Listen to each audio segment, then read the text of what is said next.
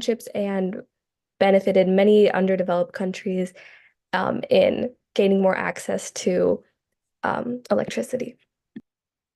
Thank you. And then for the energy partnership side,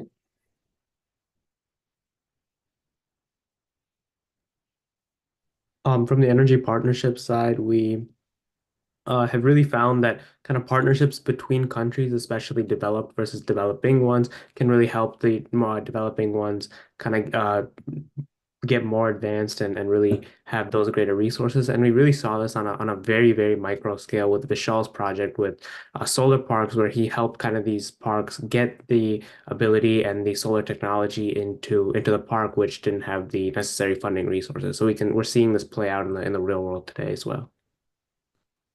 thank you so much, Aditya. And is there any other comments from anyone for this question? I do have one comment on the energy partnership side, and it's that the UN's Sustainable Energy for All initiative reports that 789 million people gained access to electricity from 2010 to 2019. So around 800 million people had access to electricity during that period of time. And that's largely because of collaborative efforts with intergovernmental agencies, as well as businesses, nonprofits, and that really helped get energy to underprivileged countries all across the world. So that just showcases the benefits of partnerships as well. Okay. So looks like we have finished this question. And if there's no other comment from any of the debaters, we'll move on to the next topic. In the context of renewable energy, should developing countries prioritize energy partnerships to benefit from shared technological advancements? So I'll ask this question one more time. In the context of renewable energy, should developing countries prioritize energy partnerships to benefit from shared technological advancements? Okay. So just to quickly rephrase that, it means in a simpler format that like should we encourage that underprivileged communities or countries build new partnerships for technology advancements? So now that we kind of understood that question, let's move on to the debate for this. We'll start with the energy leadership side. So Yes. for this one, our point is, oh, sorry. No, it's fine. You can. Okay, so from the energy leadership side, our point is that since 2013, the Global Wind Energy Council reports that the China's Belt and Road Initiative has invested 11 billion in renewable energy projects in developing countries. Thank you so much. And is there any other comment from the leadership side? No, I think that sums up what I wanted to say before. All right, perfect. And one thing I also have to comment is that developing countries, especially getting involved with large scale renewable energy companies, like for example, First Light Technologies, they provide a variety of services to introduce countries and communities to solar technology. So just getting involved into the space and making partnerships and collaborating with leadership from these companies can really benefit a variety of underprivileged countries who currently don't have access to energy. So yeah, thank you so much. And we'll move on to the energy partnership side and describe that angle. For energy partnerships, the International Renewable Energy Agency has stated that 90% of the renewable energy capacity installed in sub-Saharan Africa from 2010 to 2020 was due to international partnerships, which just goes to show how much partnerships in energy can help with renewable energy and developing countries.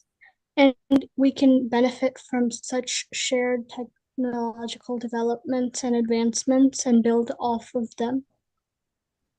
Thank you so much, Nihita. And I think that kind of sums up this question and shows that it can be beneficial for developing countries to prioritize energy partnerships, but still acknowledge energy leadership in order to benefit from shared technological advancements. Perfect. So we'll do one more question, and then we'll go on to a short video on how one country is strategizing both energy leadership and energy partnership in order to be successful. So this last question will be, are developing countries better served by leading their own energy initiatives rather than relying on external leadership? That's saying, should these developing countries or underprivileged communities have their energy initiatives led at home instead of relying on other sources? Okay, so we'll start with the energy leadership side.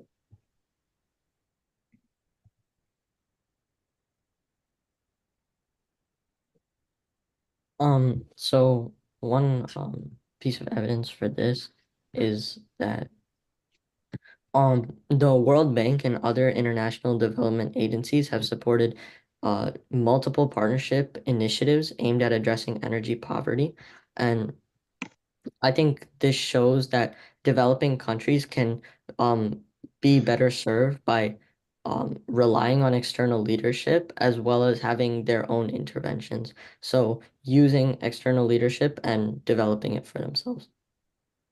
Yeah, and even to add on to that, Sayobi, is that the World Bank's Lighting Africa program has benefited over 150 million people with off-the-grid lighting solutions. So that just shows how external partnership or external leadership can really benefit these communities.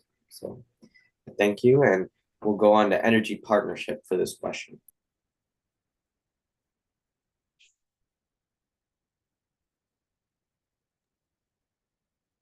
We believe that while external, intervention and leadership is extremely beneficial, we still do believe that the core leadership team, especially the higher individuals, should be based in the home country because because they really know what the problems are specific to that region. So again, consulting these external entities is extremely useful, and we do still advocate for that. But the core leadership should still be from the home country. Thank you, Aditya. And even to add on to that, India's National Solar Mission, a self-led initiative supported by various international partnerships, has installed over 35 gigawatts of solar capacity as of 2020 in India. So it just shows how India is really working with external partnerships, but also is instituting a self-led solar initiative that has had really great success. So you don't always have to rely on external leadership, but you can also benefit from leading your own initiatives, whether it be developing or developed countries. All right. So now that we finished that question, we will move on to a short video that will showcase how one country is really blazing the path towards sustainability and renewable energy in specific. Let me share the screen. So this video is titled How China Plans to Win the Future of Energy. So that's just one country in specific. All right, we'll play the video, although it is slightly longer. I will see if we can speed it up a little bit and move through. Okay, I have another video to play as well. So we'll watch first 5 minutes of this and move on to the other video. All right, thank you. Let's get started with this video. Enormous. The country consumes about a quarter of the world's energy supply, 35% more than the US annually. its energy needs have more than tripled since the year 2000. That consumption has helped to fuel astonishing growth, but it's come at a cost. China is the world's largest greenhouse gas emitter. There is no way to tackle climate change unless China reduces its emissions to net zero. The country's reliance on fossil fuels is also a hindrance to its own growth and the well-being of its citizens. China is not energy secure. It has a massive import bill for things like oil and gas. It has a long-standing pollution problem, and it is also prone to outages that severely hamper industry. All this has led the world's biggest polluter to take steps towards a radical transformation. President Xi Jinping outlined his plans to make China carbon neutral by 2060. COVID-19 reminds us that humankind should launch a green revolution and move faster to create a green way of development. China's high-level goals are that within this decade, it's going to peak its carbon emissions, and then it's going to go to net zero by 2060. So that gives it approximately 40 years to do something that no country has achieved, let alone something like the size of China.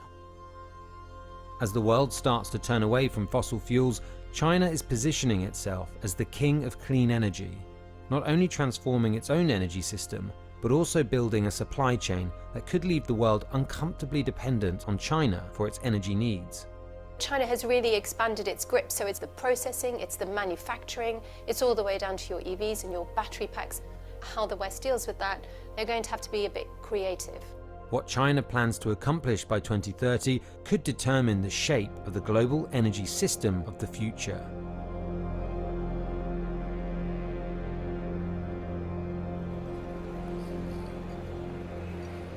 At the end of the last century, China was on the cusp of an economic revolution.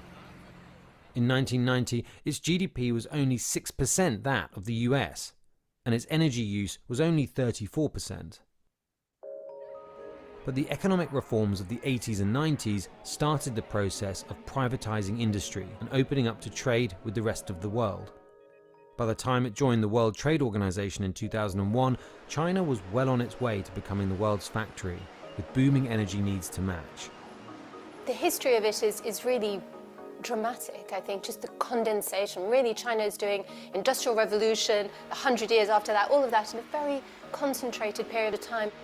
So what we saw is obviously dramatic change in terms of energy consumption, and there were power crunches in the early years where really the system was still trying to cope. Dramatic addition of coal-fired plants in particular to deal with that. From a climate perspective, the position was, well, you had your turn, now it's our turn. When you were growing, you as the West, there was no question of what carbon was doing. You did whatever you wanted, now it's our turn. That really changed in 2008, 2009, and that coincides with an awareness of air pollution. In Beijing, which is facing another smoggy day, some environmentalists say it is the worst air on record. Beijing was famously the most polluted city in the world for almost a decade. It also became very clear to its leadership that that kind of growth will be unsustainable, not just from a fact of putting out a lot of emissions, but from a fact that much of the fossil fuel consumption, for example, oil and natural gas, will have to be imported. And that's something China wanted to walk away from. So starting about 2010, China committed to increase its deployment of renewables.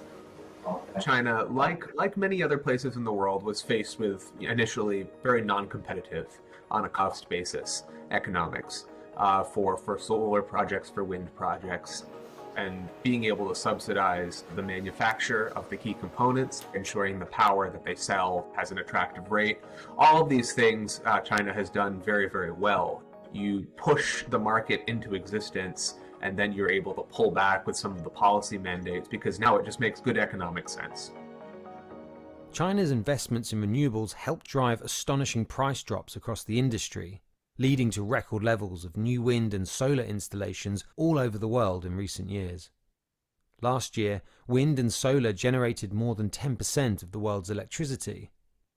Still, renewables only make up a tiny fraction of China's energy mix today. China is overwhelmingly dependent on fossil fuels at the moment, and within that, if you look at power generation, it's overwhelmingly coal, roughly 60%. Wind, biomass, solar remain a much, much smaller fraction. There was pressure building up on China for quite a few years that China needs to do more to cut emissions. And that finally sort of came together in 2015 at the Paris Agreement, when China agreed to sign it alongside the US and pretty much every country on the planet. That bit of diplomacy was crucial to take China to the next stage, which is when in 2020 it declared that it will set a net zero goal. And in a way, it was a coup for China because it set that goal even before the US could have done so. China's decarbonisation plan ramps up gradually, with fossil fuel emissions increasing for a few years before peaking in 2030. From there, they've given themselves another 3 decades to get to net zero, with 80% of energy coming from carbon-free sources by 2060. Getting there will be a massive undertaking, and it starts with renewable megaprojects on a scale seen nowhere else on Earth. So late in 2021, we took a reporting trip to Qinghai in Western China. It's quite windswept. It's a very sunny part of the world, very low population density. We went to a facility that was spread out over 600 square kilometers, about the size of Singapore.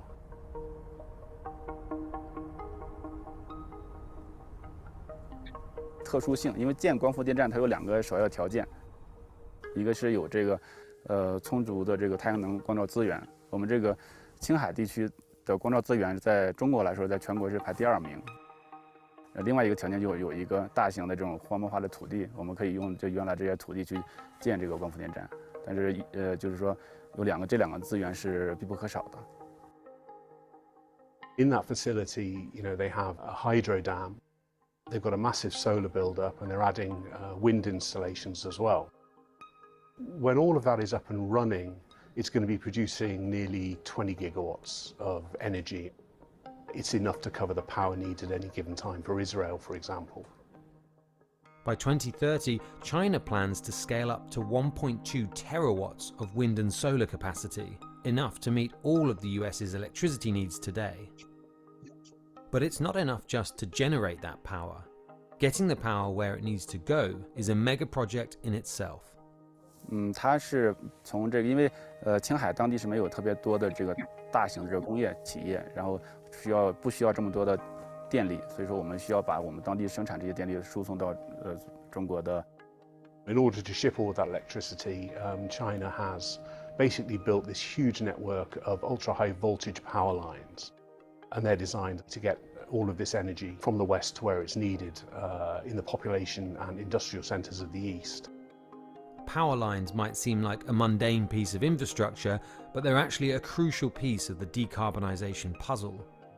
A conventional AC power cable loses a lot of electricity over the course of hundreds of miles, hence the need for these specialised direct current lines. What they do is they reduce the wastage that may happen on the way to transport this electricity. There are only 2 countries in the world where these cables are operating, China and Brazil. Brazil has 2 of those cables, China has 25. All right.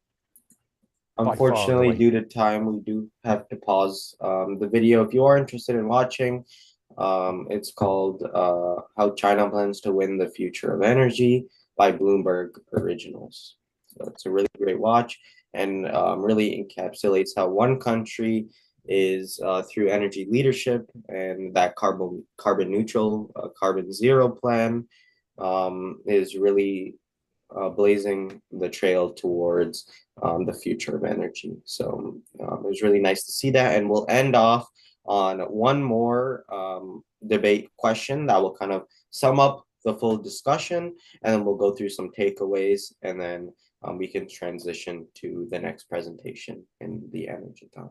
So let me share my screen with that final question. Or actually, we might do 2 questions. We'll see based on time. I'll share the screen.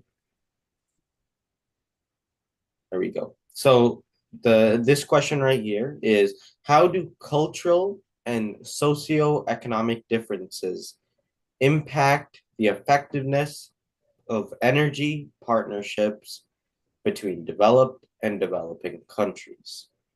So we will begin with the energy leadership side and giving their debate viewpoint. Thank you. So for the leadership side, it's been noted that projects led solely by developed countries sometimes fail to account for local cultural context and socioeconomic factors, resulting in a current 30% failure rate for these projects.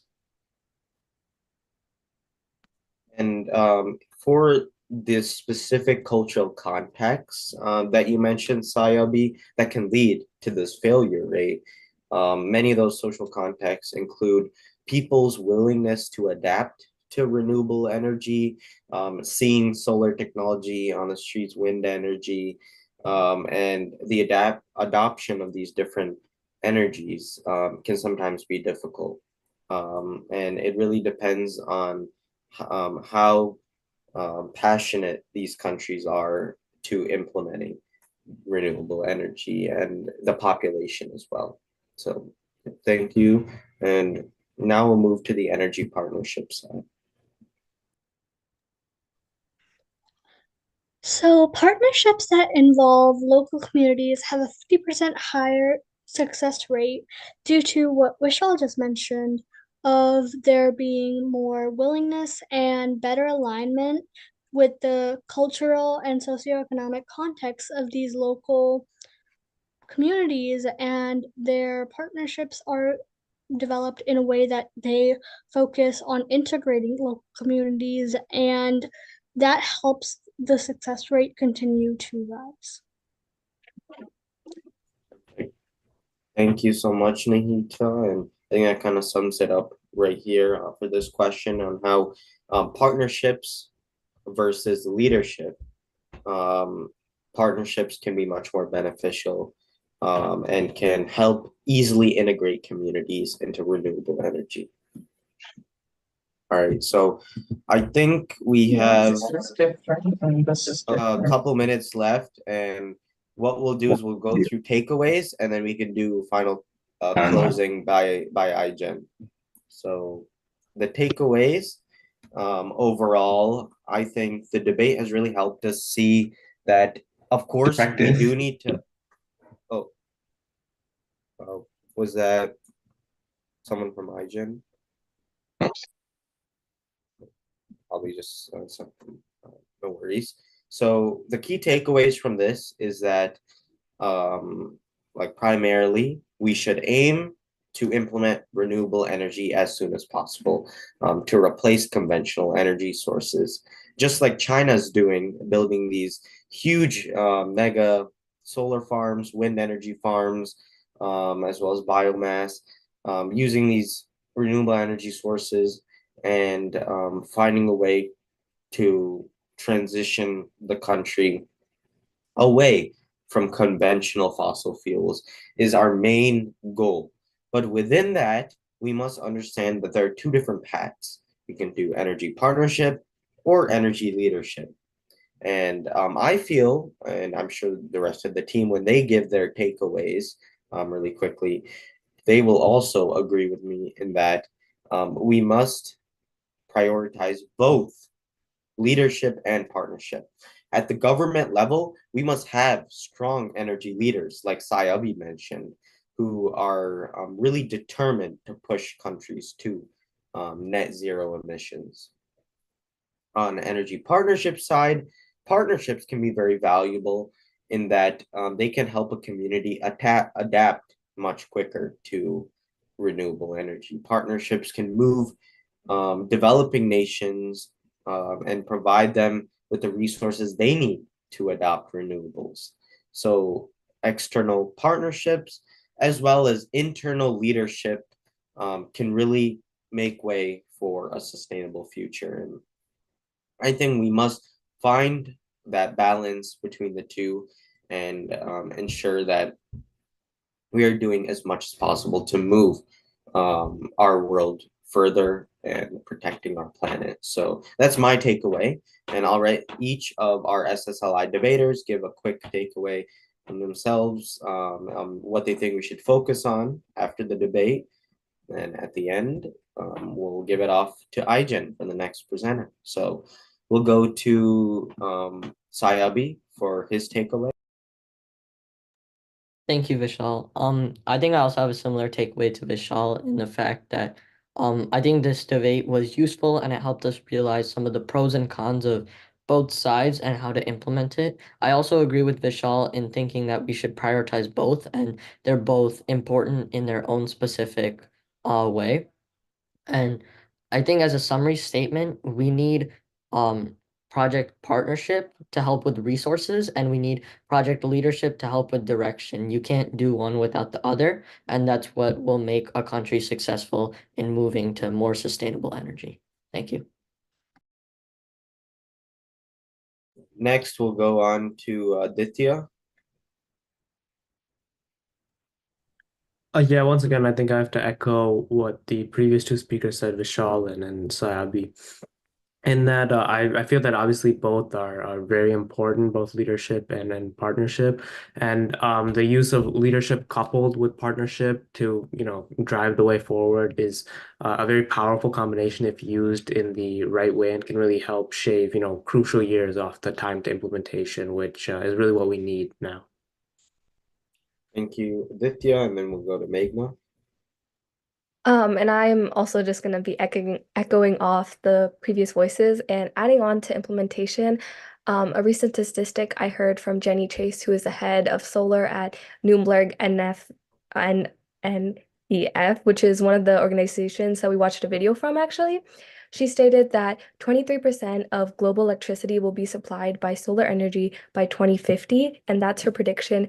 And I think that by using leadership in combination with partnership to address different aspects, we'll be able to see more of a growth in the global electricity that's sponsored through solar panels and other variety of energy sources.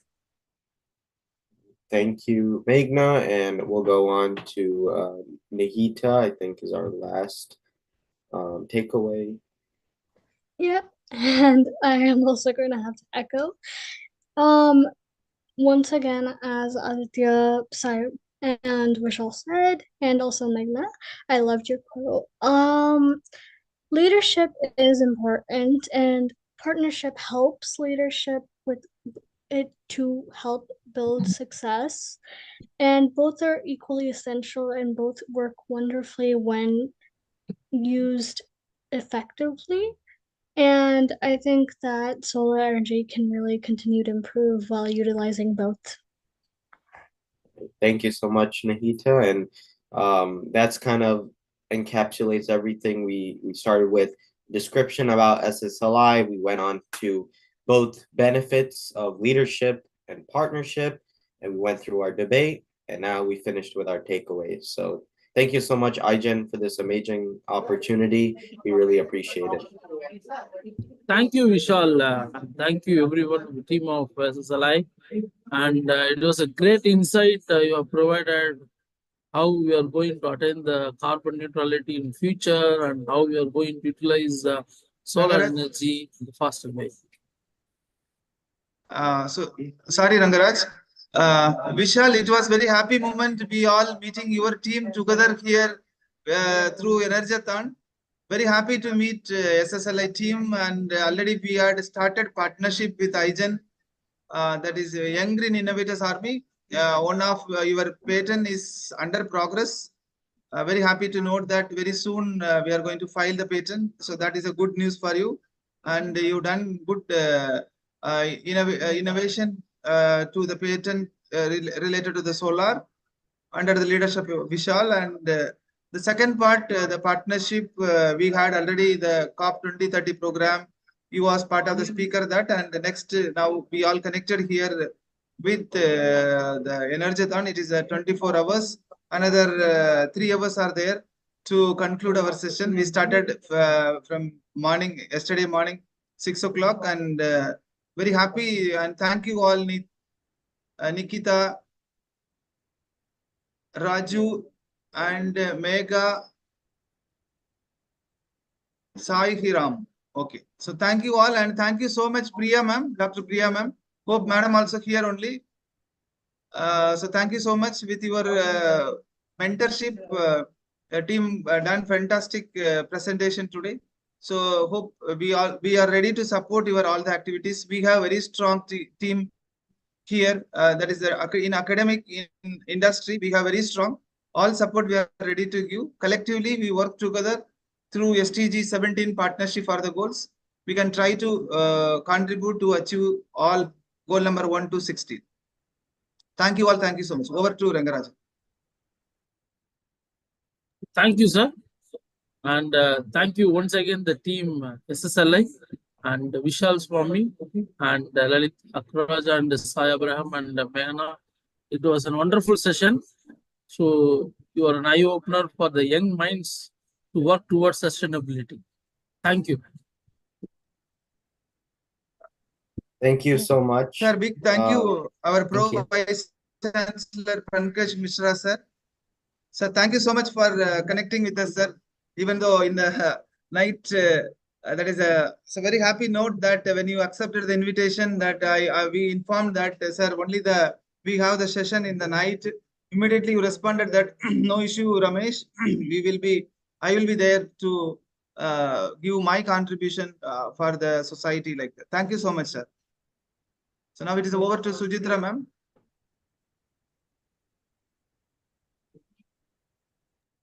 Thank you, sir. A very warm welcome and good morning to one and all who present here. Now I take this opportunity to invite Dr. Pankaj Kumar Mishra, sir. Very good morning, sir. Thank you so much for your acceptance in your busy schedule. Today we are going to discuss about climate change. There is a quote for climate. Climate change is no longer some sort of problem. Is it happening here? And now it is happening now. So Dr. Pankaj Kumar Mishra is a Vice Chancellor in Global University. As a distinguished academician, administrator, and innovator with over 2 decades of experience relevating education. He is being a wealth of knowledge to the field. His unwavering commitment to learner-centric outcome, he propelled him to lead transformative initiative with higher education institutions, influencing policies, methodologies, and process automation. Defined by his passion for shaping the future of education, his work stands as a dynamic and transformation force in the lives of the students. He extended an invite to connect and collaborate, aiming to make a profound and meaningful impact on this world of learning. Welcome you, sir. Now it is over to you, sir. Thank you very much. Hope I'm audible. It's Yes, not sir. visible, right? It's first of all, it's really great to be part of such a record-making or record-breaking event, especially on the SDGs, where the entire world is worrying about. And the topic given to me is the energy-dependent climate protection. And today we'll discuss about the AI to combat climate change and all. First of all, congratulations to President Saab. Another 3 hours is taking down to complete this marathon meeting, and it's really commendable job, sir. And soon I will invite you in my university also, where we will organize this event physically also, right? And another 24 hours physically at our campus, we'll do this kind of innovation. It's really great to see the participation also. I can see in the YouTube, it's still 50 plus audience are watching at midnight 3. And we have 120 people are watching now. Right, sir. Right, sir. And in the YouTube also, I can see, and in the platform, this platform also, many people are watching. It's a fantastic journey, and it's not only to make the kind of record or something. It's very important to create the awareness. Everybody is talking a lot. Things are there. I have seen other presentations also. People are working very good. But the only point is what people are working in the silos, right? Why don't we collaborate to each other, right? So I'm not going to discuss something new or something game changer plan in this presentation, but I just want to reiterate whatever the things which is already there to one more time so that everybody can go in that direction. Right. With this note, let me start my presentation. So these are the 17 goals, and today I will focus on basically the leveraging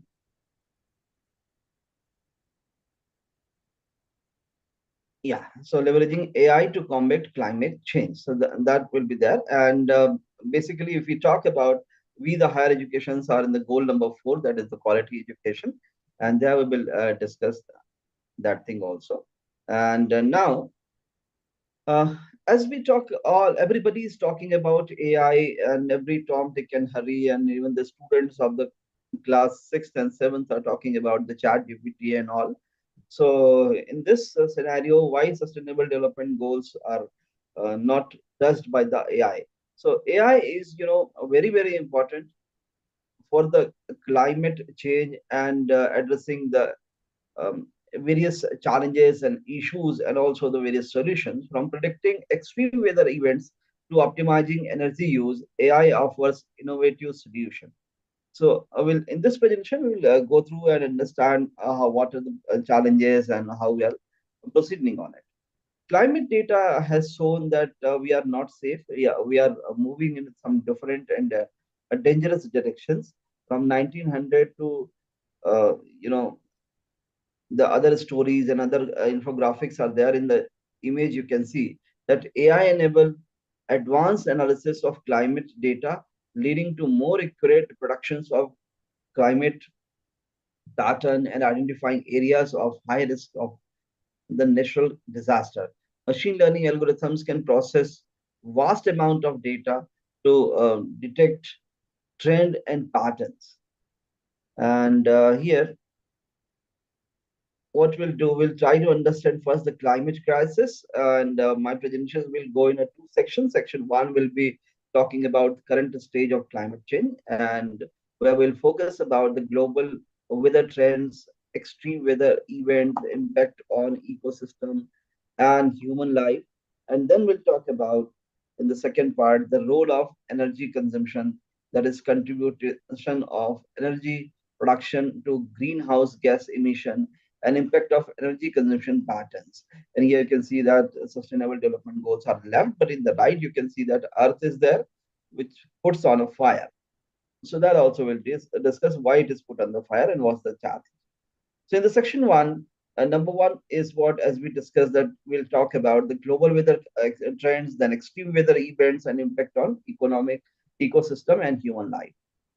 Here you can see that global warming trends can be divided into the various categories, where if we talk about overall increase, so Earth has already get warm up by 2 degree Fahrenheit or 1 degree centigrade. That is to the pre-industrial era, that is 1815 to 1900, and there has been an approximate 2 degree Fahrenheit increase in a global average surface temperature.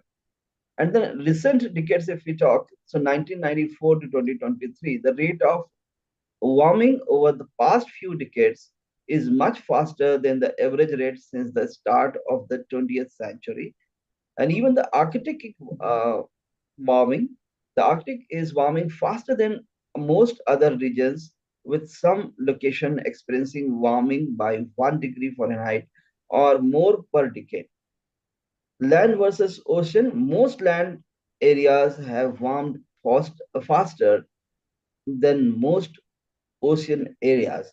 And record years, the 2023 set a new record for the warmest year, continuing a trend where no year since 1976 has been cooler than 20th century average. So here we are seeing the data 1 degree or 2 degree height. Why we are worrying? But just try to understand the situation. Suppose you got a fever, and the average temperature you should have 98, but if you got 1 degree or 2 degree high, you'll feel anxiety. But if you have another degree, say 101, you'll say, oh, I have a fever of 101 degree. So that's a kind of the scenario of, or the importance of that another 1 degree or 2 degree. And everywhere, every city in India is booming. I am fortunate enough to stay myself in Dehradun. Dehradun, we don't want air conditions. That was the story last 5 years back. But in last 5 years only, I have witnessed that the temperature is booming like anything. Even in Dehradun also, we are witnessing 35 degrees this time. So that's the kind of horrible scenario. And this is what the global warming trends.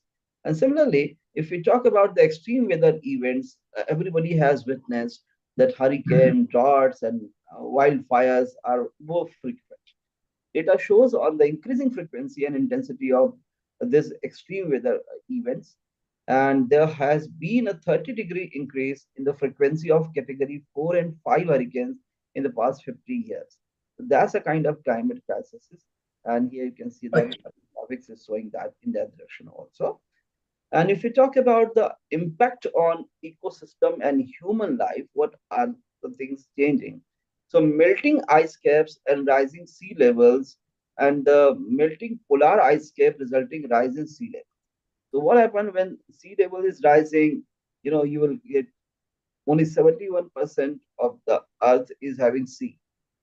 So other 29% we are surviving and everywhere. But since 1993, the data shows the rate of global sea level rise has been about 3.3 millimeters per year.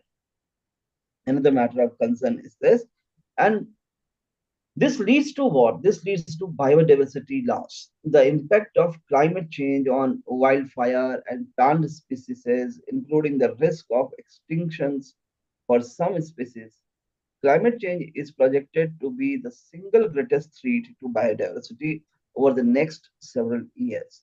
So this is one another challenge when the sea level is getting high, and second, biodiversity loss is seen, and also human health and livelihood. That is, climate change affects human health through heat waves, increased air pollution, and the spread of disease. Heat waves caused by climate change are linked to an increase in mortality rates, particularly among vulnerable populations.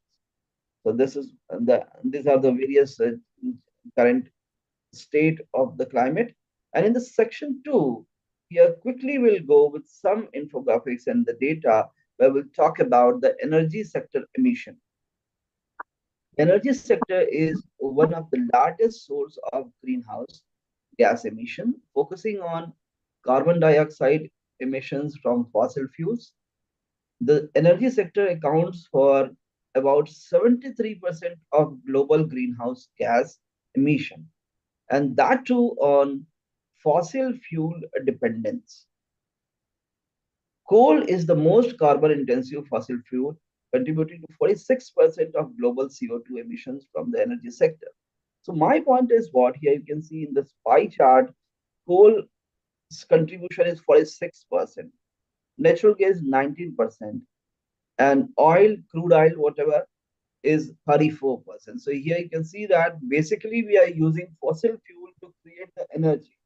We're using it for the electricity generation, vehicles, and other industry work. But we are using again and largely depending upon the fossil fuels, and that is creating 73% of the global greenhouse gas emission. That's a serious matter of concern where other kind of solutions can be thought of. Next one is the impact of energy consumption pattern, where global energy demand is growing like anything. Here in this data, you can see that million barrels of oil equivalent a day, crude oil, natural gas, coals, nuclear, biomass, wind, solar, and other renewable energies are there. And still you can see that dependence upon the coal is very, very high in all those infographics. Global energy demand is expected to be increased by 50% by 2050, driven largely by economic growth in developing countries. Even India is now set in the path of becoming developed country as Viksit Bharat 2047. Honorable Prime Minister has set the goal India to become, Viksit Bharat or developed country.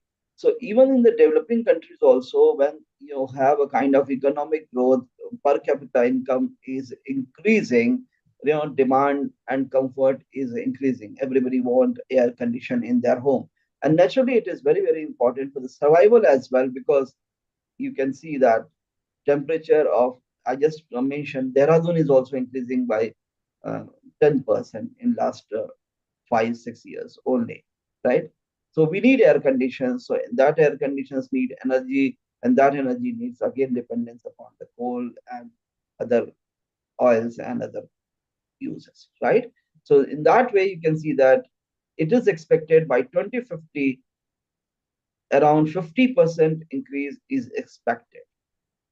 Similarly, inefficiency in energy use highlights the inefficiencies in current energy use and the potential for improvement through technology and policy. And improving energy efficiency could reduce global energy demand by 30% by 2040. So that's the very, very important, that even improving energy efficiency, so energy efficient buildings, energy efficient cars, energy efficient vehicles, and other buildings, other products should come. Even in our home also, we need, 5-star compliance air condition, 5-star compliance washing machine, fridge, which is using less energy and work well. So that kind of policy and energy use is also very important, but it's all impact upon energy consumption pattern. And this is the pattern, and that's a serious concern about the climate crisis. Now we are coming for the basic part of my presentation. Up to this, I was just trying to sensitize you all that what are the climate crisis. And here we will talk about the AI for climate change, how AI could help us. And a beautiful diagram I wish to show here. In the, you can see that a beautiful park is there, artificial park, but again, lots of garbage put by animals, and robots are cleaning up. So how AI could help? What are the different models? So AI is basically working on the modules ranging from global atmosphere certification model, deforestation model, then energy module, then population growth module, emissions module, and economic module. So these are the various modules AI can use and reduce and help us in the climate change positions. So quickly we'll go on that direction, but what's the artificial intelligence? If somebody wants to define and understand, so artificial intelligence in a nutshell, although everybody is talking about, is what? Nothing but the simulations of human intelligence in machine that are programmed to think and learn like humans. And what are the key components? So key components are basically three. That is what? Machine learning, then NLP, that stands for natural language processing, and lots of kiosks are there, and ethos and ecos are there related to natural language processing, ranging from ChatGPT to Google Gemini, then Microsoft Copilot, and other thousands of solutions based on and backed up with this NLP. And third thing is the computer vision, allow machines to interpret and process virtual information from the world. So these are the various parts of artificial intelligence and basic key blocks of AI. And now we'll see what are the different features. So features are endless, and everyday advancements are going up, ranging from creation of the data to making beautiful images, then facial recognitions, then data ingestion, then quantum computing, then deep learning algorithms, then automated tasks, and cloud computing and chatbots are there. Even you can see that these days robots are serving in the restaurants, right? So every difficult job or easy job, whatever the humans can do, with the help of AI, machines can do. So these are the various features of artificial intelligence. And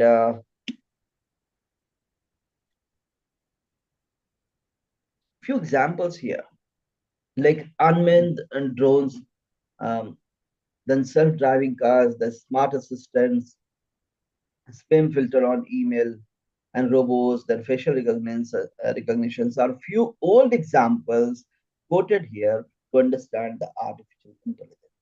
right? Now, how the potentials of AI will help us in combating the climate change or climate action. So this also we will discuss in the three parts. Number one, we'll discuss the predictive analysis. Number two, we'll discuss about the optimization of energy use. And number three will be the climate modeling and monitoring, right?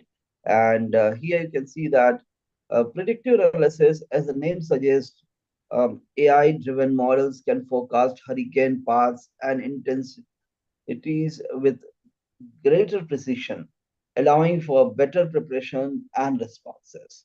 AI can improve the accuracy of climate models by analyzing large data sets to predict future climate patterns and extreme weather events. So we can have some models or modelings for the climate change. Second one is the risk assessment.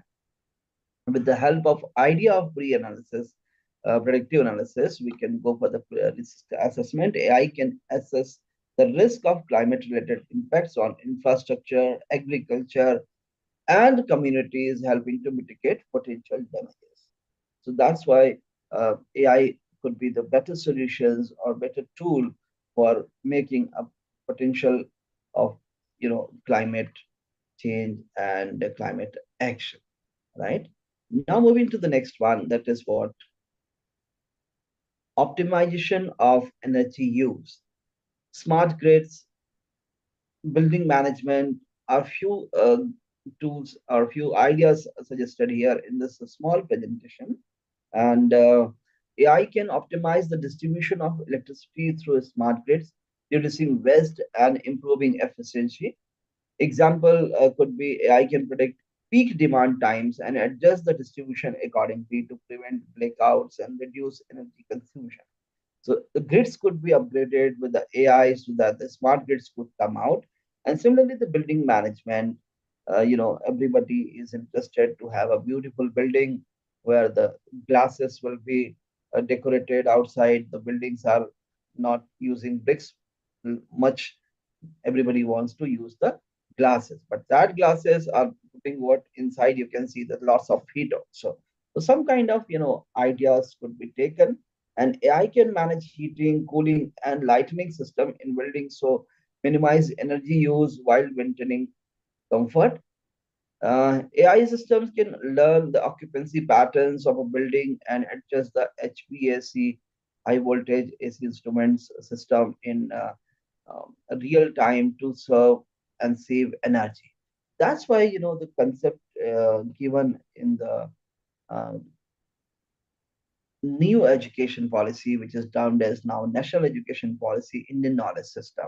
If you go through our old buildings or old kingdoms, palaces of the kings, you will find that it is cooler from inside.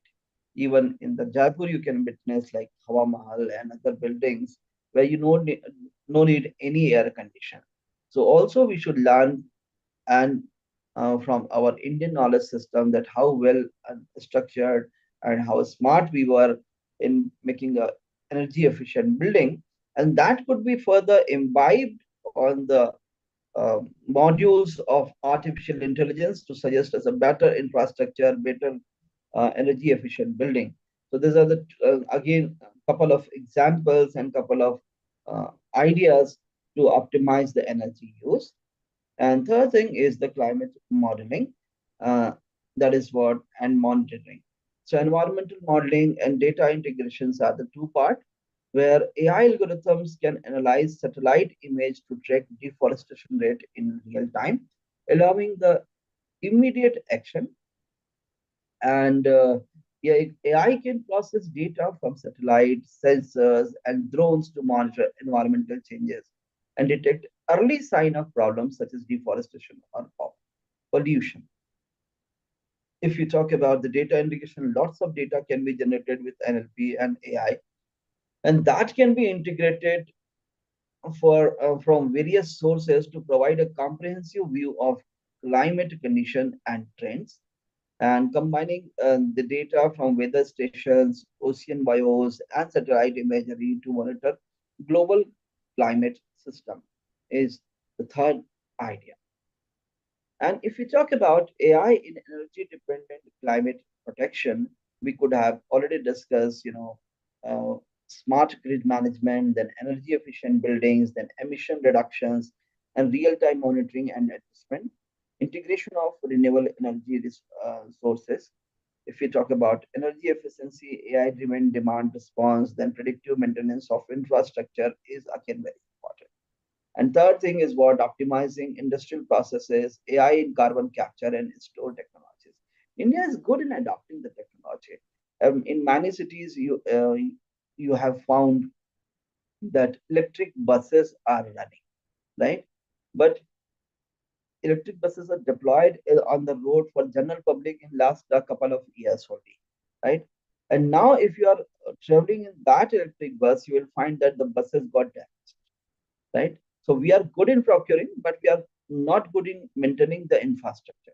So if the AI system is imbibed inside, so that can be given predictive maintenance schedules for the infrastructure and for other instruments and vehicles as well. So these are the few considerations for the AI in energy independent climate protection. And quickly running out of time, so rushing my presentation.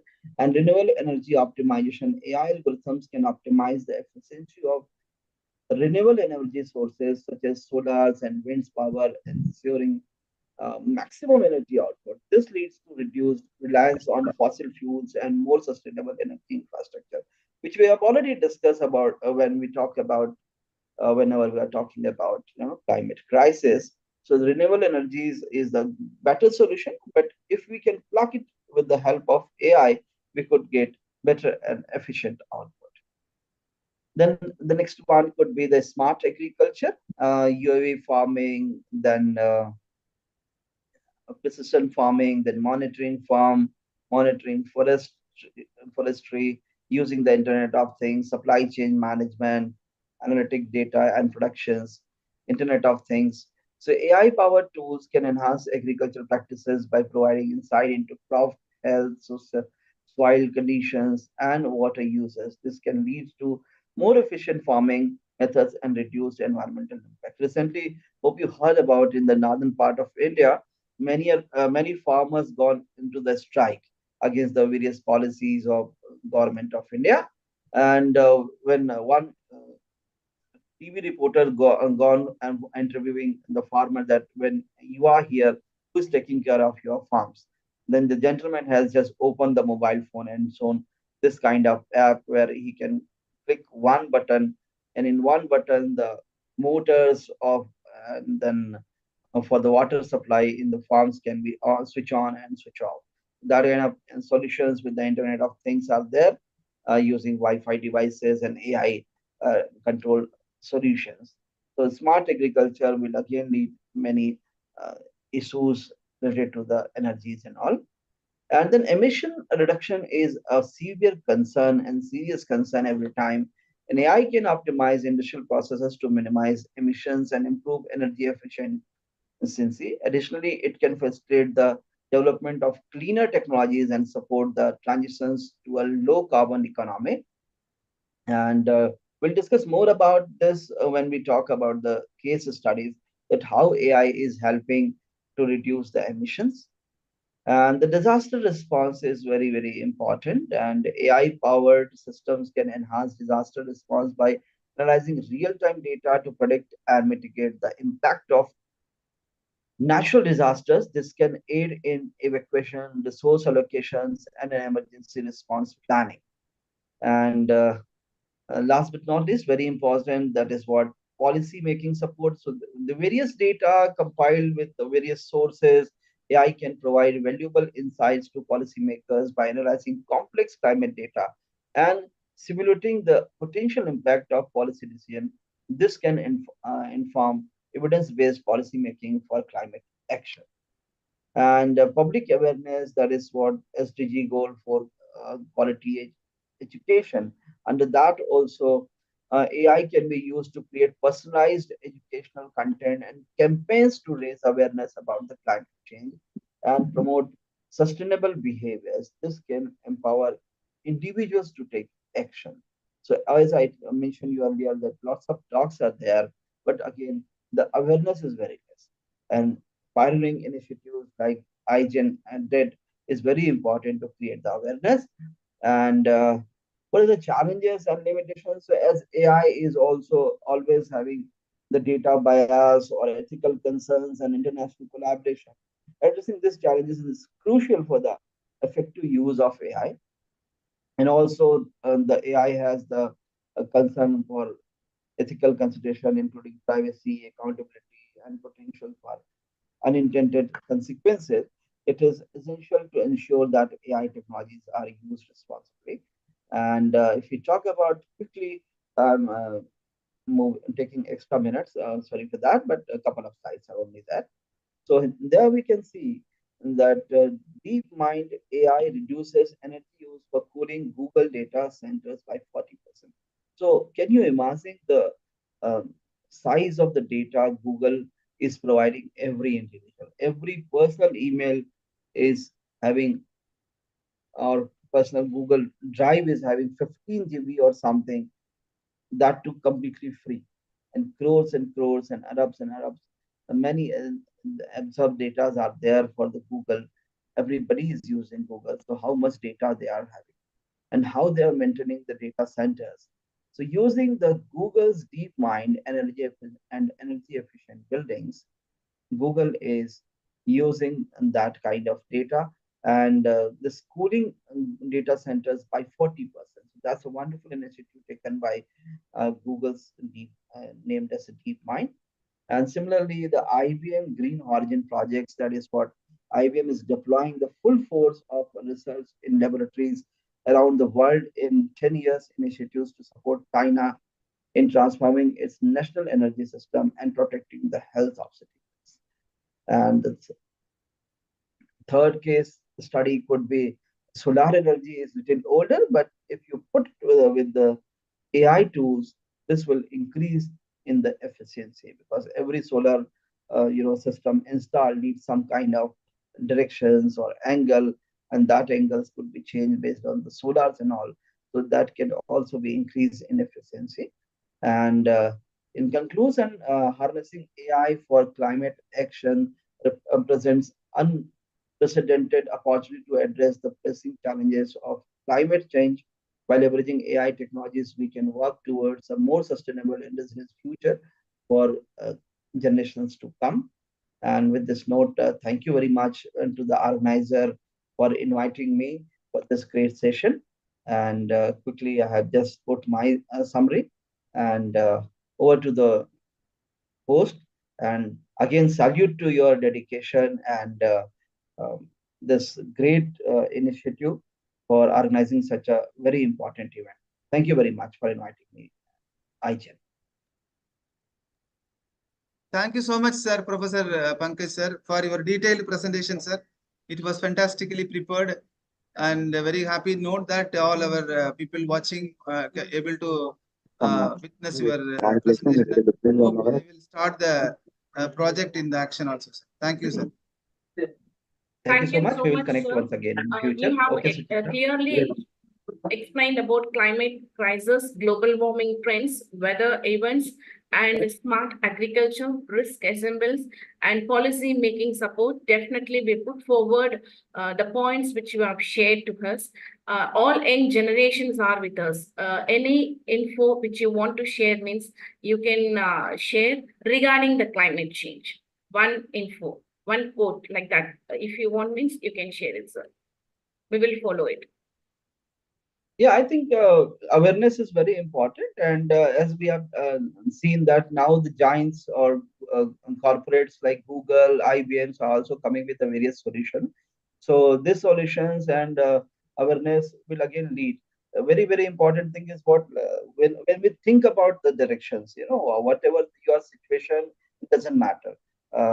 Your directions will be very important. As we usually told in Hindi, like dasha kaisi bhi hai doesn't matter, disha achhi honi chahiye, right? So the direction is very important. In India or in the entire world, it happens that we want to install, mobile phone towers everywhere. You want the mobile phone connectivity. Everybody is complaining to Airtel, Jio that your network is not coming. So what they are putting? They are putting more numbers of towers in your area. And post launching that towers, some people come with the research that whenever in Bombay also I heard that people put the mobile tower at their building, at top of their building, and the top floor residents got cancer in just couple of years, right? So that kinds of things is always there. We want the solution, but we are in a blind race of the solution. We are not going for the exact directions and the proactive actions for the sustainable growth. That's why SDGs has been initiated. And again, congratulations to IGEN for organizing that kind of awareness workshop. With this, I have seen that before my presentation, many youngsters were presenting, many youngsters were talking. So when young people will start talking on this direction, then only the earth will get a good shape and people will get familiarized about it. With this note, thank you very much, Chitra. I think next professor is waiting. So thank you, sir. Thank you so much for your valuable information. Ramesh sir, please do take rest. You are working very hard since last 2 days. So post that we have around 30-40 students also with us here, sir. Now that's great. That's great. In our university, yes, sir.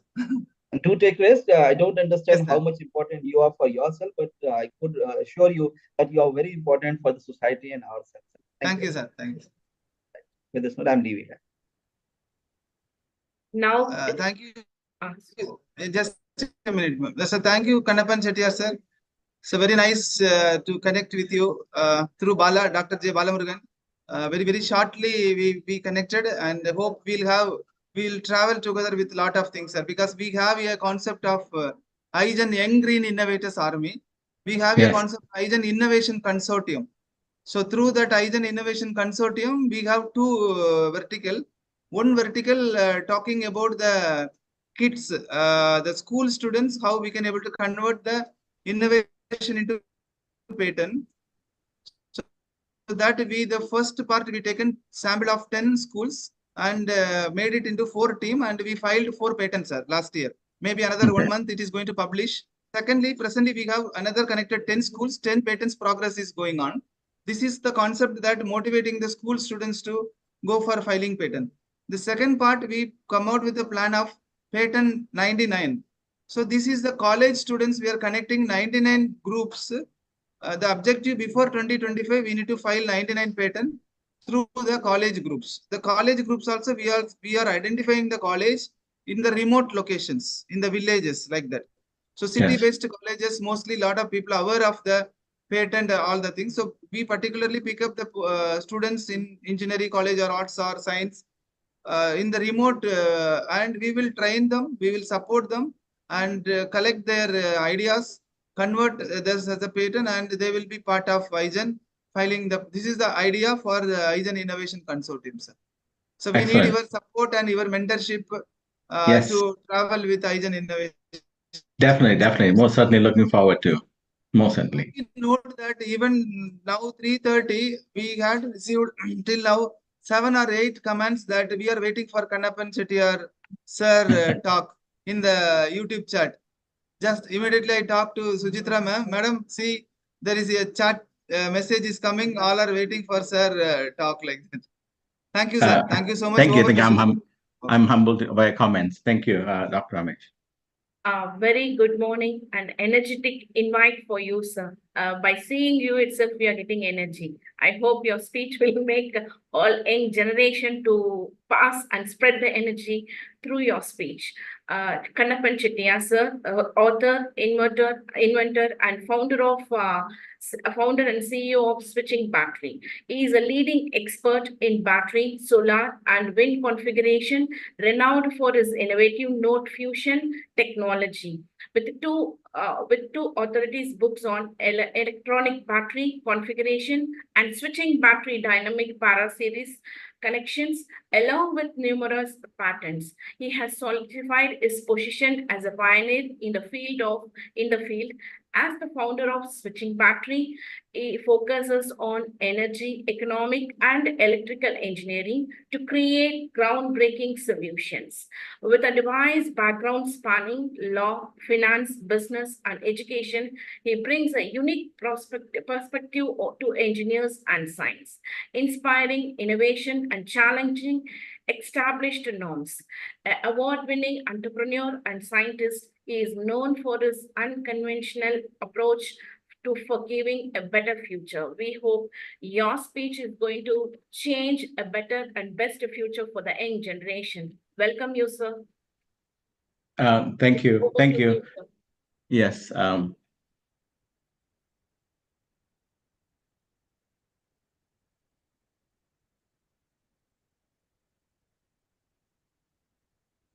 Thank you, Dr. Suchitra, Dr. Ramesh, and members of the Institute of Green Engineers. It gives me great pleasure to join all of you today. I hope you can see my PowerPoint presentation. I'm humbled by all the comments. I hope I'm deserving. My background, as Dr. Suchitra pointed out, is not in engineering. And I think one of the things I like to see is the evolvement of unified fields of knowledge, which is what is not happening today. If you look back more than 100 years ago, scientists were known as natural philosophers. It was a philosophy that all subjects and nature could be explored was fundamental to that approach. Today, one of the things that's peculiar is that we've made advancements in many areas. However, we have worked in silos, taken piece by piece approach to classify things as mechanical engineering, electronic engineering, and chemical engineering. The field of energy encompasses almost every known thing that you can think of, from Einstein's time modulations, space modulations, which is what we have introduced now.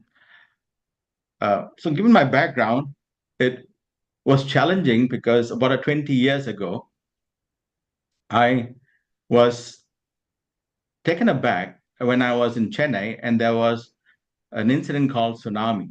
It triggered something of a crisis within me to say, what was a tsunami? Why didn't I know about it?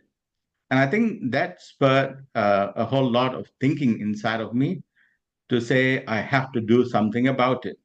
Now, rather than saying somebody's got to do something, I decided that why not me? We've always challenged ourselves. And I think to me personally, it was a personal struggle in the last 20 years as I had to learn from engineering and many other fields. So today my talk is actually rather obvious. It's energy everywhere and everyone says yes.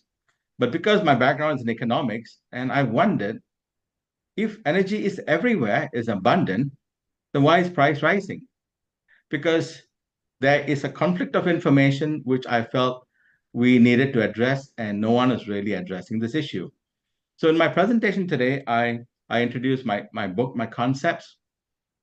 Primarily, I want to introduce the basic concept of a switching battery and the node fusion technology, which I think are breakthrough technologies in a different way. And as the earlier speaker pointed out, Professor Mishra, it all comes from what is called awareness. Are we aware? And using these technologies, we have now created what we call a solar accelerator device, which I'll share today, and the smart battery switch, another patent that's pending. I've got a number of patents, and the main patent that has been granted in the US and India as well, and many countries around the world, relates to time modulations, and that's what I hope to introduce today. I hope to make it interesting, but at the same time, I think in introducing what I consider to be innovation, I think it requires a context or an awareness. And this awareness is going to be very important. So one of the things I did differently as a natural philosopher looking at the overall context was the evolution of energy itself. And so I'm going to point out first, to be innovative really means destroying something old to replace with something new and different, called an improvement.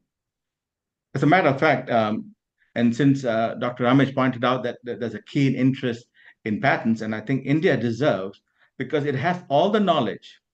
If I would only be able to share, I mean, I have the luxury of speaking today at 6 a.m. because it's in Singapore. I'm speaking from Singapore.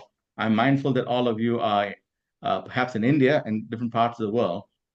And I wondered how you all have struggled to put up the 24 hours, and I commend that to begin with. The improvement I'm looking for really requires a historical development of context. First of all, the battery is credited with Alexandra Volta, but 2,000 years ago, there was a Baghdad battery, but they were not using the battery in the same context. So here I've noted the evolvement of energy, what I would call energy 0.0, is the use of fire, the caveman, Stone Age. Progressing to energy 1.0, which is the use of heat to produce steam to create electricity. Moving on to energy 1.1, which is what we're doing today. If you look today, we are in 2024 nearly, and a lot of it, the red zone. Why we are facing climate change is because in the last 200 years, we have used a mechanical era thinking. All of the developments of the energy comes from the 18th and 19th century. It's mechanical era.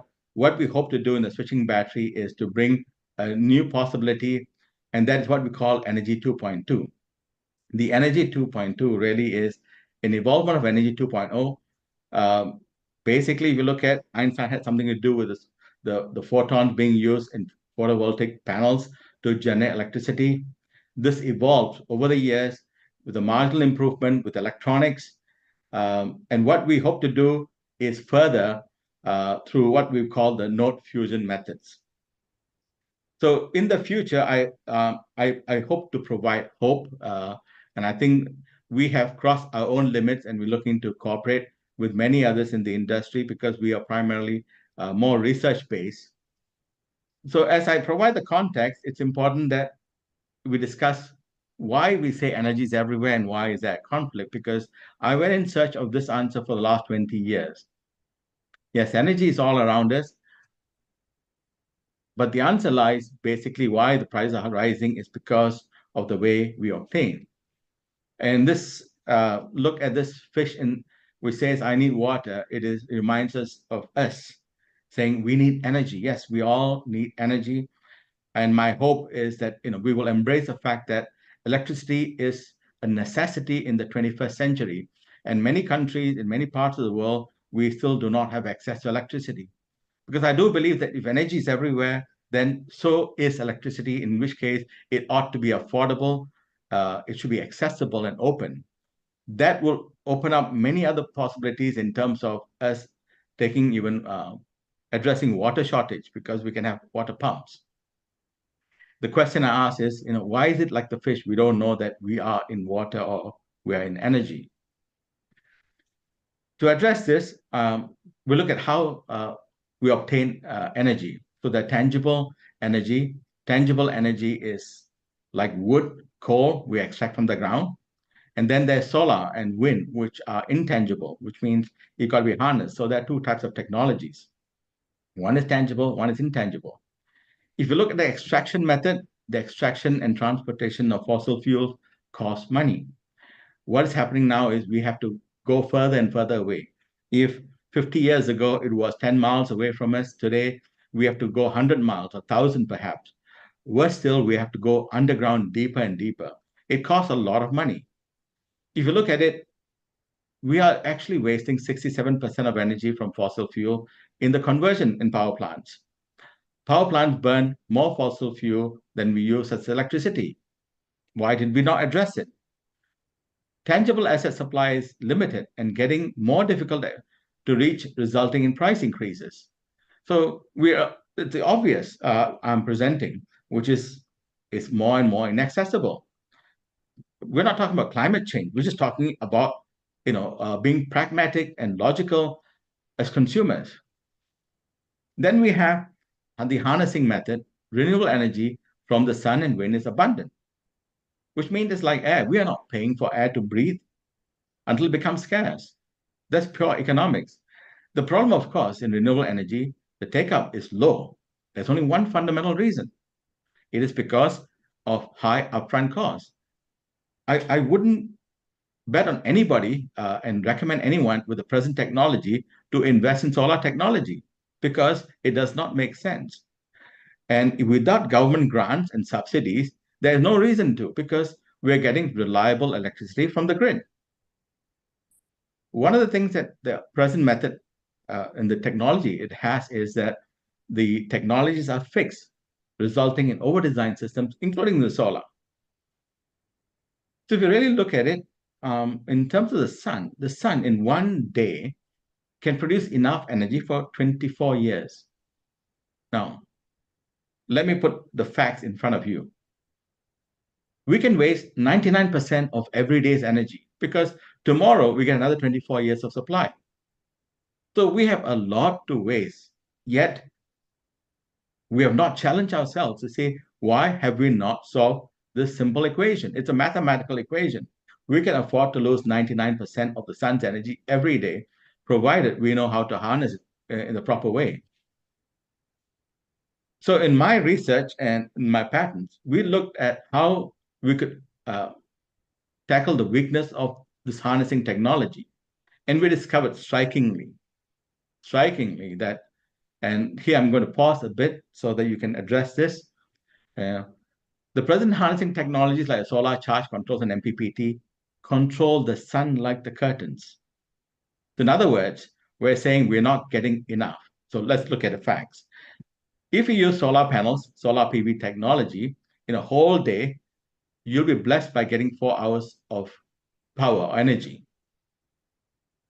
Because the relevant period you get is probably after 10 and before 3 p.m. So within the 5 hours, you also have rain, clouds, and everything else. So what we are facing now is we have intermittency. Then we say it is therefore not reliable. Now, when I speak to many people in the solar industry all over the world, they say they do not want to use batteries. They want grid tie. So which means they do net metering. India is embarking on the same thing.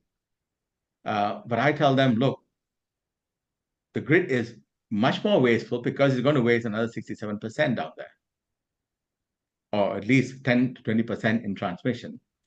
So what we found is the switch is outside the batteries. So basically, you do not maximize the voltage. The MPPT or solar charge controllers are necessary because you can't have, and one of the things you find is there's an aperiodic irradiance coming in from the sun. Many factors attribute to this: cloud, dust, rain, all those things are attributing factors, which means although the sun's radiance is stable, the irradiance we receive on the ground is not.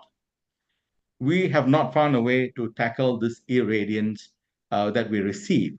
So we have the devices that turns off at high voltages because the solar panels are usually oversized compared to the batteries.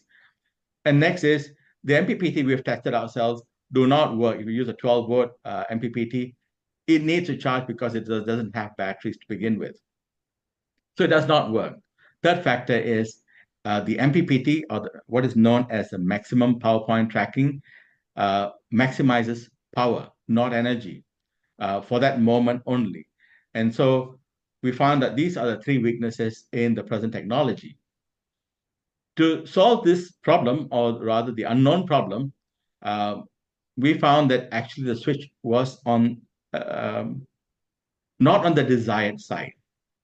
We found that if you rather use the same technologies, and one of the best technologies today is the inverter for the air conditioners, they use what is called the PWM, or the pulse width modulations.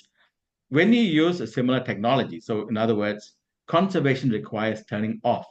So you need to turn off whenever you want to conserve. I mean, there's no other way. But the present on-off switches are what I call 0-1 switching. What I've introduced is parallel series switching. I call them XY switching. X stands for parallel, Y for any number in series. X could be 4 volt, which is low voltage, Y being 8, 12, 16, 20, any number of voltage points that you can have. In other words, it's a new off system, but it's a sleep mode. which is what is being used in inverter technologies and air conditioners and fridges. That saves roughly about 30% already. And we have just merely taken that one step further. So what switching battery really is that we have incorporated switches inside the battery, which nobody has done until today. That is a fundamental change we made. But other than that, the technology remains the same. The second is we use parallel series switching and source load switching, which is enabled through our other technology called node fusion technology, which I'll address quickly. Now, awareness is the key in solving problems or issues. We have all together seen the batteries as just two batteries, like here. There are two batteries. But when you use mathematical formulas in graph theory, you'll know that 2 points can only be connected in a straight line. So when you connect two batteries, you are fixed. So you either have parallel or series. You can't have both. But the moment you go one level deeper to the node and recognize that these two batteries have 4 nodes, the anodes and cathodes, 2 of each. So you have point 1, 2, 3, and 4. What you'll then find is you can have 4 points of connection, which enables you 3 different connections, of which 2 are relevant. The 2 relevant ones are parallel and series. So you can connect them both in parallel and series. One of the things I was taught in school in Singapore was that you cannot have parallel and series connection. I defied that by testing it over the last 10 to 15 years, and I found that actually you can, but using time or space modulations. And that is achieved easily with node fusion technology, which is this. So we use graph theory. In graph theory, if you're aware, we've actually borrowed from the internet and computers. Computers, internet, all use graph theory. You use a series, you send packages of information in series. And then you have another coded message to know how to rearrange them. So we've borrowed all these technologies, recognizing that information is energy. It's just a smaller package. What we are doing now is expanding it into a larger scale to hopefully solve a greater challenge that we are facing right now. So what we are also doing is through the source load switching, we're converting from renewable energy to regenerative energy systems. And let me quickly explain. So using this K8 graph, we use nodes and supernodes in graph theory. The one on K8 graph on the top, I hope you can see the shifting. We connect 8 points. So you have 2 batteries. Now, one of the key things is you always need at least 2 batteries. It is a principle of duality, which I learned from India. Everything is broken down into Shiva and Shakti in that sense. So one is a moving force, one is an immovable force, and that is how the relative equation comes in. So using that, we've connected now in a more dynamic mode. What this enables is the future is voltage modulation. So if you notice, we can now modulate in, say, if you have a number of batteries, say 10 batteries, you can now have, and each battery is 4 volt, 10 batteries will be 40 volt. You can have 36 volt if you want, 32 volt, 28 volt, any digital voltage you can have. The advantage is there is almost zero energy loss. And because we're using 2 methods, one is digital, one is a manual switch, which I'll touch on quickly. Another is more dynamic switching. If you use dynamic switching, then you have a loss of up to 3%. By using this, you do not require bulky transformers. If you have 84 batteries, which is what we're testing out now, you can have what we consider to be even devices to handle what is called inrush current. We're working currently on what is called the inrush regulator, because the normal air conditioner will require only about 8 to 10 amps maximum of normal current coming in. We provide 25 amps, which we think is unnecessary. Again, these are things we're developing currently. The one down here is our development board we are introducing in the next couple of weeks. This is the smart battery switch, which is my latest patent that is will be published in about 2 weeks' time. And this is how the development board looks like. In the middle, you'll find is the switch, which is for parallel and series. So you have dual voltage here. Right now, it's at the lower voltage, discharging at 4 voltage. And now we're switching over for the LED for 8 voltage. These are lithium-ion batteries. The useful thing is that it's got MPPT algorithm built inside of it, so which means we can harness the energy of the sun, and that's what we're introducing in India next month. Our first product will look something like this here, and it's coming out. It's a light that will cost hopefully about 1,000 rupees, but it's actually also a study lamp, 1,200 lumens. It can last at a low voltage for 18 hours. Basically, it's mimicking the iPhone, and I'll touch on that briefly afterwards. So the smart battery switch is the first product to be introduced. It replaces what is called the quick break mechanism invented by John Henry Holmes in 1884. So we notice what we are doing is we are going and again, context, I had to study the history of switching, where switches evolved from, and I discovered that we continue to use the same old switch. And let me be clear what this current switch is, invented by John Henry Holmes. Instead of going to sleep at night, he says you have to be dead. That means you go into zero heartbeat. It's impossible for human beings.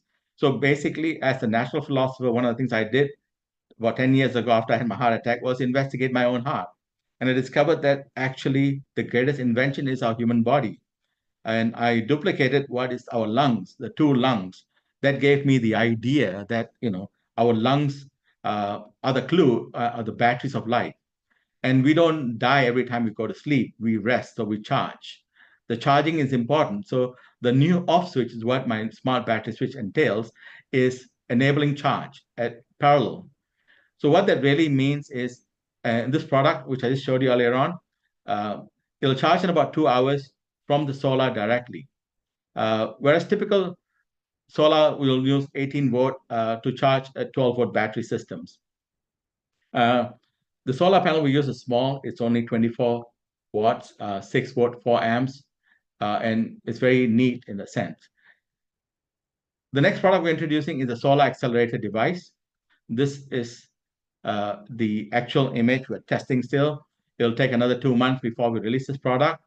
It's fairly complex in its circuitry, but the principles are fairly basic. It replaces the MPPT. It replaces the solar charge controllers, voltage regulators. It replaces the battery management system, and it provides a UPS as well inside. So it doubles solar energy generation. It can generate even at low voltage or low irradiance, using what we call a new SINGA protocol. The SINGA, I'm from Singapore, so I had to name it after Singapore a little bit. SINGA stands for Solar Integrated Next Generation Architecture. We're introducing the SINGA protocol. This protocol challenges Qualcomm's protocol.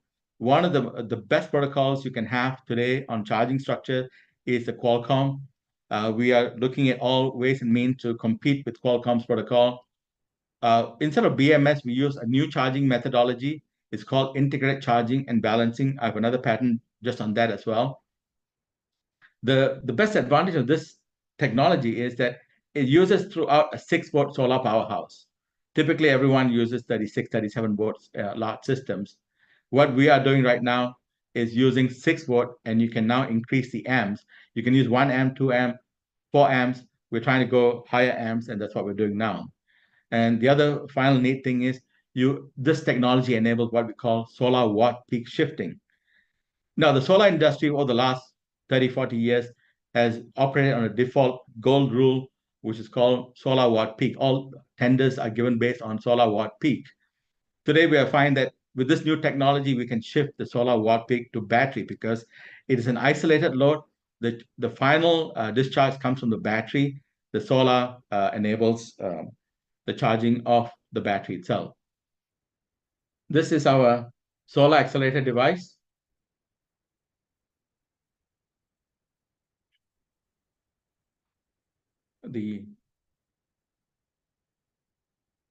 Which will come out, we hope, in the next 3-4 months with the switch inside the battery. So what we are doing right now is we're introducing this smart battery switch in Chennai in July. That's the one I showed you earlier on. The solar accelerator is a tentative. We're still doing testing. We recently started testing on larger systems. The one you see in our research center in Chennai near the airport and my team of engineers down there. Our larger system, we're beginning to test. It'll take at least another 3 to 6 months to test out these systems and larger innovations. Finally, coming to where the advantage is, where we see solar innovations going, is providing reliability through our system, because one of the biggest areas we're trying to address is the reliability is very important. So our systems roughly peg out to about 4,000 compared to a system which may cost about 16,000. And of course, we use a new solar tracking tripod, which I'll show you in my next slide. It's quite an interesting thing. So our solar panels, the advantage is they're small. It's almost plug and play with our device. This picture shown down here is the dual voltage, 12 volt and 4 volt output, and it charges in 5 volts. Again, it charges relatively quickly, and we hope with this new tripod solar that we are still working on. Again, because it becomes smaller today, you can now have stepper motors and all we're introducing and trying to see making them much more appealing to the younger audience, especially. So we're, instead of balcony solar, which is introduced in Europe, we are trying hopefully to come up with what we call tripod solars. So the tripod alone is more expensive. With the tracker, it'll cost more than the solar panel itself, and that's again for a different market, probably in the US market. Now coming to what we have solved, we believe is reliability is very important. We use solar. We hope that that's where the direction is going to be. We've also believed that we've addressed what we think is the affordability problems so that it becomes affordable. And it's all enabled through this simple technology, which we think is not very expensive. So we hope that we can work together with many institutions. We hope to work with IGEN. We hope to work with many universities in India. We are right now moving into training and development, because this technology requires people's ability to work together with us. We have educational licenses. We're working again. And finally, of course, this is my final slide. The one you saw earlier on is actually meant for your phones. This technology was inside your phone. You can say, like my iPhone, you can actually charge it using a solar directly. And again, we hope that many companies will be excited about this development. I've come to the end of my presentation. I hope I've been useful. Thank you. Really, thank you so much, sir. I have one quote now. The starting point of all achievement is desire. I hope your speech will be the starting point for saving the energy. You have keynoted energy evolution, solving unknown problems, and reliable, affordable, and sustainable. It is not together. It is not the other person should think of it. Each and everyone should put effort. Individually, we have to put forward to save our energy. So if you want to, which made you to think of like this, saving energy? What is the motive behind that? My children. I wanted my children as well as your children, everybody's children, because I felt that, I'm today 62 years old. So I started this journey 20 over years ago. Perhaps it was a midlife crisis when I saw tsunami. I saw many things happening, not only in India and other parts of the world. I felt that the younger people should have the best opportunity to live in a beautiful planet. I was born in a beautiful planet in 1962. When I visited India, I was born in Singapore. Singapore was very beautiful then, and Madras, as it was then, was a beautiful place. Today it's congested. I hope that one of the things we hope to do is bring this back home to villages, so that villages will start prospering instead of everyone coming to cities and overcrowding it.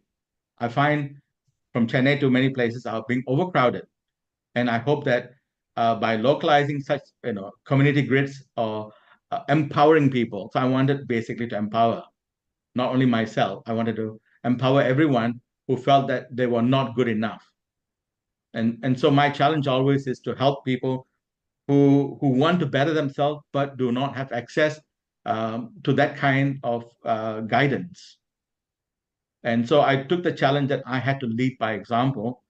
It was a challenge. I'll be very candid about that.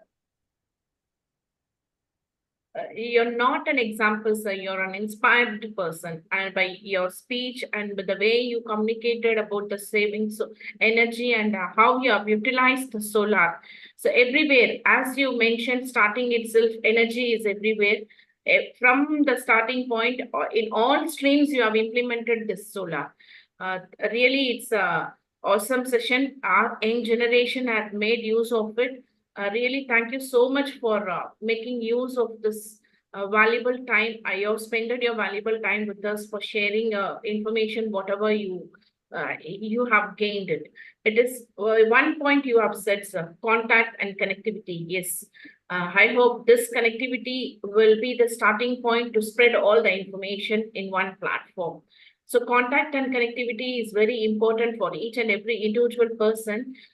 This session made every young generation an eye-opener session to save energy from this day. Thank you, sir. Thank you so much. Thank you, Dr. Suchitra.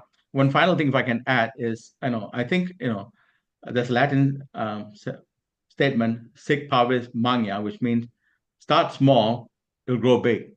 I did not think big, and I think the fundamental mistake people and students try to do is they all want to be big, yes, but I think if every day you take a 0.001% improvement, I think it's a great thing. And my journey 20 years ago started with that. And, I think patience and faith is one of the most important virtues that I think I've embraced in this journey. Thank you so much, sir. Thank you. Thank you.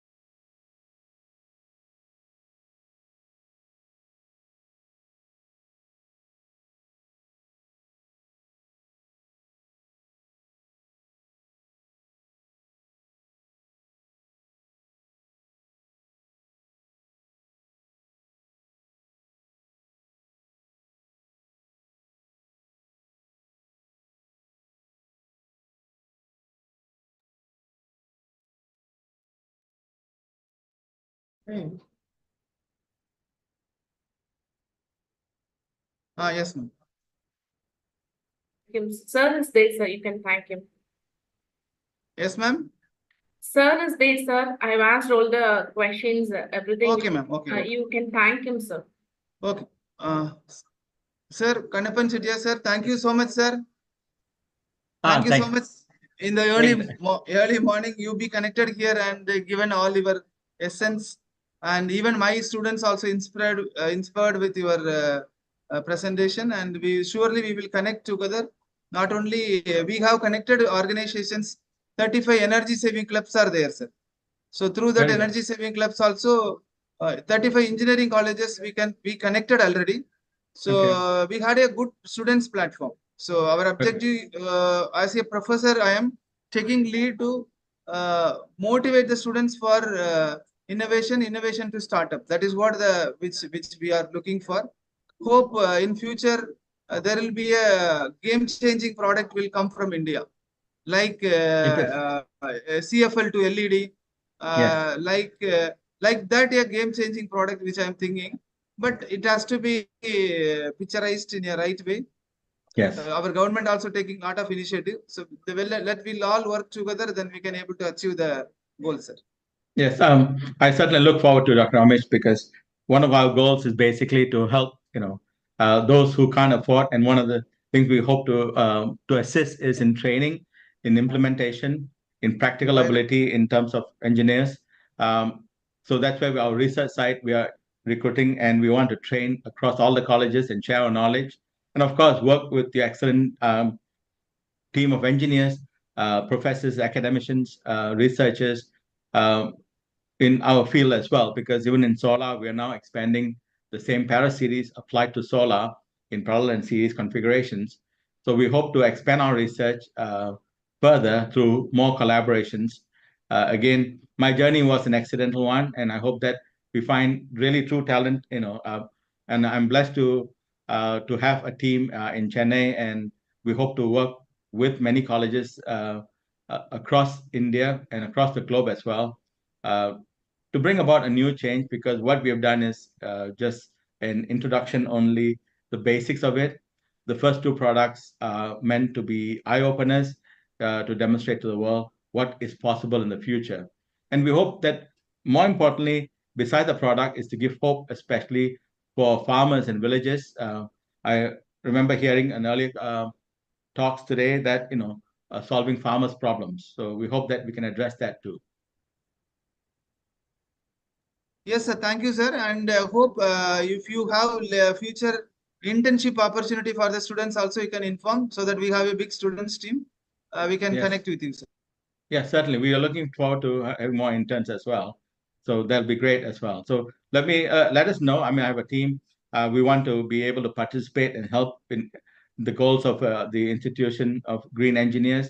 I like what y'all are doing, and certainly the 24-hour marathon. I have no idea. I know Dr. Suchitra was up and messaging me, and so I do not know whether all of you have been up. I hope you all got some sleep. But it's fantastic. Thank you, sir. Thank you, sir. Thank you.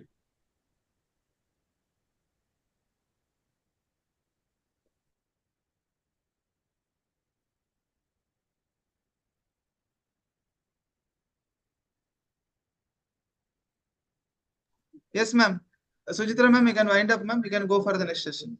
Okay, sir. Thank you, sir.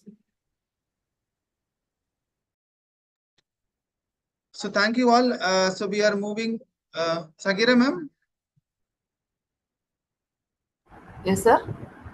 Yes, ma'am. You can introduce the next session, ma'am, so that after that I can take lead. Yes, sir. Okay, sir. Just a minute.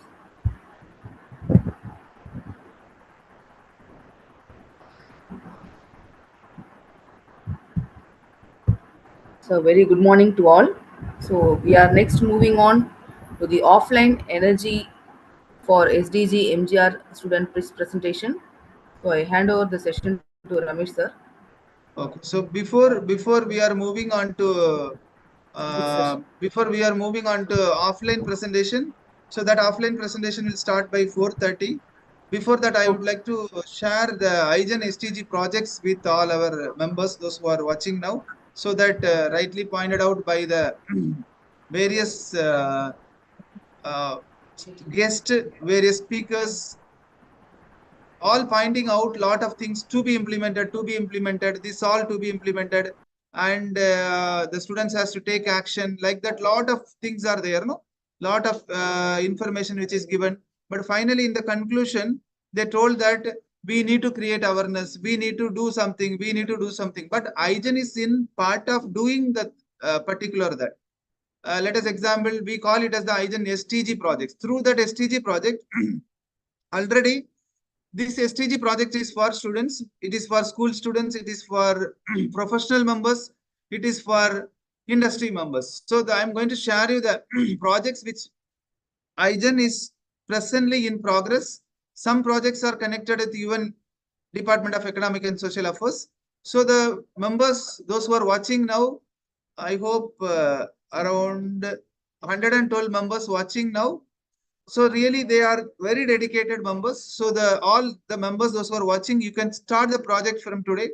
I'm going to give you the essence on that within 10 minutes. After that, we'll start the live session with the MGR.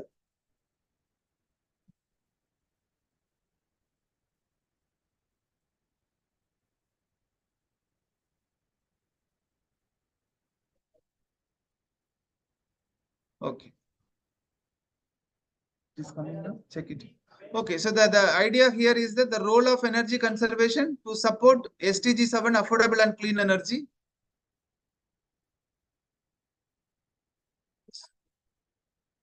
So this play a very key role.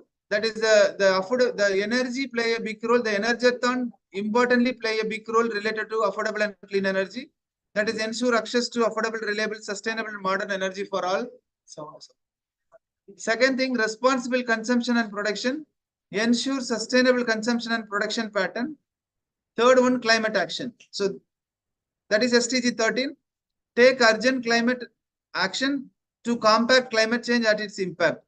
So these three has to be achieved only possible SDG 17 to be achieved. That is partnership for the goals.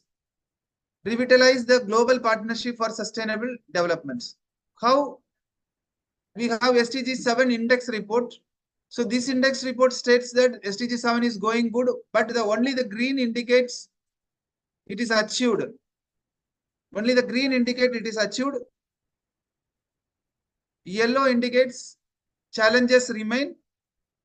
Then the dark yellow indicates significant challenges remain. Red indicates major challenge. See, lot of reds are there. This is what SDG 7. This is what the indicators of SDG 7. This is how this SDG 7 is interlinked with all the goals. This is what we are discussing from the morning. How the SDG 7 is interlinked with all the 16 goals.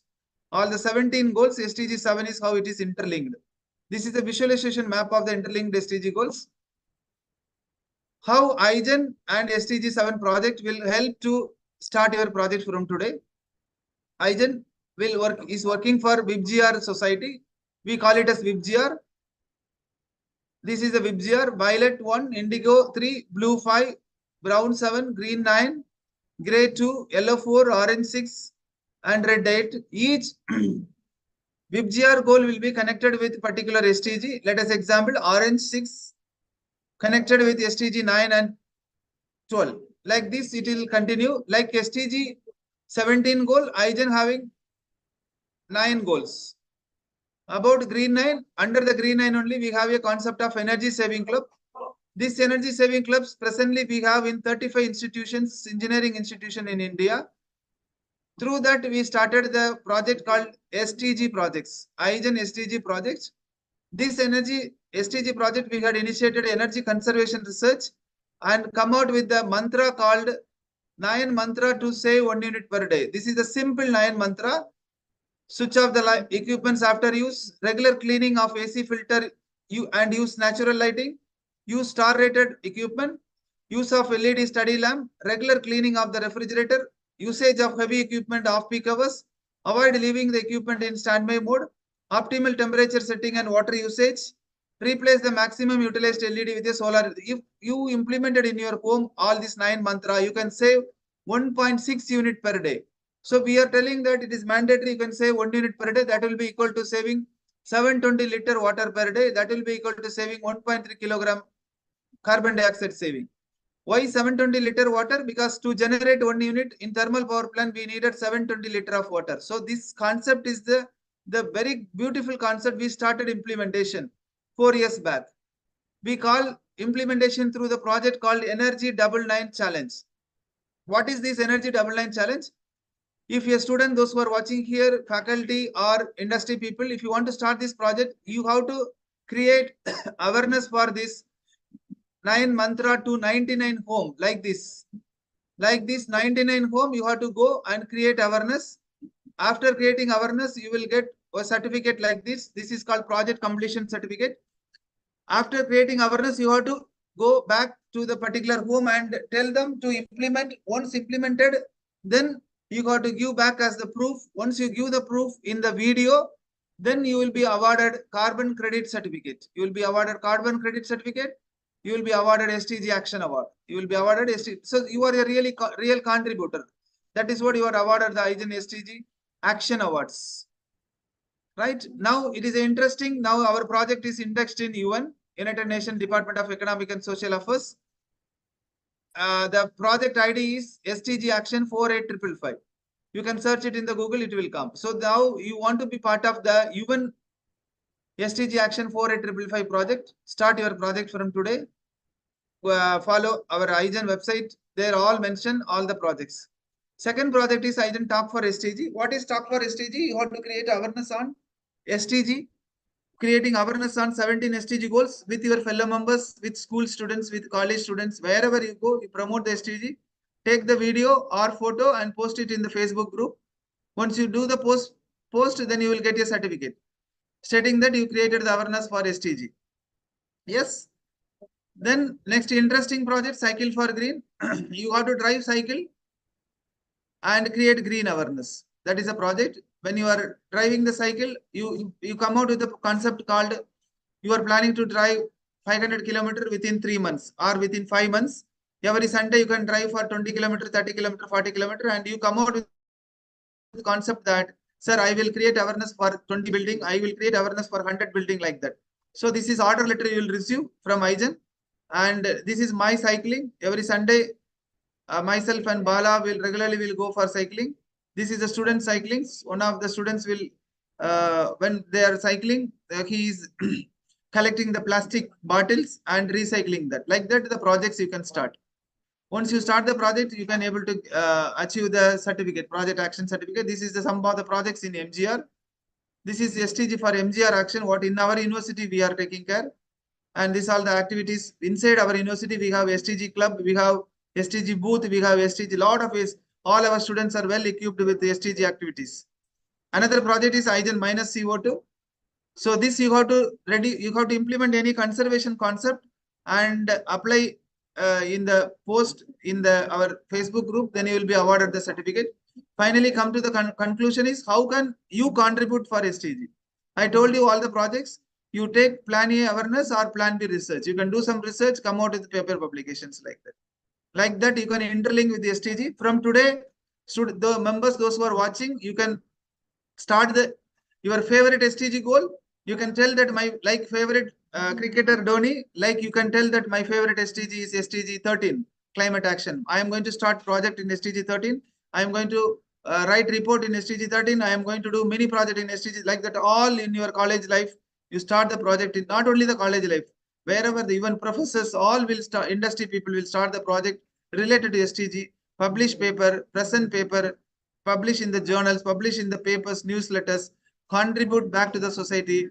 So collectively, we all together before 2030, all SDG only possible if individually we all will be connected together. So now we are handing over the sessions to Krishna. Krishna, so I request all the team to.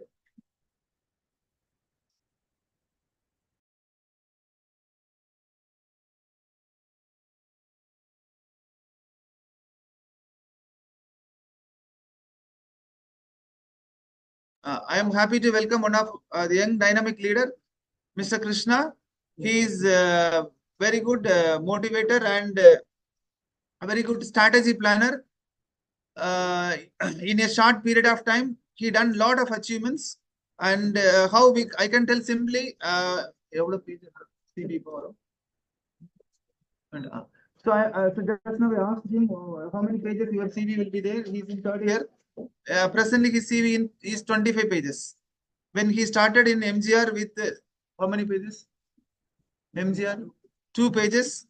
MGR with 2 pages. IGEN with 2 pages. Now, presently third year in 25 pages. It means that IGEN play a big role in developing Krishna. Not only the Krishna and all the team. Not only the Krishna, in all other NCA clubs like that. The whole NCA clubs, those who are working in the IGEN, all our CV will be enriched with the IGEN activities. So I'm happy to welcome the dynamic youth leader, Krishna. Come here. நம்ம set பண்ணிக்கலாம்.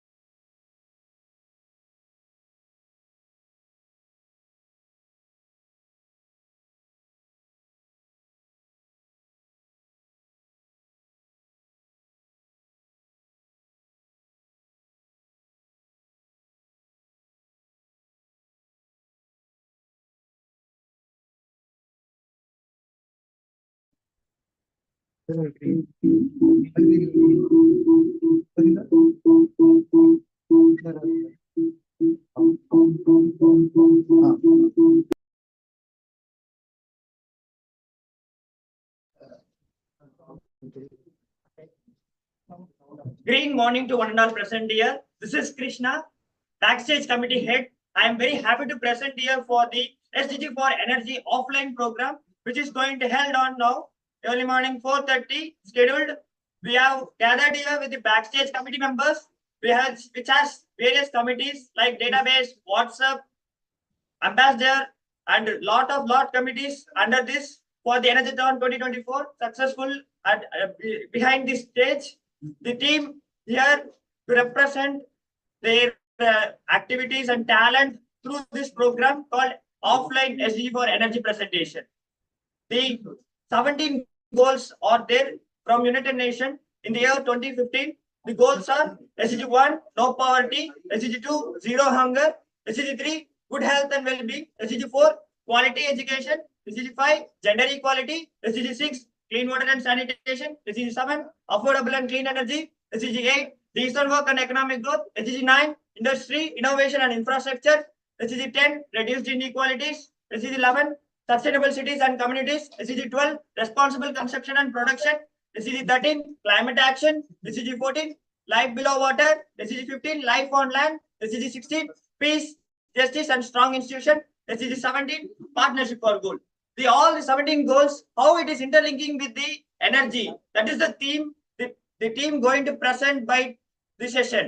Now, I would like to welcome Mr. Gautam from Backstage Committee Head, member for the SDG 1, goal number 1, no poverty.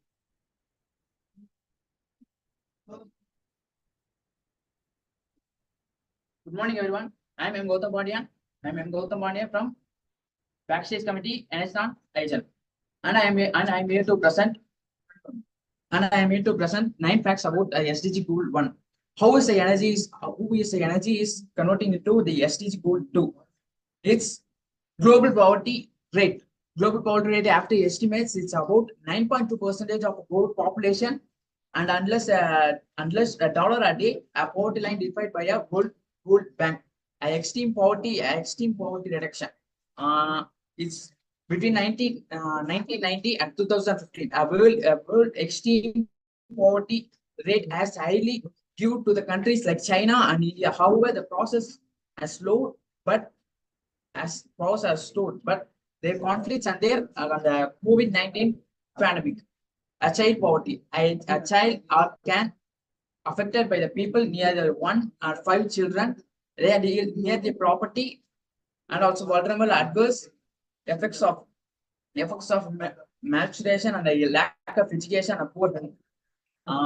Regional speak and the impact of COVID-19. Impact of COVID-19. The COVID-19 pandemic has pulled about the people, is about the poverty. The World Bank estimation and as the pandemic of 99 million of people have pushed extremely hurt today this pandemic. And that's all about the 9 point. Thank you. Thank you, Mr. Gautam, for explaining how the energy interconnecting with the no poverty and with the 9 facts to be interconnected to explain to all. Thank you so much.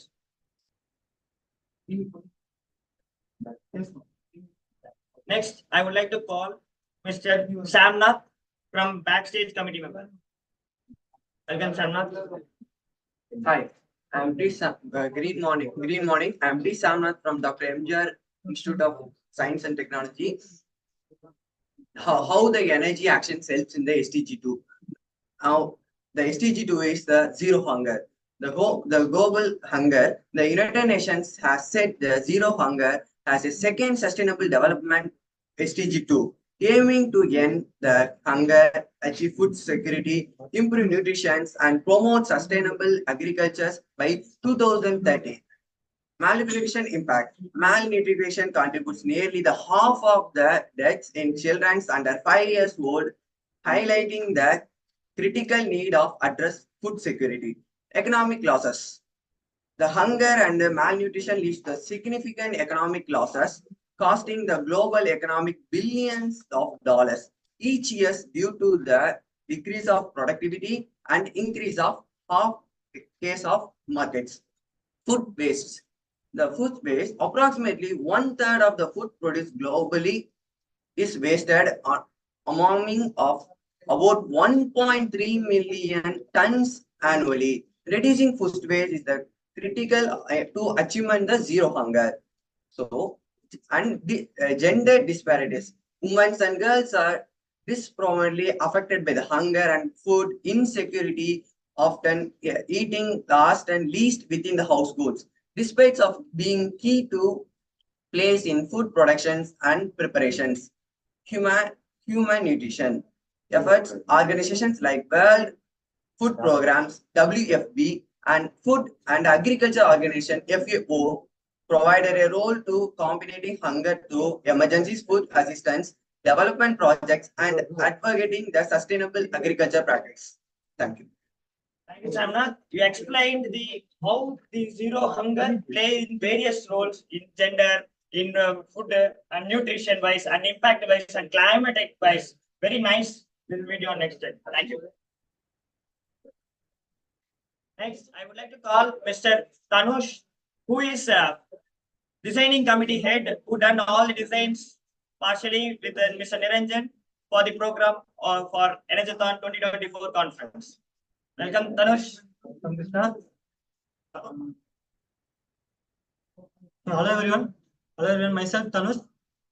Myself, Tanush from the IGEN ENERGATHON, from the IGEN ENERGATHON Tax Committee, Batch Committee, and from the Dr. MJ Research Institute. From Dr. MJ Research Institute. Now I am going to tell you about how the SDG3, good health and well-being, is connected to the energy by that. So that for that I will tell you by the report about 2021 for the SDG3. SDG3 how the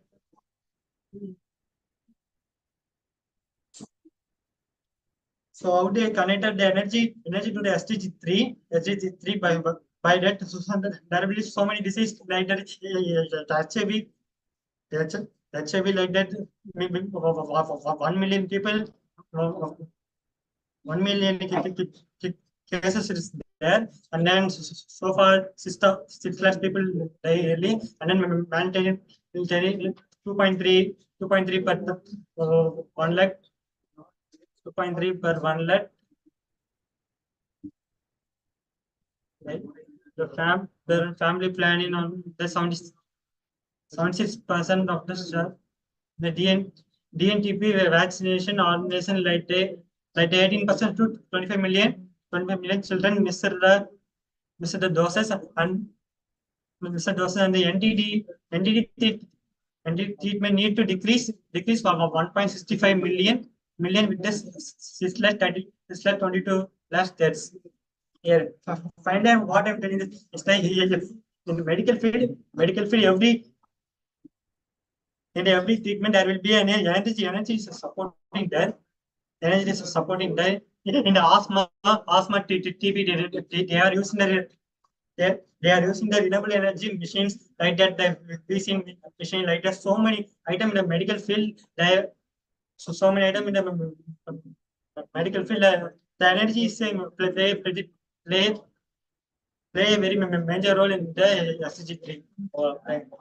Thank you, Mr. Tanuj. You have interconnected not only the energy, you have proved with the report of 2020 regarding the SDG3 good health and well-being, how it is interconnecting with the energy. Thank you so much.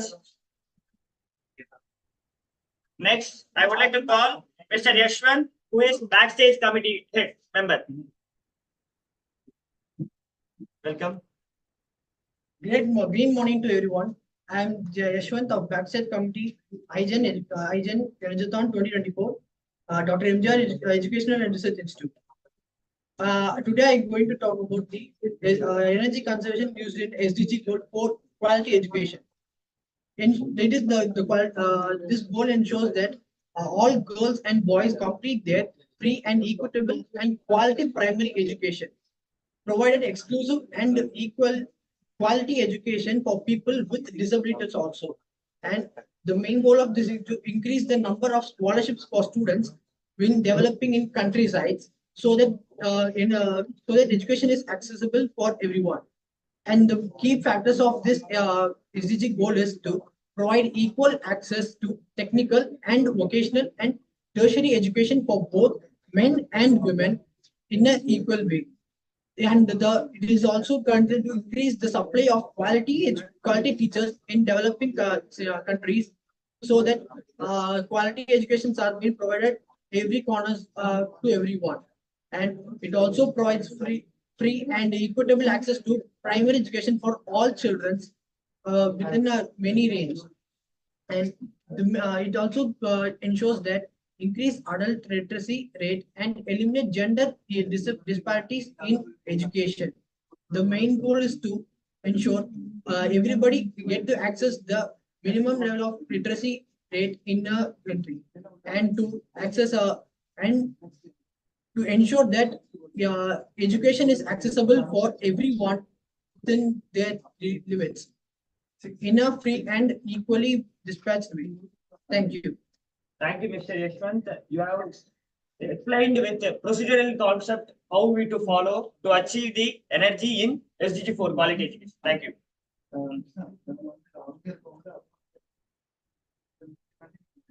Sequence.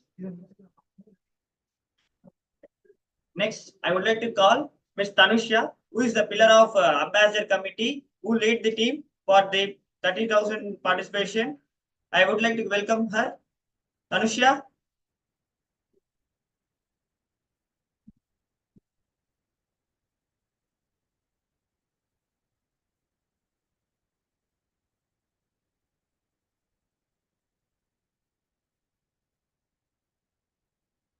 Ms. Tanusha.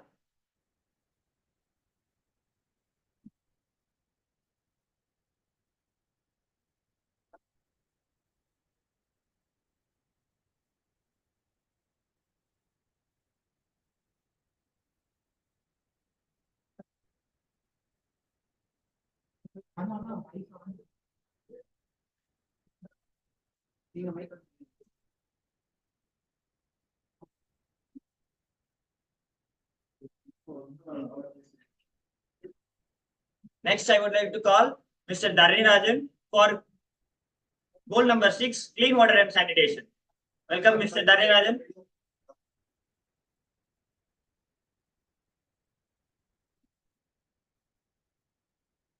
Greetings to one and all listening me.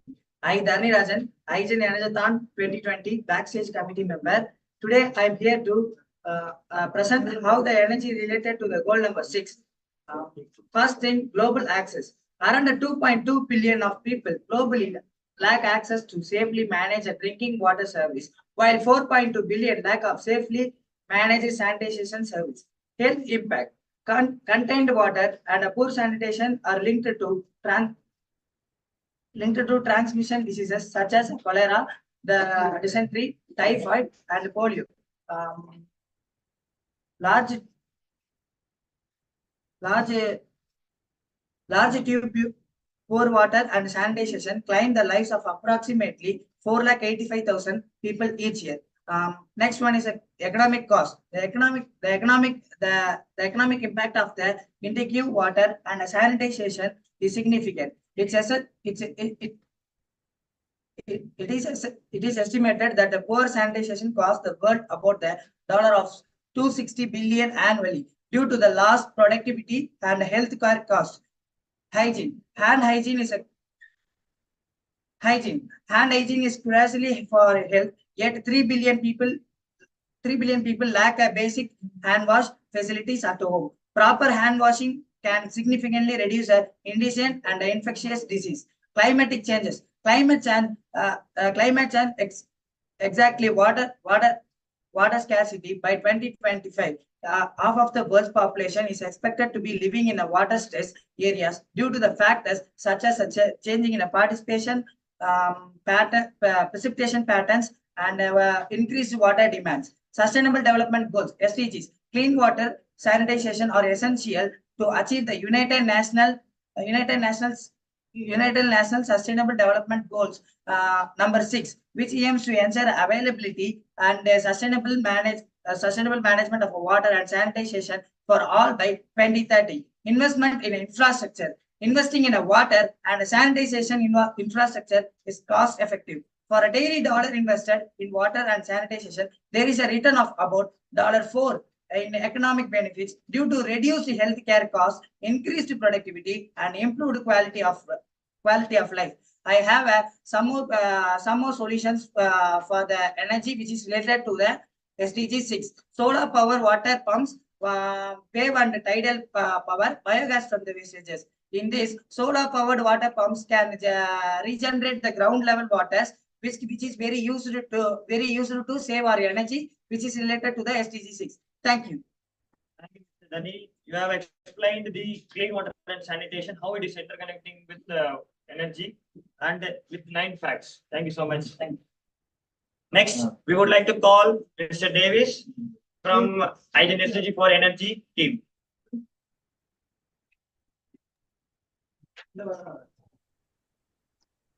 Good morning, beloved dignitaries. So this is Davis from IGEN speaking, who has been assigned as the additional head for the S4E IGEN ENERGATHON 2024. So today I'm going to be presenting about the SDG 7. So today I want to highlight the critical interlinkages of SDG 7, which focuses on ensuring... Mr. Davis, Mr. Davis, please come on to the dais.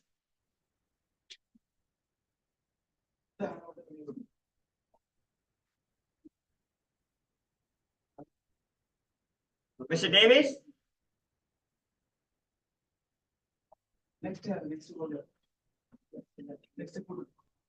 Next pointer is goal number 8, decent work and economic growth.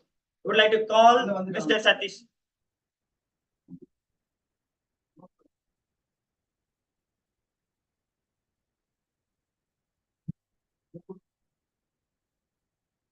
Again, we are going to call Mr. Davis for goal number 7, affordable and clean energy. Welcome, Davis. You give an idea about 9 action points in energy for sustainable development goal number 7. A very good morning. A very good morning to one and all gathered here. So I am Davis from the IGEN community, who has been assigned as the S4E additional head for IGEN ENERGATHON 2024. SDG, I'm going to be doing my presentation on SDG 7. Firstly, clean energy is essential for SDG 1. No poverty, it supports economic activities and improve livelihoods. Reliable electricity helps business and agriculture thrive, lifting communities out of poverty. Secondly, there is a direct link with SDG 3. Good health and well-being. Clean energy reduces air pollution, cutting down respiratory diseases, hospitals and electricity for critical services.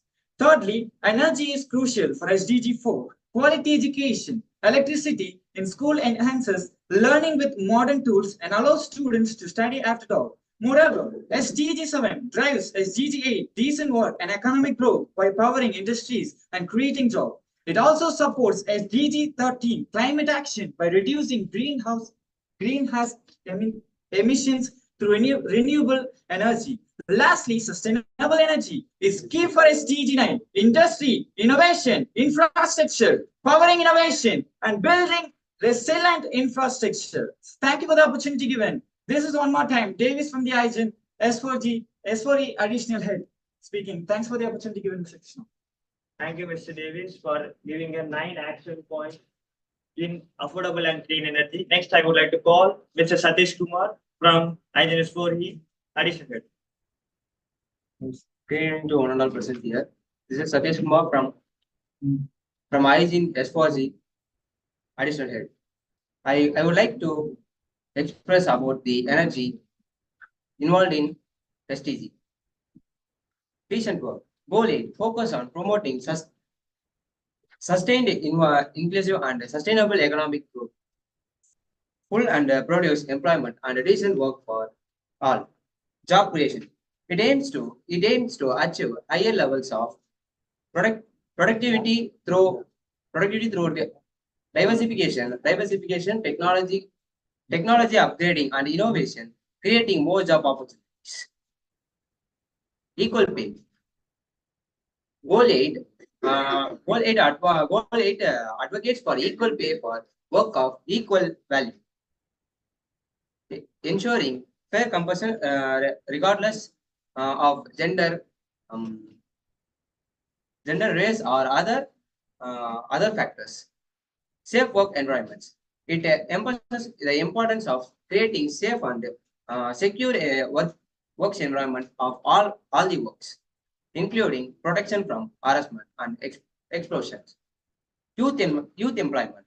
The goal target reducing youth unemployment rate and providing young people with the opportunities for skill development and decent employment. Small business support. It promotes policies that support entrepreneurship, small and medium-sized enterprises, SMEs, and access to financial service for all, particularly in developing countries. Sustainable tourism. Goal 8 encourage sustainable tourism initiatives that create job and promote local cultures and produce while preserve financial stability. It aims to achieve greater financial stability by promoting sound financial system, including access to bank service and financial calculation for all. Global partnership. Lastly, Global Aid emphasizes the importance of international cooperations and policies coherence in achieving sustainable economic growth, employment, and decent work for all. Thanks for this wonderful opportunity. Thank you, Mr. Satish, for explaining the goal number 8, decent work and economic growth, in the a 9 action procedural explanation. Thank you. Thanks. Next, we would like to call our designer of website, Mr. Murli Korikana, for goal number 9, industry, innovation, and infrastructure. Welcome, Mr. Murli. Hello everyone. Myself, I am Murali, website designer and from Backstage Committee from MGR Education and Institute. I'm going to say about SDG 9, industry, innovation, and infrastructure. Infrastructure development, building resilient infrastructure key to fostering economic and growth and environment. And second, promoting inclusive and sustainable industrialization enhances productivity and employment. And 3, encouraging innovation drives progress and solution for global changes. And 4, ensuring access to financial services for small-scale industries boosts economic diversity and resilience. 5, adopting sustainable practices in manufacturing reduces environment impact and resource use. 6, global competence. Enhancing industry competitiveness supports economic stability and global trade.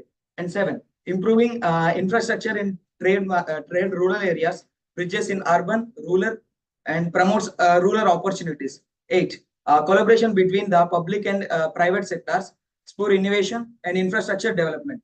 9, investing in R&D fosters technological advancements in the world. Thank you. Thank you for the opportunity. Thank you, Murli, for connecting servers. Next, I would like to call Mr. N.S. Akash from Backstage Committee member. Good morning, everyone. Myself, Akash. I'm a member of Backstage Committee member, ENERGATHON 2024. I'm going to talk about SDG 10, which is refers to Sustainable Development Goal 10, which is one of the 17 goals outlined by the United Nations in 2030 agenda. The Sustainable Development SDU 10 is focused on the reducing inequality within and among countries.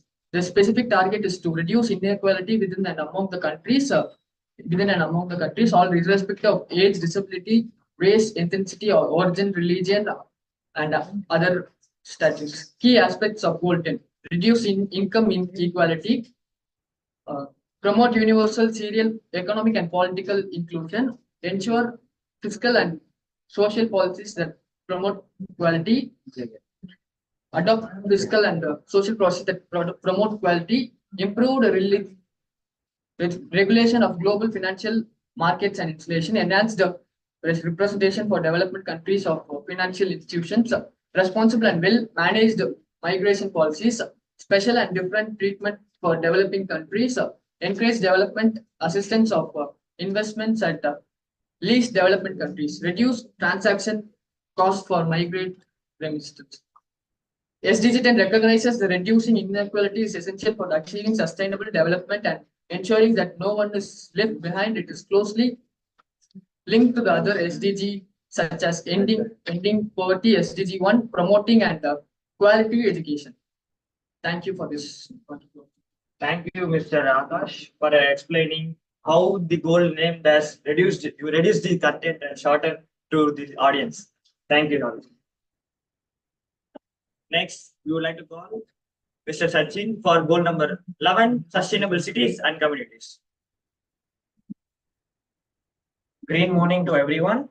I'm Sachin and I'm here to talk on SDG 11, sustainable cities and communities. So, renewable energy, firstly, promote solar, wind, and hydropower in cities to end emissions. This reduces urban air pollution and combats climate change. And then construct energy efficient buildings to lower energy consumptions. This decreases the carbon footprint and operational costs. Implement smart grids and energy storage to enhance energy reliability. They integrate renewable sources and reduce energy loss. Electrify buses and trains to reduce urban pollution. This improves air quality and lowers greenhouse emissions. Plan cities to minimize energy use and reduce travel distances. This supports lower energy consumption and more efficiency. Use centralized systems to heat, cool multiple buildings efficiently. This method energy waste and utilize renewable sources. Ensure all residents have access to affordable and modern energy. This promotes equity and improves living. Develop energy systems that can withstand climate-related disasters. This ensures a stable energy supply during emergencies. And at last, strengthen policies to promote sustainable energy practices. This encourages investments in clean energy and supports urban sustainability. Thank you. Very nicely, energetically, you explained how this energy interlinking with sustainable cities. Thank you so much, Mr. Sachin.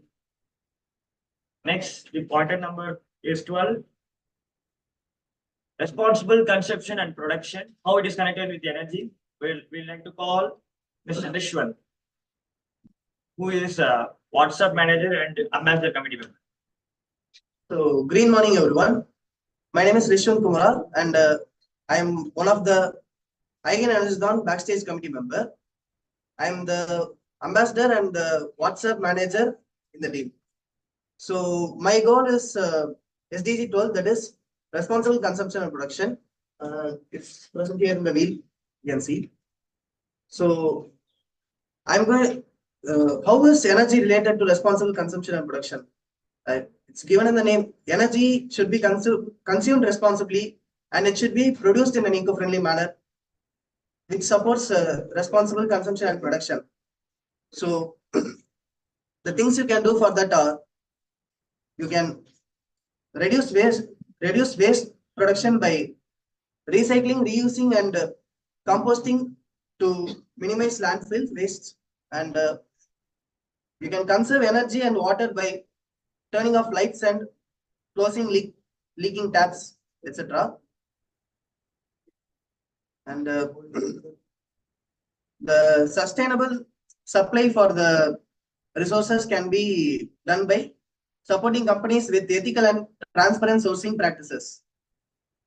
Eco-friendly technologies such as renewable energies and energy efficient appliances can be promoted more. And you can learn about the environment impact of products and make informed choices to buy better products and use better products to support the environment. And you can repair, reuse, and recycle to reduce waste production overall. And you can buy organic, locally produced food and support the sustainable producing communities. Thank you, Mr. Ishwan, for explaining the 9 action point on your growth responsibly. Thank you so much. Thank you for the opportunity. Next, we would like to call the pointer number 13, climate action. Mr. Nikhil Rajkumar, who is WhatsApp manager. A great morning to one and all. This is Nikhil from Backstage Committee in Dr. MGR in Educational University. I am here to saying about the SDG 13 climate action. Action to be take for the climate. Climate action is a critical environment and the social impact. Reducing emission, cutting greenhouse gases emission is essential to limit the global warming to the 1.5 Celsius. Reducing renewable energy. Renewable energy sources are the key strategy in the reducing carbon footprints. Climate reliances. Building climate reliances help community with extreme weather events. Sustainable practice. Promoting sustainable agriculture, industrial and urban practices reduce environment stress. Next, global corporation. Through the global corporation, we are emitting CO2 from the vehicles. Through the CO2, we are destroying the environment. To reduce the CO2, we can exchange the vehicles to EV, converting all fuel vehicles to EV vehicles. Then we can reduce CO2 emission from the climate. And final conclusion is that we have to reduce CO2 emission and we have to plantation the trees. Next, we have to Okay, thank you, Mr. Nikhil, for your brave explanation and facts on climate action. Thank you. Next, we would like to call number 14, life below water, for the how it is connecting with energy, and Mr. Mohammed Fahim Ahmed, who is a database management. Welcome. Hello everyone, welcome to this session, and I'm actually amazed and wonderful to see everyone from all around the world over here today. And I am Mohammed Fahim from the Backstage in the ENERGATHON 2024 event, and I am also the database head of this event. So let's start from beginning. What is life below water, which is my topic number 14. So life below water is nothing but the marine aquatic animals. So it is basically, first, the marine ecosystem plays an important and crucial role in the biodiversity and also in our climate action, because these life underwater is most important. What happens is, when life underwater gets destroyed, the biofuels and other calamities which get mixed with it, it makes a harmful impact for the climate, which increases the global warming levels, which affects our marine life and our life. So, like for instance, let's say extracting the fossil fuels, which devastates it, also makes the marine life more uninhabitable, which is actually a issue and a threat. So on the other hand, what we can do is we can just replace them by using wind or like another solar or other kind of energy resources. And or going forward, we can say that to stabilize, as our topic is about interconnection of energy, we can say that we can use wave and tidal energy. Particularly, they hold a great potential in these factors, because as we can see that, how can I explain you this? See, tails and tails and what do we say? Yeah, wave and tidal energies are always consistent. It can never end. It is forever in this life. So if we have the proper turbine energy and technology, which is not available now, but in the future, we can have a stable and forever and reliable source of energy. And let's say another instance, life underwater, right? So already there are so many impurities and everything. We can remove them by the digestion, like anarchical digestion, which converts these waste into biofuels. These biofuels will actually also provide as a source, like it just converts the waste into a new energy source, which will be helpful for our future generation. And as I'm coming to the end, I would like to keep that in mind that even as life underwater is also an important aspect in our life, because that also contributes to our living and life. Thank you.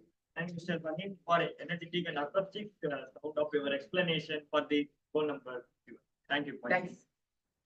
Next, the point number 16. Peace, justice, and strong institution with the energy interconnection. We'd like to call Mr. Vijesh Balaji. Hi, this is Vijesh Balaji from IGEN Backstage Committee. I am here to present the goal number 16, peace, justice, on strong institutions. First of all, let's see about the peace and societies, peaceful societies. Goal 16 aims to promote peaceful and inclusive societies, providing access to justice of all individual regardless and their background of or status. Justice for all. It inherits the importance of equal access to justice regardless of socio-economic status, gender, and ethical factors, ensuring fair treatment under the law. Third point will be effective institutions. The goal seeks to build effective, transparent, and accountable institutions of all levels of governance, fostering trust between the citizens and their governments. Rule of law. Goal 16 underscores the importance of uploading the rule of law and ensuring law protection under the law for all individuals and communities. Access of information.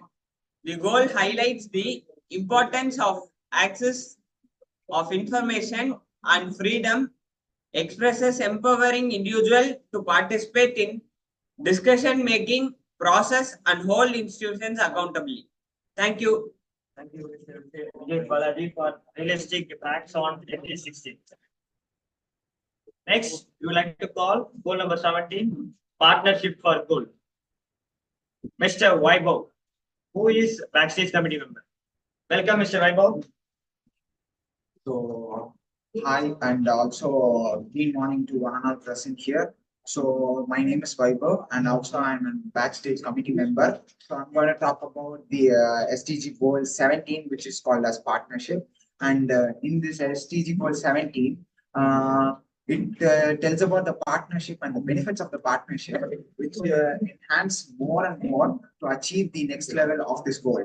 So, contribution. SDG Goal 17 aims to strengthen the implementations of the partnership to the sustainable development, and also when it comes to finance, it enhances the importance of the mobilizing the finance to get the resources and to achieve the more and more economical manner and technology, enhancing the successful and also inventive manner to get more partners in not only one area. If it get enhanced in technology, it is being into a wide range of all areas, like not only metropolitan cities, also in small areas. And next, capacity building. This SDG 17, the partnership is about capacity building.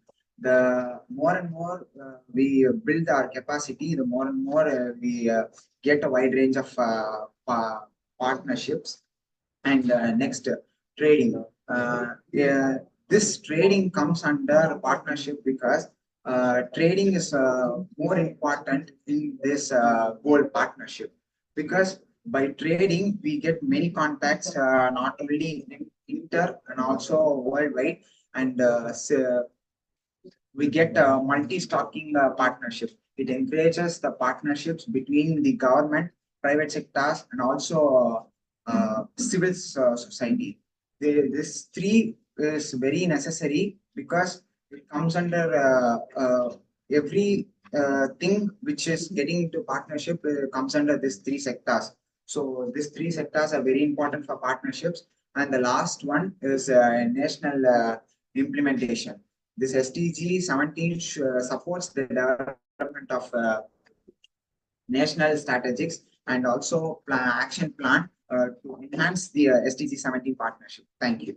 Thank you, Mr. Vaibhav, for explaining 9 facts regarding partnership for gold.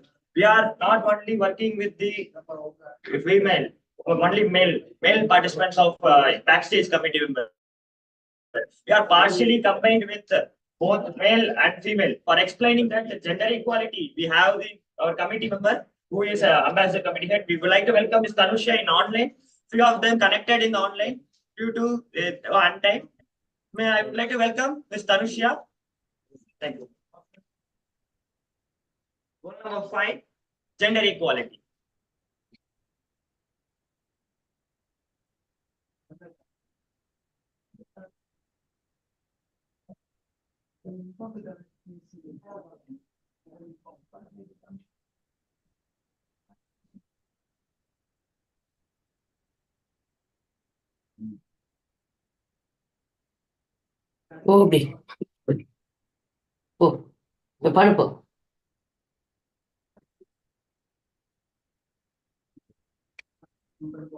Next, we like to call goal number 15, life on land.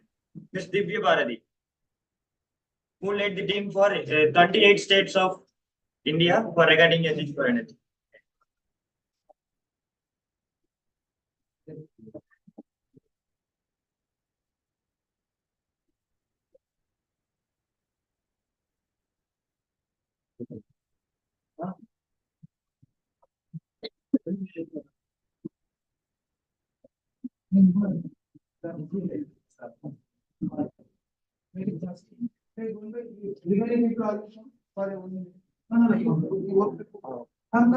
Come first. Balance who are there?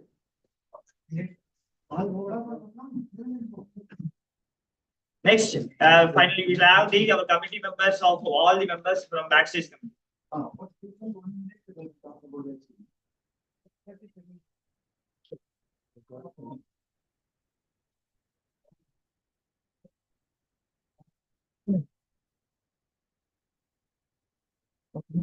Welcome, Mr. Niranjan, for regarding the explanation of SDG. Few ideas. Hello, Krishna. How are you? Fine. Hi, this is Niranjan, and I'm going to talk about my favorite SDG goal is 11, which is sustainable cities and communities. I'm going to give a simple fact that in one point, it is improve the access to safe and affordable housing for all. It is considered for that SDG goals, and it is related to that goal number 11. It is sustainable cities and communities. Thank you. Bye. Thanks. Call Mr. Sai Katkar for some ideas on SDG. Hello, my name is Saikatkar. I'm the volunteer of the Backstage Committee, and I'm here to say about my favorite SDG goal, that is goal number 7, affordable and clean energy.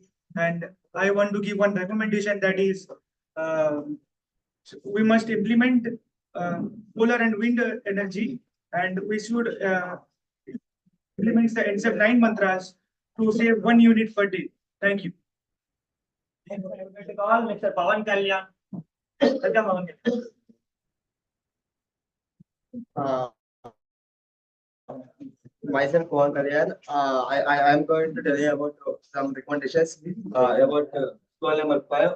Goal number 5, gender equality. It is very difficult to achieve this gender equality because there are a lot of gender equality in our countries.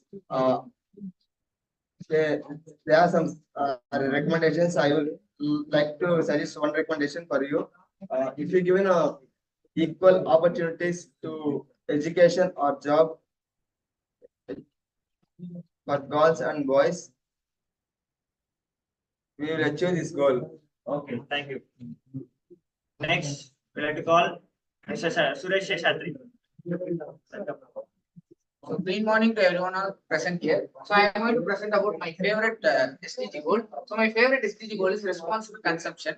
So to make the responsible consumption, first we have to do is recycling and promote the sustainable practices so that no things can be wasted.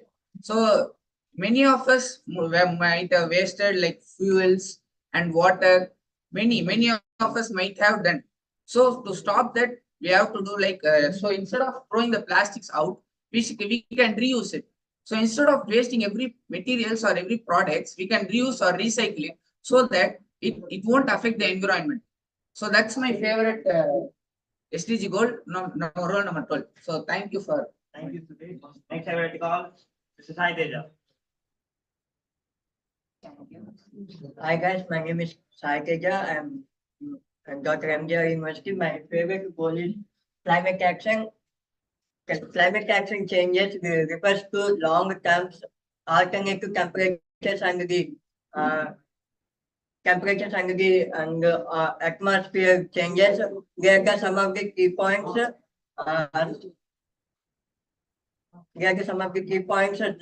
Landscape, and my recommendation is we want to reduce this CO2 emission, then we can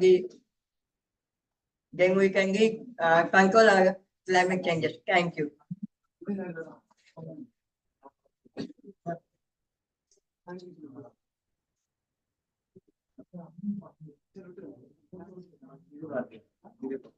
Okay. Finally, we have to call Ms. Divya Bharati for goal number 6.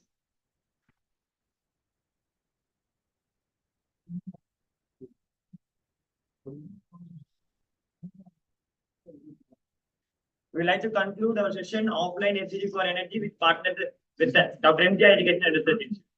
Thank you, sir, Dr. Mr. for providing the opportunity.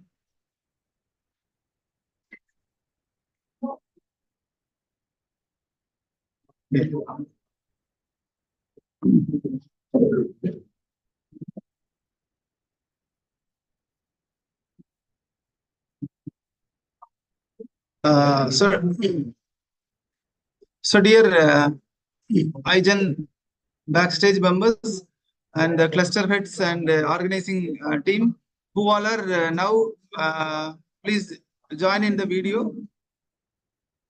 So this discussion is like recommendation discussion. Sagira ma'am will initiate that, then we will take care. First, let me see how many members are there. Request all to join in video. The diary dialogue.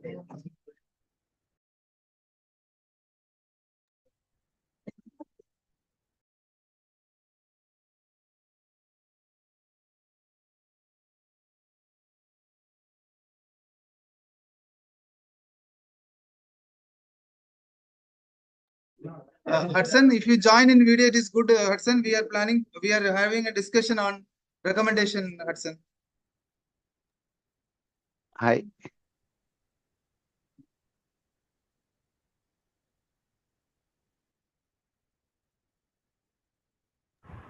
So before going to this session, I would like to congratulate pitch presentation students, sir. So they are Yes, very ma'am. well given some recommendation.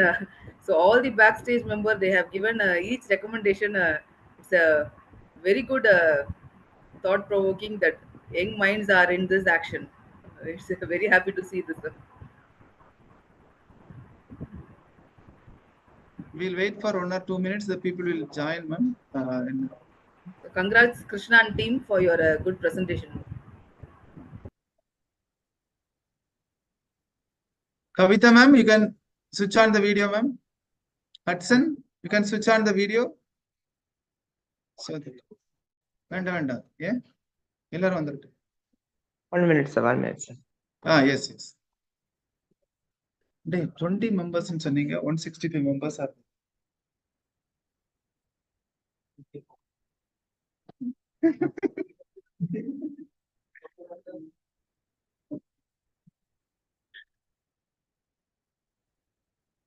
See, ma'am, Sagira, ma'am, you can initiate, ma'am. You can start the initiation, then we'll go. Or Lakshmi, ma'am.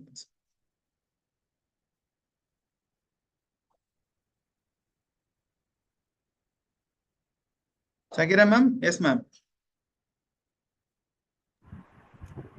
So very good morning. So we have finally come to an end of 24 hours IGEN ENERGATHON 2024. So it's a great achievement. We are touching 24 hour session. So by the end of session, we are here to give some recommendations for United Nations. So we'll start with a few recommendations that we have to encourage some low carbon technologies in energy, industry and transport sectors so that we can avoid the carbon emission and we can avoid the climate actions and we can be in action to make our environment protective, sir. So this is my first recommendation to get the low carbon emission equipments in all the industries and energy sectors. So the others, they can give their own views for the recommendation. Yes, ma'am. Ma'am, before that, I would like to have a little discussion. Then we'll go for one by one the members. Okay. They can present their views. Because anyway, we can't able to conclude today the recommendation. This is just a discussion only. We will conclude after we will be receiving the information from all the members. One by one, we are collecting our team collecting the recommendation so that we can finally come out with the conclusion. So this discussion, we had several discussion in that we pointed out some 4 or 5 part here. So one part which we thought of having the engineering community or it is a arts and science. In the degree, we can add 100 points for environmental concern activities. So if they want to complete the degree, this 100 points to be taken by the particular students like that. So the idea behind this is whether we can interconnect with STG or environment, but the outside the campus, outside their home, they have to do the implementation activities so that this 100 point will be credit. Let us example some 20 point for energy conservation, 10 point for water conservation, whatever it is. But it has to be splitted in such a way so that if we made this, if the AICT or UGC or made this as the mandatory, so but there is no credit, but to complete the degree, it is mandatory. Like in the US systems, there is the point systems are there to complete their that is the 10th, 12th grade like that. So they have to go to the society and they have to do some social activities. So that the same model only which I am proposing one, that I can have some discussion, then we can go for the next. Any kind of discussion. Sir, in yes, ma'am. Continue, ma'am. Sir, in under VTU, that is Visvesvaraya Technological University in Karnataka, our institution is affiliated to that university. There, for the MBA students, they have these societal projects. It has started from last semester, last academic year, and the students, I ensure that they go and do something and bring a certificate also, because simply they say they have gone. So maybe as you said, this could be added as a, so that they go with some objective. Now they are Correct. simply going to an NGO, and they are working. They are supposed to do some kind of service for 7 days. So here it is, instead of some service, we can say specifically to work on any one of the goals, and then focus.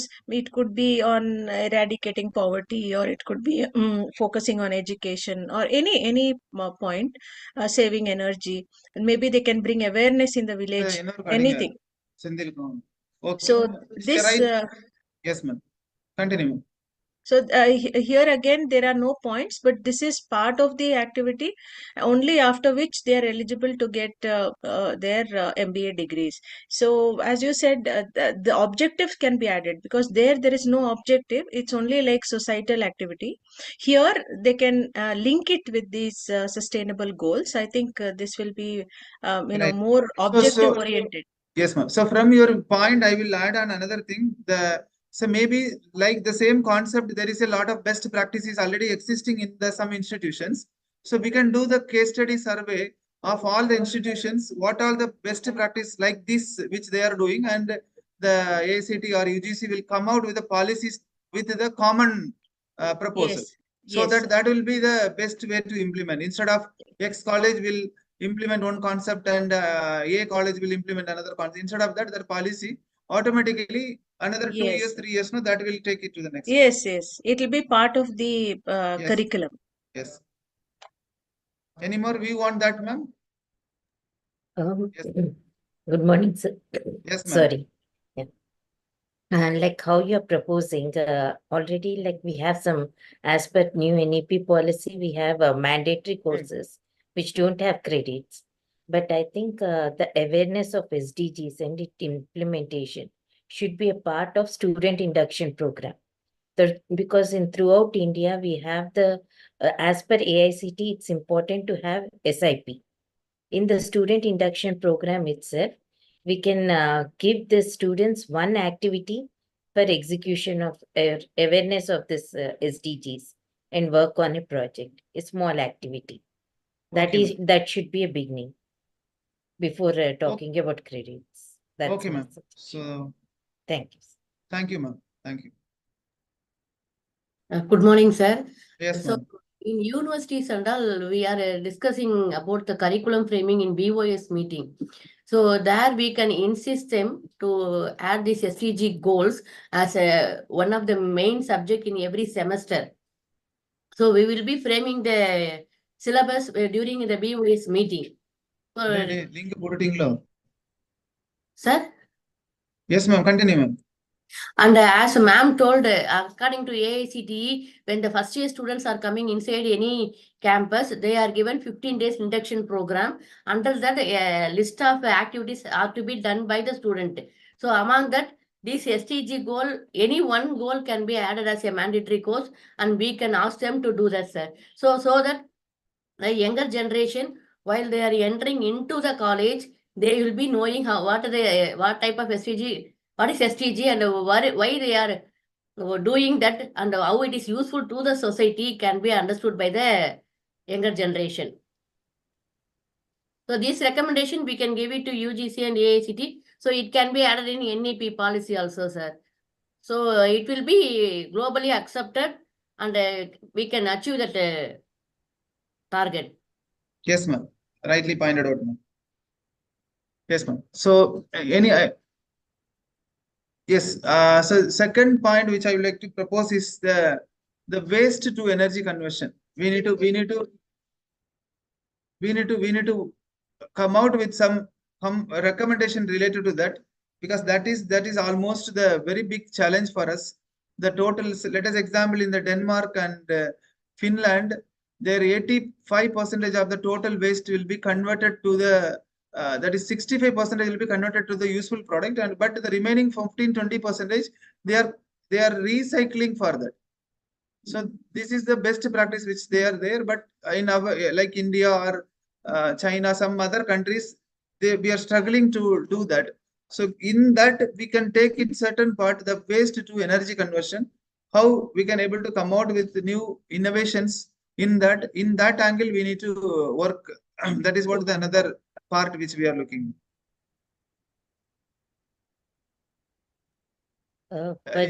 Some 1 or 2 comments on that so that we can go with. We have I suggest it's better we have a hackathon, small hackathon for the students, wherein they can come up with the projects, how to convert the waste to energy. Because when we are talking about energy, it is not just in the terms of electricity or something. But some of the students which they have done at my colleges, using the plastic bottles which are discarded, how to utilize it for the various utility purposes. That is one thing. And also from the plastic, we are producing the diesel. So such projects and all that, because students have much more innovative ideas. It is we have to provide them the platform.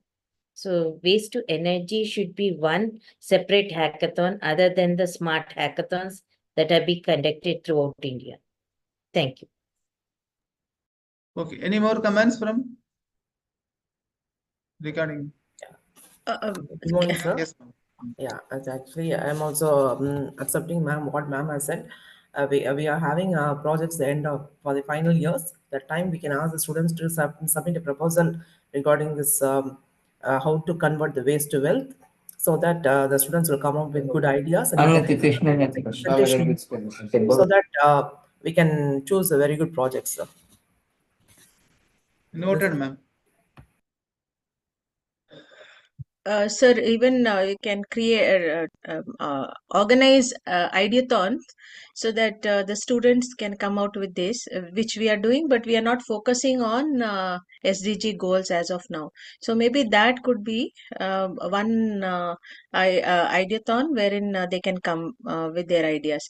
Yesterday I had mentioned during the session about KCST projects, which the government of Karnataka through the Indian Institute of Science, they provide for all the engineering, all students coming under the AICT courses. So there also we can make a recommendation and tell them to focus on this, because they ask on social relevant projects only, which is approved. So maybe this also can be suggested to them, and that can be sent as a role model throughout. Thank you, ma'am. So any more comments? So that the third suggestion which we are proposing here is the play with energy triangle. So the concept behind this play with energy triangle, because if this energy triangle, energy conservation play a very big role, energy efficiency and the renewable energy. But very, very small part is given for renewable energy, and next level is given for energy efficiency, but very big. It means that around 40 to 45%, around 40 to 45% for energy conservation. But the whole globe, or particularly our country, very less importance given to the energy conservation. So we can come out with some play with energy triangle concept like that. In that angle, we can do some recommendation, so that what will happen. So each person, each human being in the world will have a energy triangle. So their energy triangle, they can able to draw the energy triangle. So where their energy triangle is balanced, so that they have to make a triangle like this. We can see, let us example, we can put a plot for Anuradha ma'am energy triangle. We can see how it is there, because if madam not implemented solar, then the top part will not be there.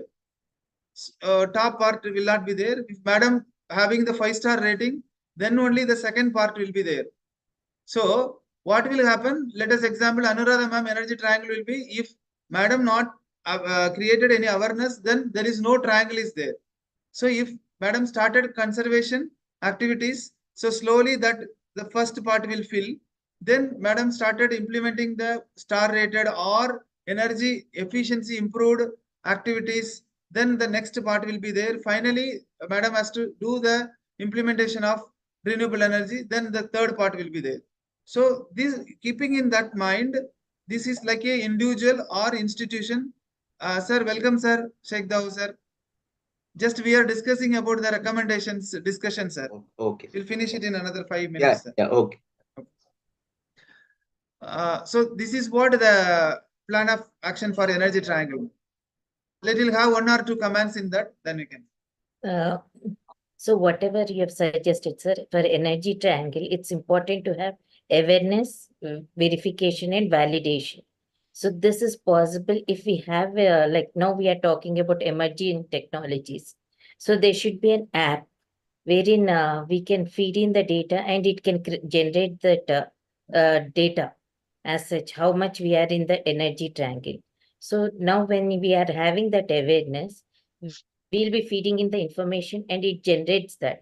So we have that awareness, verification, and validation. So this is something like we need to give a task of app development also. That will be one project and suggestion. Thank you. Thank you, ma'am. Welcome, Srinivasan, sir. Very warm welcome, sir. Very good morning, sir. Very good We are in morning. the final note of discussion on the recommendations, sir. Okay. Sir, good Then morning, we'll sir. Good have- morning, sir. Yes, sir. Very good morning. Good morning. Yes, ma'am. Another some 1 or 2 comments I needed for energy triangle, play with energy triangle.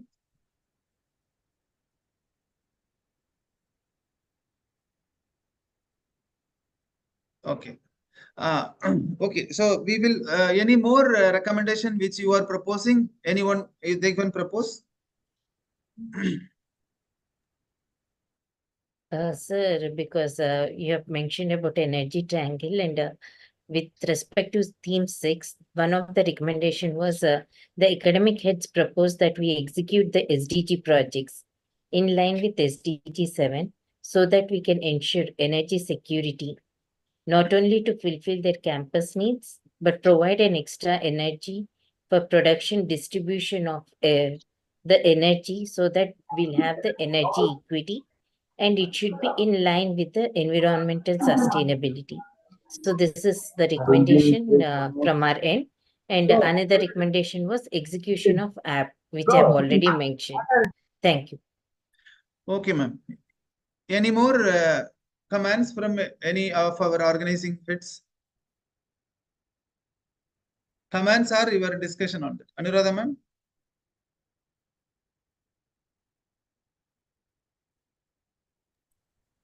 Sir, we should help something with the student projects, entrepreneurship or something like that, sir. That also any entrepreneur that we haven't started any pitch presentation, but still many colleges, they are encouraging the incubators and startup companies and all. For them, we have to have some competition later, sir. We have to do something. Yes, ma'am. So summing up all, Sagira ma'am, you want to have any final note, ma'am, so that we'll sum up and. Gurjan ma'am session, she has given some few recommendations, sir. So she has said that half of the investment resources, funds, and existing capacity must be channelized towards digital literacy and human advancements. So she was saying about some funding, sir, funding investment. It should be in the correct manner. Digital literacy she's talking about, sir. And also she was talking about ICT's infrastructures. So it should be eco-friendly system. So she has also shared some images that the advancement of ICT is how it is affecting the nature, like that. She has shared some image today. Yes, ma'am. These are the few recommendations given by her. Yes, ma'am. Okay. Sir? Yes. Yeah, actually, Bhaskaran sir has given this recommendation. It is a foster environmental awareness and encourage responsible consumption by using the Planet Sustain mobile app to monitor the carbon footprints. And also engage the students, youth, employees, and individuals through this platform to promote sustainable practices, responsible consumption, and energy and cost savings. So Thank you, ma'am. we can have that. Thank you, ma'am. Thank you. Gokul, you like to add any? Yes, sir. The two important things. One, I think we need to focus with the industries also. I think there's so much of industry where they brought so much of solutions. That how we are going to connect and implement. There is a community is there, there's a student group is there, and there's a industry solutions might be there. So as you said in the triangle also, this can be connected. Even there's a Ram Charan who has I think nearly some 20 patents, and one patent they have on how the plastics or the waste material can be converted into hydrogen or by ethanol. So they are doing it, and it's like a bigger level they do. And now even like the industry like SAIL or NTPC, they are converting all the carbon dioxide into biofuel. That is one. Secondary, government, I think now government is focusing very important on SDG goals, and even Tamil Nadu government separately they made a climatic change and environment minister. So government last time also they have announced huge money on these areas for initiating startups or giving some solution. So those area I think we need to attend to, because government is like part of us, and wherever our solutions can be there, we can recommend and we can ask them for implementation, or we can suggest for wherever the solutions can be applied. And it is not only like a government means not Tamil Nadu, it's a pan India. So each and every state of government is having their own fund in contributing for carbon prints. So that can be enabled, and we can submit a recommendations on that also. Thank you, Gogul. Thank you, Gogul. And so another 20 minutes is there for our 24 session, 24-hour session, and record that already we break that record. So it is not a matter of record, but with that we all are connecting lot of people. That is the reason that. So the one part is record, one part is recommendation. But other than that, how many people which we are connecting, how many students we are connected, how many college students, school students, how many new volunteers. Let us example. Today Vasanthi ma'am is with us, remaining all the old face, but today Vasanthi ma'am is with us because of ENERGATHON. So not only Vasanthi ma'am, like that people will be added together. So this is what the essence of that. And now I am handing over to Gogul. He is going to give a very sweet news before the 24 hours record. That sweet news will be the another continuity from here. He is going to announce, and our Ishrat ma'am also here. Ma'am, Ishrat ma'am, you can join. Yes, Gogul. Yes, sir. So very good morning to all. So on World and Earth Day, we have been celebrating as a mode of ENERGATHON, and almost I think we have touched 23 hours, 43 minutes. So another 22 minutes there to create and record. And it is as our President IGEN informed. Very importantly, I think we have taken an initiative connecting the global level, how the people have taken initiatives and how their thoughts are shared from yesterday morning 6 o'clock to till today. It has been shared a lot. So with this, I think we are going to end our marathon. 1,440 hours of the sessions is going to be end by another 20 minutes. So with that, I think whether our like marathon is going to be stopped, what is going to be next? So maybe the students I've seen in YouTube also nearly 200 or 300 students are there at this early morning also. That shows commitment and passion towards the society that they are coming out. Even what we have seen in COVID, now totally the pattern is changed. So they are also like showing their ambitious thinking, how I can able to put my contributions to save the earth. So with that, the program is not going to begin. We are going to initiate with another bigger level of program, which is for, I think, already we had the same celebrations in 2021. So there we have attempted first was the world record certificate as well as Limca book of record certificate. And with the continuation, this new initiation is going to happen. As he was said, many of the new entry like to our organizing head under our umbrella, new people also has been joined, and they have seen the commitment and the progress of the work. So we request again, the team can also be strengthened more. This is none other than for the World Environment Day. So June 5th is a World Environment Day we are celebrating. Again, the concept like Earth Day and Environment Day is going to be more or less same, but environment is more concerned on various factors. Again, the SDG 17s will be involved, and so many people are working on the environment, and we are also part of it. And today, I think we are seeing this big climatic change is happening inside Tamil Nadu. Yesterday, I seen one map. There is like almost above Andhra Pradesh, there is so much of heat waves are there. Below Andhra Pradesh, it's like a kind of a rainy season is starting. So these are all patterns. What we are seeing, it's not a good for human being, or it's not good for ecosystem of the planet. It always gives lots of endangered diseases or some kind of changes. So what we are going to do that? So it's nothing but we are going to initiate Environthon. So ENERGATHON is again a marathon. What I think ENERGATHON has set up a record of 24 hours. At least we need to set up at least 25 hours.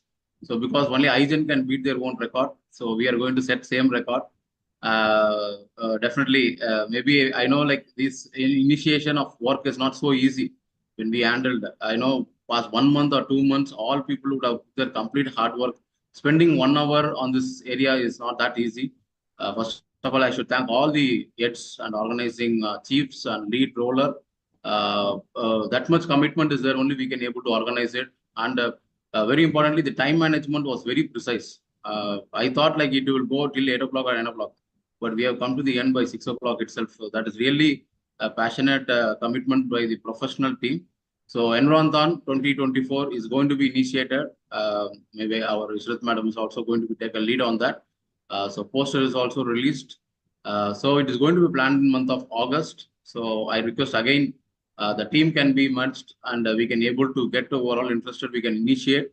And already I think we know the skeleton of the program. So everybody has a good skeleton of the program by ENERGATHON. So now I think with the ENERGATHON, we can take up to ENERGATHON. What we missed, I think we can add up in this. And what we really want to do much more. Now we have done so much of plan oriented. Now we can get into action oriented also. So we can create a new unique thinking what we really wanted by this ENERGATHON. So maybe we will have a short meeting. I'll leave up this week. Maybe next week we can initiate because already completely our body and soul is completely involved with ENERGATHON from yesterday to today. So Thank you. Yes, with that, yes. the announcement has been announced. So definitely, I think everybody can part of it, and people who are watching in YouTube also can enable them. And we will have a short meeting maybe in the next week, and we will initiate our ENERGATHON 2020 for this World Environment Celebration. Thank you so much. Hudson, you can join in video, Hudson. Thank you so much, Gokul. It is announced IGEN ENVIRONTHON, and happy news that now this ENVIRONTHON is the LIMCA Book of Records certified. So we are going to announce officially with Gokul is working on that. The official announcement function, the LIMCA Book of Record. That is this 2020 ENVIRONTHON. We received LIMCA Book of Record very recently. The official launch of LIMCA Book of Record will be soon, so that we can start that action from that. It was very happy note. I request Ishrat ma'am, the organizing head, and maybe we can add another 2 or 3 members with madam. Your note, ma'am. Ishrat ma'am. Yeah, thank you, sir. Thank you for the opportunity. So under the headship of you and Gokul, sir, we will look forward not just the discussions, but execution part, as Gokul sir said. We'll be having more of paper presentation and project presentations with respect to the IGEN ENERGATHON, and much more will be discussed in further meetings. So thank you. Thank you, ma'am. Thank you so much, ma'am. Now, I would like to request Rangarajan, Director of IGEN, to introduce our Chief Guest, APJ Sheikh Dawood, sir. Yes, stop. Yes, sir. It's immense pleasure to welcome APJ Sheikh Dawood, sir. Actually, he is working as a senior crypto limited, and he's having information technology and specializing in cloud-based and AI solution. More than this, he is a grandnephew of our former APJ Abdul Kalam sir. APJ Sheikh Dawood sir is co-founder and leading various education technical initiatives by forming APJ Abdul Kalam International Foundation. He directed 100 femto satellites launch involving 1,800 students, and led a global conference on livable planet Earth with Dalai Lama, and headed the Green India Rally and a 1 crore tree plantation drive in Tamil Nadu. And in the same path of our beloved APJ sir, Sheikh Dawood sir delivered around transformational leadership lectures for over 25,000 students. It is very great, sir. It's very great honor to be with you, sir. Thank you, sir. Good morning, all. So good morning to Dr. Ramesh, Dr. Gokul. Sir, kindly unmute your... I did unmute. Are you hearing? Hello? We can hear you, sir. We can hear Yes, you. sir. Yes, sir. Okay, good morning all. It's nice meeting you all and happy morning. And I know you've been doing this more than 24 hours. You're going to reach 24 hours this conference. And happy to see you, doing such a wonderful programs related to something useful for the society. So you call it as ENERGATHON. That's what it's called, ENERGATHON, right? So it's related to SDG goal 7, right? Affordable clean energy. So a very close. This topic is very close to my heart. In a society where you live, how do you think and act? So in general, uh, people of the society, they think that they don't have any role to play in terms of contributing for associated development or, or even saving Earth. So now today I could see that there are so many students participating and even early in the morning and across globe and talking about different views of this affordable clean energy. It's very important point, and I'm sure that all the speakers would have given a different perspective of it. So I have few observation and few ideas what we can continue to work on that. So now what's happening is India is, probably if you look at it, just few days before what you would have seen is this, the solar, the sun heat, right? So that's why we're talking about how we can make more renewable energy. So we, by nature, we are designed that way. So including wherever you go in Rajasthan or some other places. So by nature you have a solar energy is available. So how do we make energy out of it? So there's a important point about renewable energy. I'm talking about it. So now I think in Rajasthan they have made a solar kitchen. So what they have done is major production, whatever they are doing it. So the solar plant they have set it up. From there they're generating electricity. The entire cooking is done using that. So they're doing it for more than 10 years. Now imagine such ideas if we implement it across India and in a smaller way or small innovation ideas. So now you take this idea and then implement it across India, it's a revolution, right? So we talk about a lot of big ideas. The government is going to fund. Government is giving a lot of aids to set up, solar panels on top of your house. That's all initiative. They can only initiate. But as an individual, as an organization, how we can move to the next practical solutions. So I really like about doing research on all these areas, presenting papers. But um, my views are always like this. So something if you are not doing it practically, if you are not you know doing it and implementing it, it's very difficult to explain to people. So how do I contribute it? How do I do action? So do something about it. And how do you explain to people? This is comes from the design thinking concept, or how do you convince customer. So because today I get to talk to about 26 different countries where people want to see something. If you talk, no, they don't listen. If you build something and showcase to them, and then they'll, oh, this is how it's going to work. So I really appreciate whatever you're doing. So my thought process is this. So can we collectively in a small funded project, I think the earlier people who were talking, the remarks also same to that. Somewhere, we need to unite the students and ask them to come up with the unique project ideas. Uh, these project ideas, if you ask them to build things and start showcasing, then you are taking action, right? So that will be a demonstrable thing. We're not talking about bigger stuff, small stuff. There are a lot of innovators around in India, across globe. You can tell them, how do we do this in a small scale? If we do it in a small scale, you can increase the bigger scale. So this is one area. Another where academic research, right? So today you have enormous power. Earlier we were thinking, you want to do research, you have to refer a lot of journals and talk to people. somewhere connected or not in universities and other places. More and more today, the generative AI is coming. And if you want to validate any idea related to renewable energy, and you can do a small, research using these tools, take advantage of that. You don't have to wait for, completely doing some isolated research. So there is a collaborative way you can use these tools. And generative tools is a very, very powerful tool where if you want, in academic way, if you want to generate idea, validate it, it can help you.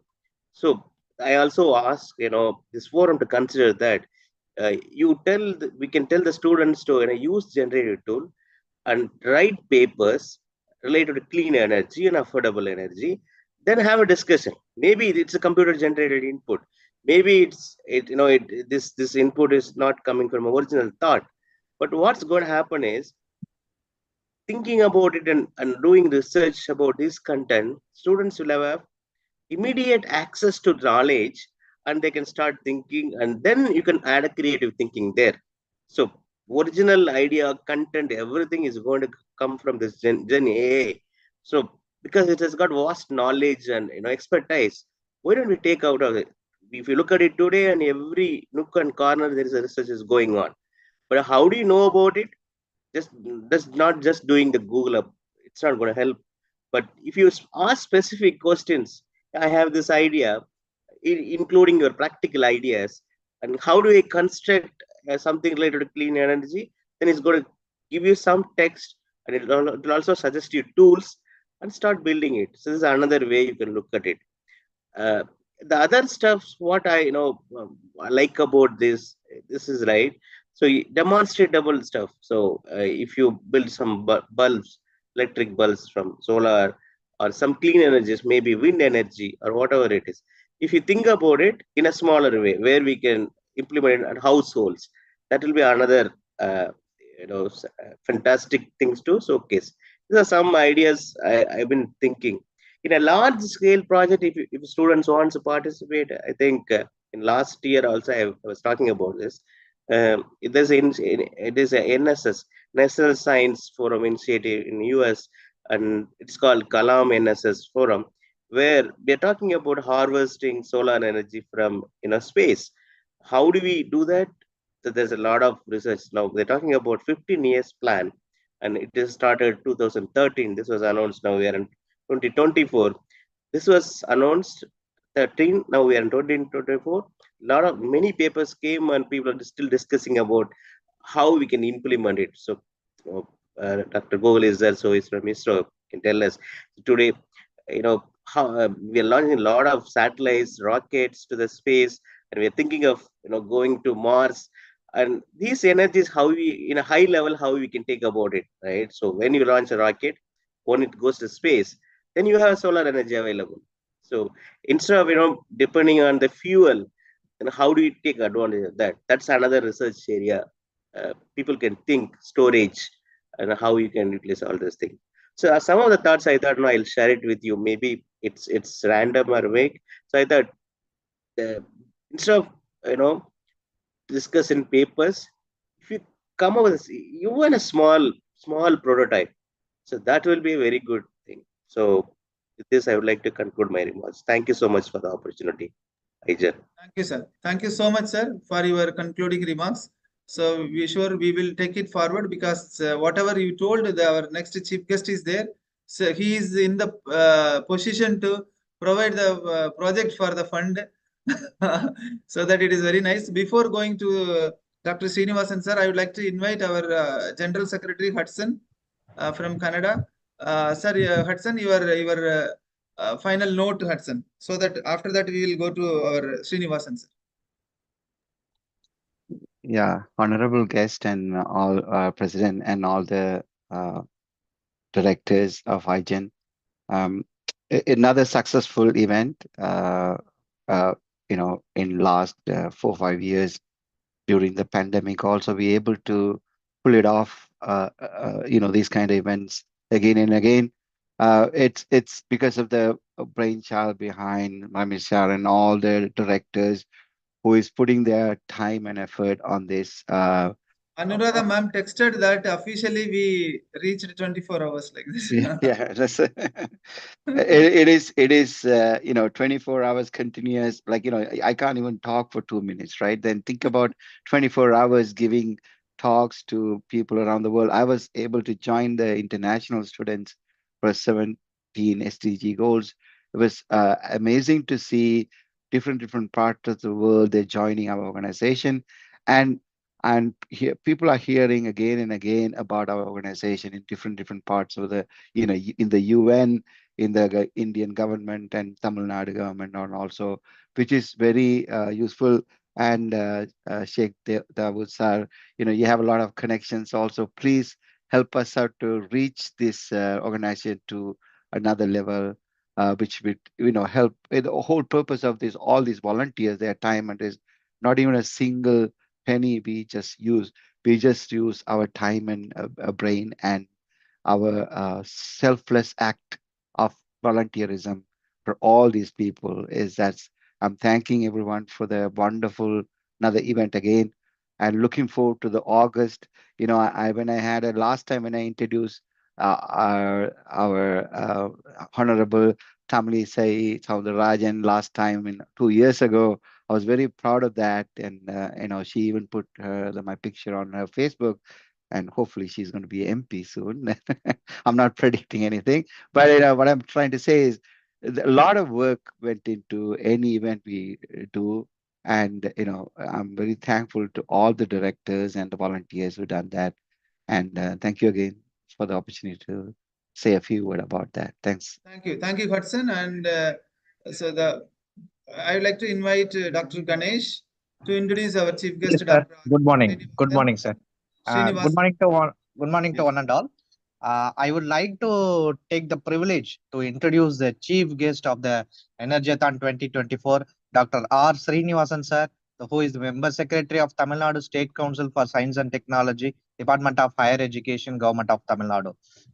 So I just want to tell you the brief story of the member secretary of Tamil Nadu State Council for Science and Technology. Sir have taken charge during February 2017, and during his tenure, he has increased the number of projects from 200 to more than 1,000 at a cost of rupees 10,000 per project for the unique, well-known student project scheme for the final year graduates in engineering and postgraduates in general science, agriculture, veterinary, etc. got benefited and are carrying out their academic projects till now.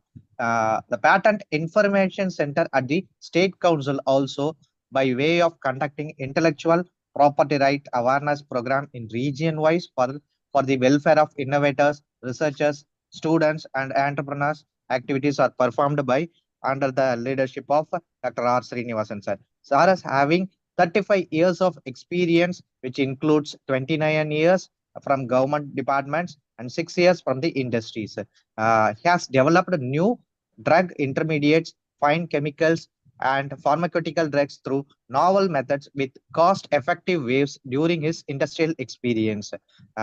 He has organized many training programs in collaboration with various departments of state and central government. He was a coordinator for the implementation of Inspire Award program in Tamil Nadu with the financial assistance of Department of Science and Technology, Government of India, New Delhi. Around 78,000 students got Inspire Award, each of rupees 5,000 and rupees 50 crores as a grant for including the conducting of exhibitions at the district and state level for the Inspire awardees.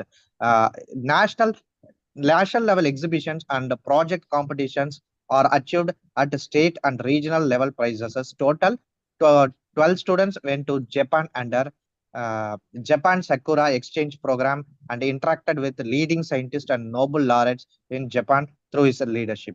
Has developed various galleries in the Tamil Nadu Science and Technology Center, which are Material Science Gallery, Energy Gallery, Innovative Exhibits Gallery, Children's Gallery, Science Park, and Traffic Park. And sir has continuously and actively conducted the mobile science exhibition in the rural areas of various districts of Tamil Nadu. With this short note, I am just welcoming you, sir, for the valedictory function of ENERGATHON 2024. Now I'm handing over to Dr. Srinivasan, sir. Very nice early morning. I am really very happy to deliver a valedictory address in this prestigious IGEN ENERGATHON 2024. It is really a wonderful achievement by the organization IGEN and other various institutions also participated in this prestigious hackathon.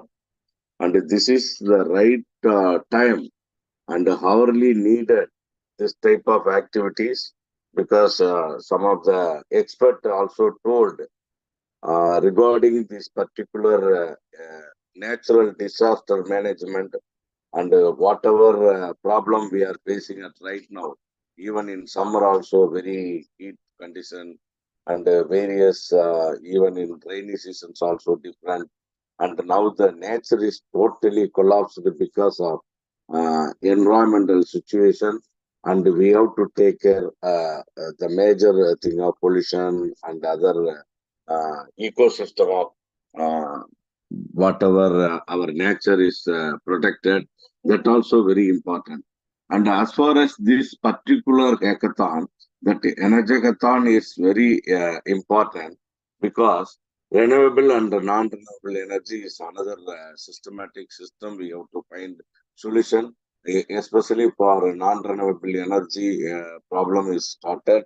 And as far as our India is concerned, we have to go for solar and wind energy very seriously, because whatever we are having the resources, we are using for the energy system.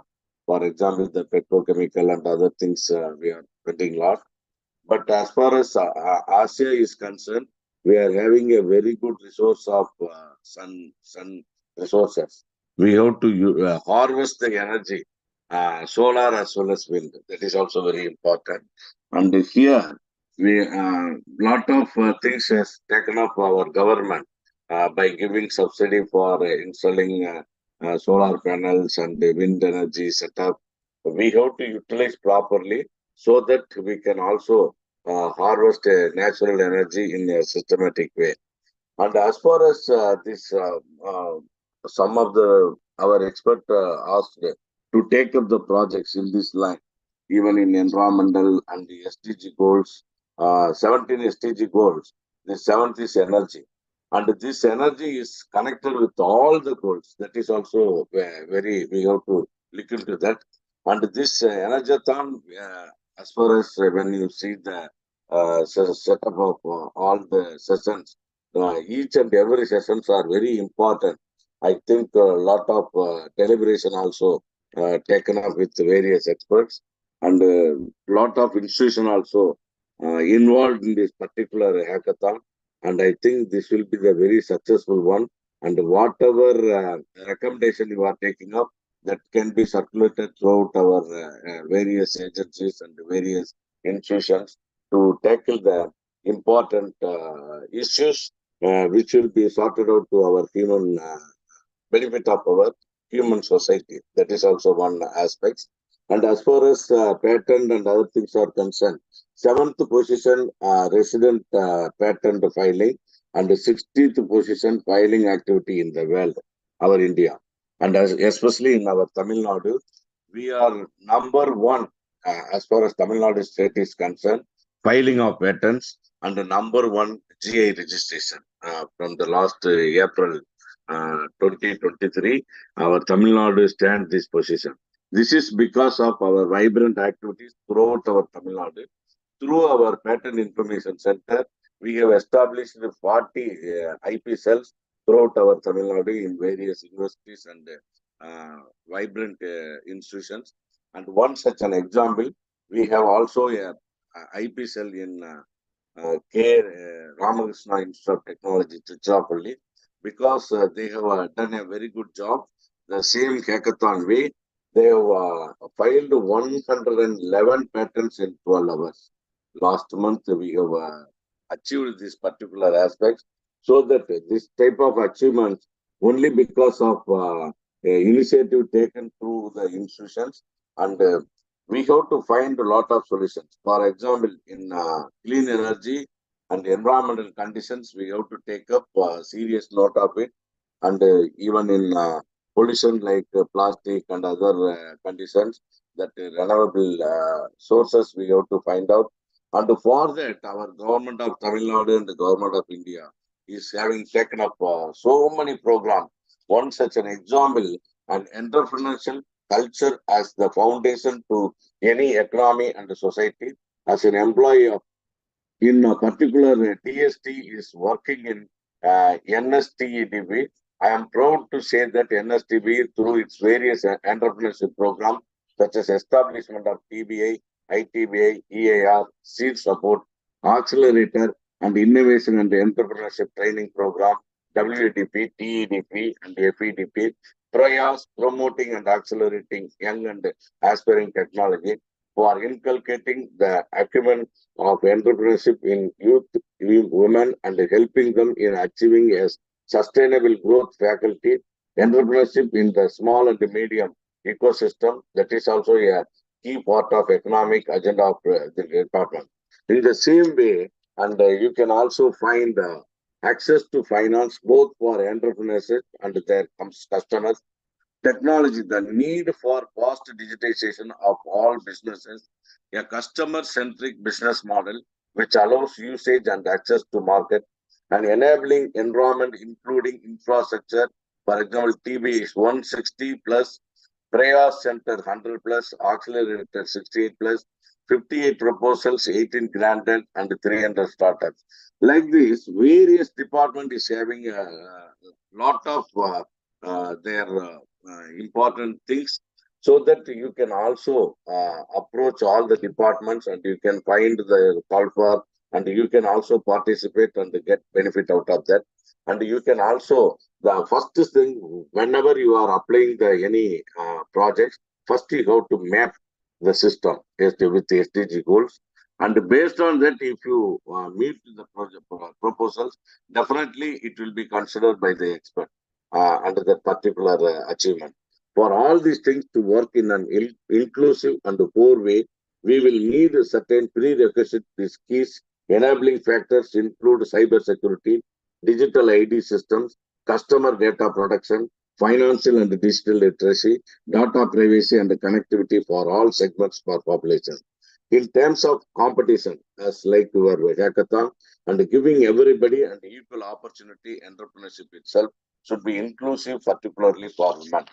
And ability and intelligence cut across gender, but opportunity and access to capital plus it. A study in US found that an average woman receive less in early stage capital than men, yet startup founded by women deliver over 2 times per dollar invested more than those founded by men. Secondly, given that digitization management system changes and investment in human resources are key to increase productivity, how we can help startups to invest in more processes. Today, one cannot secure guarantee a loan that help you reschool your people, making finding difficult to obtain. Lastly, we have so many challenges from sustainability to energy and water provision, food security, and women's maintaining healthy family. How we can create partnership within the entrepreneurship ecosystem, private sector across industries, and with the NGOs to design products that can improve lives and the livelihood for the India. We are seeing more examples, certainly building on technology, but we need more and we need scale if we want to change the world and make it more equitable. And the same system, lot of topics you have dealt with this hackathon, and whatever result is there, finding is there. Based on that report, we can approach our government agencies and we can formulate a solution, formulate a very good some result, and based on that we can finally we can work it out. As far as our SPS student project scheme is concerned, we can also include whatever recommendation is there. We can also support to some extent, and finally we are having product development program, innovation and product development. For that also, if there is a very good proposal, our council will be supporting 50,000 to 1 lakh to have a model of that. So based on that, further you can find any sort of small gadgets or model if you find. Then based on that, you can apply for big project from DST, DBT, and Department of Earth Science. All the departments are ready to support the student as well as for faculty members and the scientists, so that we can create a very good result-oriented projects, so that it will be useful to our society. And lastly, through this hackathon, we can also sensitize various problems which we can take it up for the project, and we can also find very good solutions to have a green and good environment. That is also possible. And as far as SDG is concerned, you have to properly map the system, and based on that, we can also find some interesting thing. In future also, your office bearers are all telling what are all the concept we are going to take it up. And this particular this hackathon, 1 day hackathon, is very interesting thing.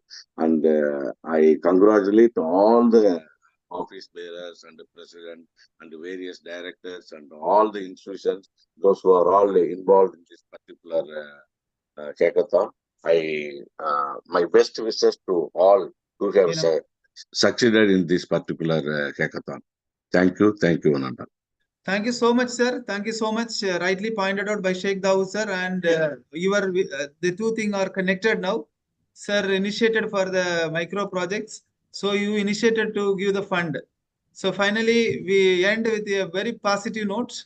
So we will open a very strong calling project proposal from the IGEN, and we will shortlist it, finalize it, and give a pitch presentation to the Tamil Nadu Science and Technology, so that we can able to get a project, and students and faculty member under IGEN, so they will start their project, sir. So it was the fantastic finish that how Sheikh Dawood sir initiated, and how the Srinivasan sir ended with a very big positive note. Yes, next ENERGATHON, this is what our outcome, sir. Next ENERGATHON, the same valedictory, we all will be here, and we have to witness and how many projects completed with the outcome of ENERGATHON 2023, sir. That is the reason. Otherwise, otherwise no use of that. Conducting every year ENERGATHON and telling something and connecting people. We'll do the implementation and we will show it. We want to see some prototypes, at least yes, 3 sir. to 4 prototypes. Correct. Working, implemented, something like that. Yes. That prototype we'll see you in the next ENERGATHON 2025. So that will be the positive note. Now our marathon will end with the product, and then it will be go to the startup or whatever it is like. Thank you, sir. Thank you so much, sir. So now we are in the final. Before we are going that, I would like to request all the members one by one to give the closing remarks for IGEN ENERGATHON and opening remarks for IGEN ENVIRONTHON. So Gogol is laughing. So he is going to lead the IGEN ENVIRONTHON 2024. And let me start from our famous YouTuber, Professor Suresh Sitaraman. Very good morning, Mundal sir.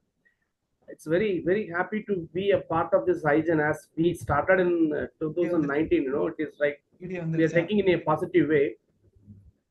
Thank you, Sheikh Dawood sir, for your positive note to concentrate on projects rather than talking in the forum. We can bring it as a small model. So right from the yesterday, I have just taken some notes from the student in points. Most of the students connected with me, and yesterday we have a very good meeting. Like, you know, they was throwing like concentration on solar based projects, and as you are from the AA side, students also noted that they want to do something by using AI to do a kind of programs as a project model. As we discussed earlier, definitely this will come out with the next. This will come out with the project, as President sir rightly pointed out. Definitely the next ENERGATHON, we can able to witness definitely 2 or 3 projects at least with the generative AI or the latest digital models, as our Srinivasan sir also pointed out, and he is ready to fund with the minimum fund at least to start with. So I will take forward this to the entire academic institutions, and let me try to submit at least 1 or 2 sample projects, prototype model, which could be able to support the human systems in order to save our earth, as well as to maintain the temperature or ecosystem in a balanced way. Thank you for the good initiative by the president sir and the team and the directors, board of directors, and all the members, organizers, particularly the students team, the strong team behind the screen, given a very good workship to bring this, bring out this ENERGATHON 2024 in a right way. And I thank everybody for giving me a wonderful opportunity to be a part of this IGEN. And we will continue, sir, as I said on the opening day to President sir, I promise that this IGEN will definitely reach the greatest heights for the humanitarian support, and we will do that. And with all your all the well wishers are there, they are giving a very positive note, they are giving very good guidance. We will take it in a right way. Thank you once again for the wonderful opportunity provided in this great forum, and we'll look forward to the positive projects in the next ENERGATHON 2025. And we assure you, sir, from the academic part, we can bring you at least 1 or 2 typical prototype projects in the next ENERGATHON 2025, sir. Thank you, everybody. Thank you, Professor sir. So now I'd like to have the note from the Vasanthi ma'am. Final closing note and opening. Yes, sir. Thank you, sir. Yesterday, we had, I was assigned T5, sorry. And the first session was a keynote session. This was by Dr. Narendra Singh. He highlighted with justification on how losing energy we are while we are going about with our daily activities. He said that we should not rely on centralized dependency. Instead, we should focus on self-reliance. He said we should use new and renewable energy sources. Now, I'm just giving in the points that I had collected during the sessions. I have requested them to give their own recommendations in a more technical manner.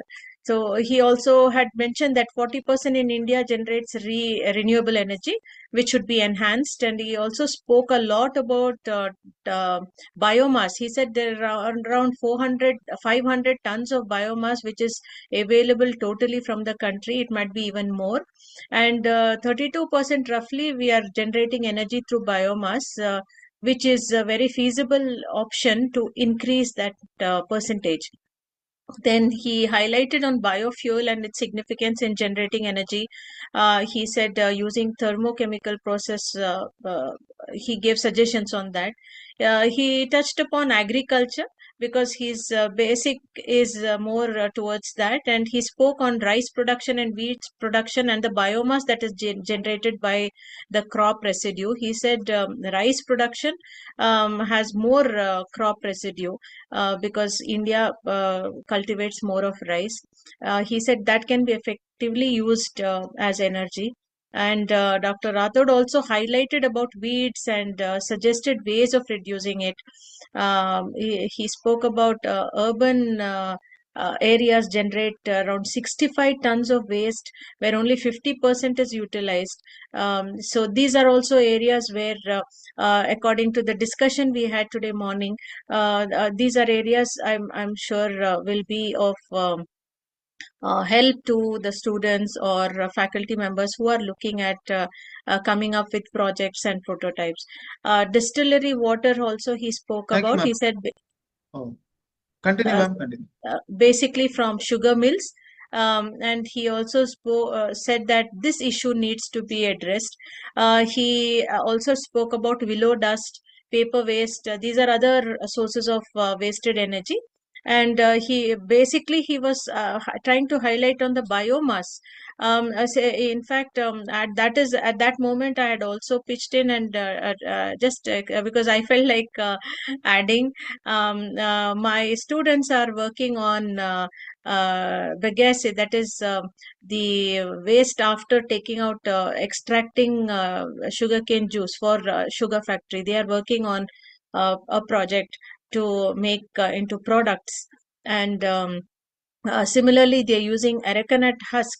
Again, that is also a biomass which is just dumped, landfills, into landfills.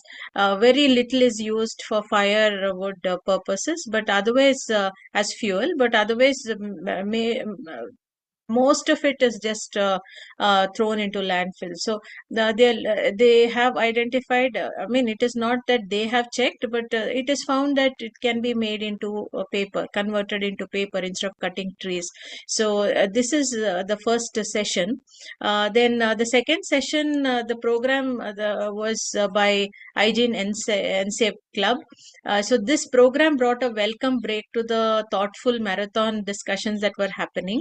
It was for 1 hour, and there were two sessions like this. This was the first session. Here we had Dr. MGR Educational Research Institute, AMET University, St. Xavier's Catholic College of Engineering, KSR Educational Institutions, Raja Rajeshwari College of Engineering, Rajalakshmi Engineering College, who participated. And the coordination was done by Dr. Madan Kumar. He is the assistant engineer at TNEB Metur Thermal Power Station. Then the third session again was very interesting. After this, we had this discussion session. It was very enriching by the distinguished panel members and the moderator. The session speakers were Engineer Anil Thomas, who is Team Lead Energy Systems, DNV MS India Private Limited, and Engineer Badresh Mehta, Director SLDC Odisha Power Transmission Corporation Bhubaneswar, and Dr. Mayalvel Nathan. He is the Director Cypher Neutron Incorporation. And the moderator was Dr. Senthil Kumar Subramanian. He is the Assistant Executive Engineer, Load Dispatch, TNSLDC Tamil Nadu Transmission Corporation Limited. So here also there were a lot of deliberations, and in fact, Dr. Nathan was so enthusiastic in showing his research on energy conservation and how it can be taken forward. Then the next session that T5 had was again by the second part of the IGEN Enslave Club. Here, K. Ramakrishnan College of Engineering, Stella Maris College of Engineering, Vivekananda College of Engineering for Women, Kingston Engineering College, Rajalakshmi Institute of Technology, and Kalagnar Karunanidhi Institute of Technology showcased through their activities, through dance, through mime, how you are going to take energy 25 hours, sir. New marathon. energy conservation, and this was coordinated again by Dr. Madan Kumar. So this is how the T5 went ahead. And now when I heard about how Dr. Sheikh Dawood sir and Srinivasan sir spoke about, it was more like guidelines not only for students, since we are faculty members. This was a good guideline that they shared, and I think we will be able to share it with our students. And rightly said by Professor Suresh Sitaraman, he looked like he is totally motivated, and his talk was like filling us with motivation and energy, like yeah, we should continue and do it. So this is from my side. Thank you. I'm really very grateful for giving me this opportunity. It is so much of knowledge sharing, and I enjoyed every moment I have been associated with you all. Thank you so much. Thank you, ma'am. Thank you so much, ma'am. Now I'd like to invite Anuradha, ma'am. Hey, teacher. Sir. Thank you, sir.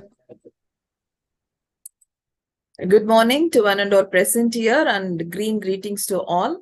I mean, I want to make it as a very short one because everyone is tired. And my theme is theme 1, COP29, Energy Dependent Climate Protection. So we had around 5 sessions. One of the 2 important things, I mean, very different one. I mean, every time we come out with some, some outcomes and all.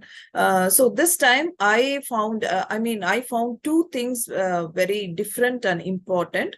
One is ICT infrastructure for human advancement should be eco-friendly in nature. And not only eco-friendly, they are resilient to all forms of natural disasters like, earthquakes, hurricanes and cyclones like that. This is one different one because all the sustainable cities and, biodiversity, the ICT, all ICT infrastructure is going to affect the, it is affecting the biodiversity and climate nature. This is one different thing we have come across this one. Then second one is digital gap. We have seen so far, curriculum gap, all different gaps, skill gap and all. This is the first time I have come across digital gap. That is, you have to close the digital gap by, using a digital literacy programs. So there should be a lot of investments, funds and must be channelized towards a digital literacy for the human advancement. They said you have to human race should not force too much into the digital world unless everyone is empowered through digital literacy. So this was one of the very different outcome I have come across. So we will be working on it, and thank you, Dr. Ramesh, sir, president of IGEN. I like this association with IGEN, and I'll be looking forward to work more programs with IGEN in future. Thank you, sir. Thank you so much, ma'am. Thank you so much. And I would like to invite Dr. E. Kavita.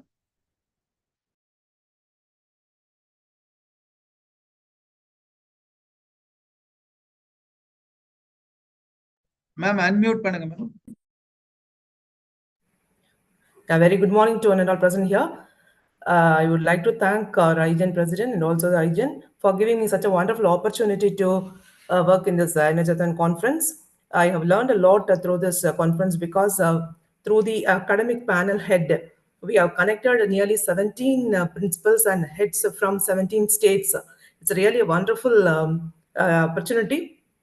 And through this, we have connected Manpreet Singh, Vice Chancellor for Chandigarh University, who is a UN member of for SDG 4. And he gave a very good, nice presentation.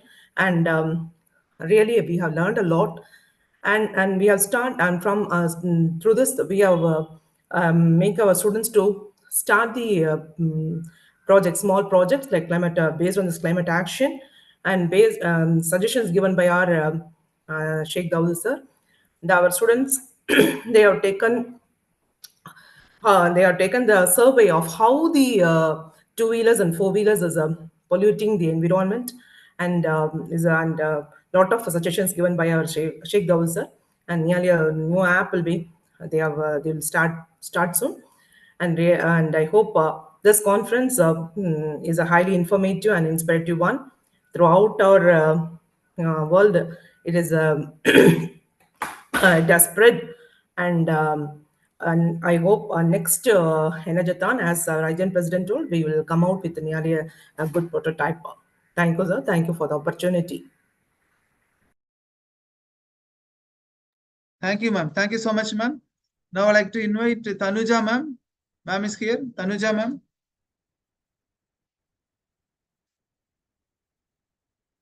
Okay. Ishrat, ma'am, your concluding remarks. Yeah, thank you, sir. So IGEN ENERGATHON.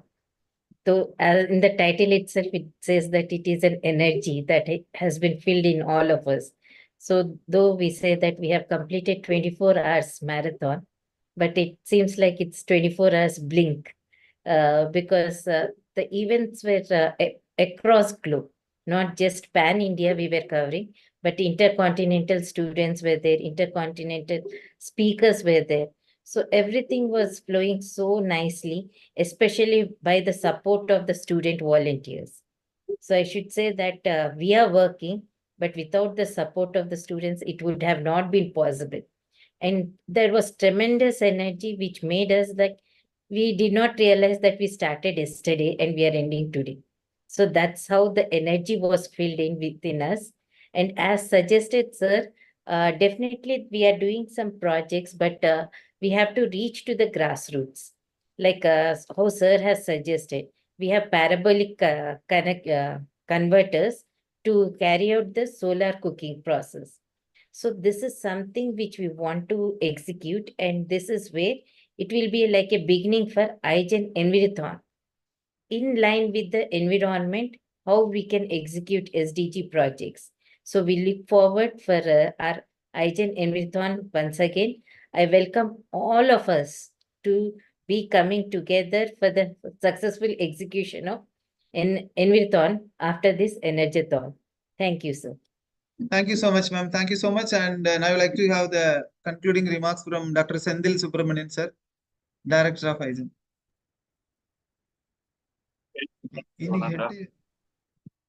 I'm happy to congratulate to all the IGEN ENERGATHON 2024 team members directly connected to the meeting and indirectly connected to the meetings. And background, lot of students participated. Yesterday I visited that place, and that they are also very much involvement actually. Kudos to the team members, really. I appreciate the special team members and all the organizers and the coordinators and the speakers also. And the 24 hours, 1,440 minutes and 86,400 seconds. It is a marvelous and it is a record actually. So based on this record, we want to highlight what are the recommendations from the speakers. We have to highlight the thing and we have to take up the issue to the government, submit to the central and state government and all the boards actually, pollution control board, electricity board, and energy department, energy electricity, chief electric inspector government, and TADA, and a lot of things are there, and MNRE, and the central electricity authority, and the regional load dispatch centers also. It is effectively used that actually, because lot of speakers give the lot of inputs to the society. So we have to take that issue and submit to that recommendations and suggestions to that all the communities. So thanks for giving me the opportunity. And again, I kudos to all the team members and the backstage members. Thank you, sir. Thank you, sir. Thank you so much, sir. I request the organizer, those who are in the Zoom, you can come in the video so that only we can able to know. We are also asking the people to switch on the video. I request all to switch on the video, those who the organizers, other than the student organizers, because all students are here only. Okay, Tanuja ma'am, you are concluding note, ma'am. So very good morning. I'm very happy to be a part of our this IGEN ENERGATHON 2024 event. Actually, it is a very marvelous event. This kind of event has to be conducted because today's youngsters, they don't have the awareness about how to protect the planet, and they don't know what are the resources, how the resources has to be used, and without the knowledge, the students are involved, the youngsters are involved in the regular activities. So such kind of awareness about the sustainable development, sustainability, essential of the sustainable development is has to be inculcated in the mind of the youngsters.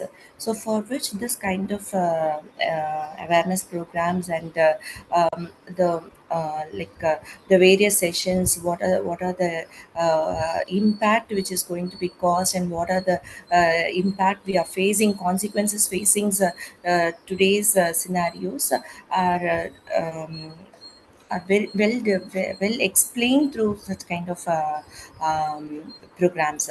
So thank you for the organization for conducting effective, that is I don't know words to say, the their tireless efforts in making such kind of programs for the youngsters. Thank you, sir. Thank you, ma'am. Thank you so much, ma'am. I would like to invite Rangarajan for the closing remarks. So good morning. It was a wonderful journey. More than 24 hours, 40 minutes it is actually right now. And more than 60,000 plus views in a YouTube channel. And it was a great thing. And ours was T2 session. So T2 session started with Aram Vasagam sir and then our BrahMos missile man actually, Sivadana Pillai sir. And then it was SSLI members. So many things went on, and there was a lot of recommendations from the partners also.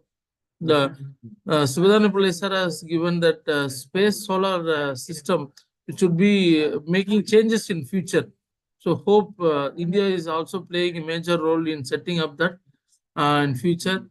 And as everyone told, the next version of 2025 ENERGATHON, when we are conducting, we need to showcase all the partner organizations and the students need to present their outcome. That will be the best thing we will be witnessing in the next year. Thank you, sir. Thank you, Rangaraj. And I would like to invite our other superhero, Chairman of IGEN Green 9, Dr. Madan Kumar. A very good morning to one and all present here. First of all, congratulations to ENERGATHON team. Those who worked tirelessly in our ENERGATHON World Record event. So, as Sad told, this is almost 24 hours continuous journey. So, hats off to all the backend team who worked tirelessly to make this event a grand success. Thank you, Ramesh sir, Bala sir, and all of the dignitaries present here. Thank you once again. Congrats to us to achieve this wonderful world record event. Thank you, Vasanthi ma'am and Kavita ma'am, Sindhu sir, and all. Thank you so much, sir. Thank you, Madan. And I would like to invite Lakshmi ma'am to the.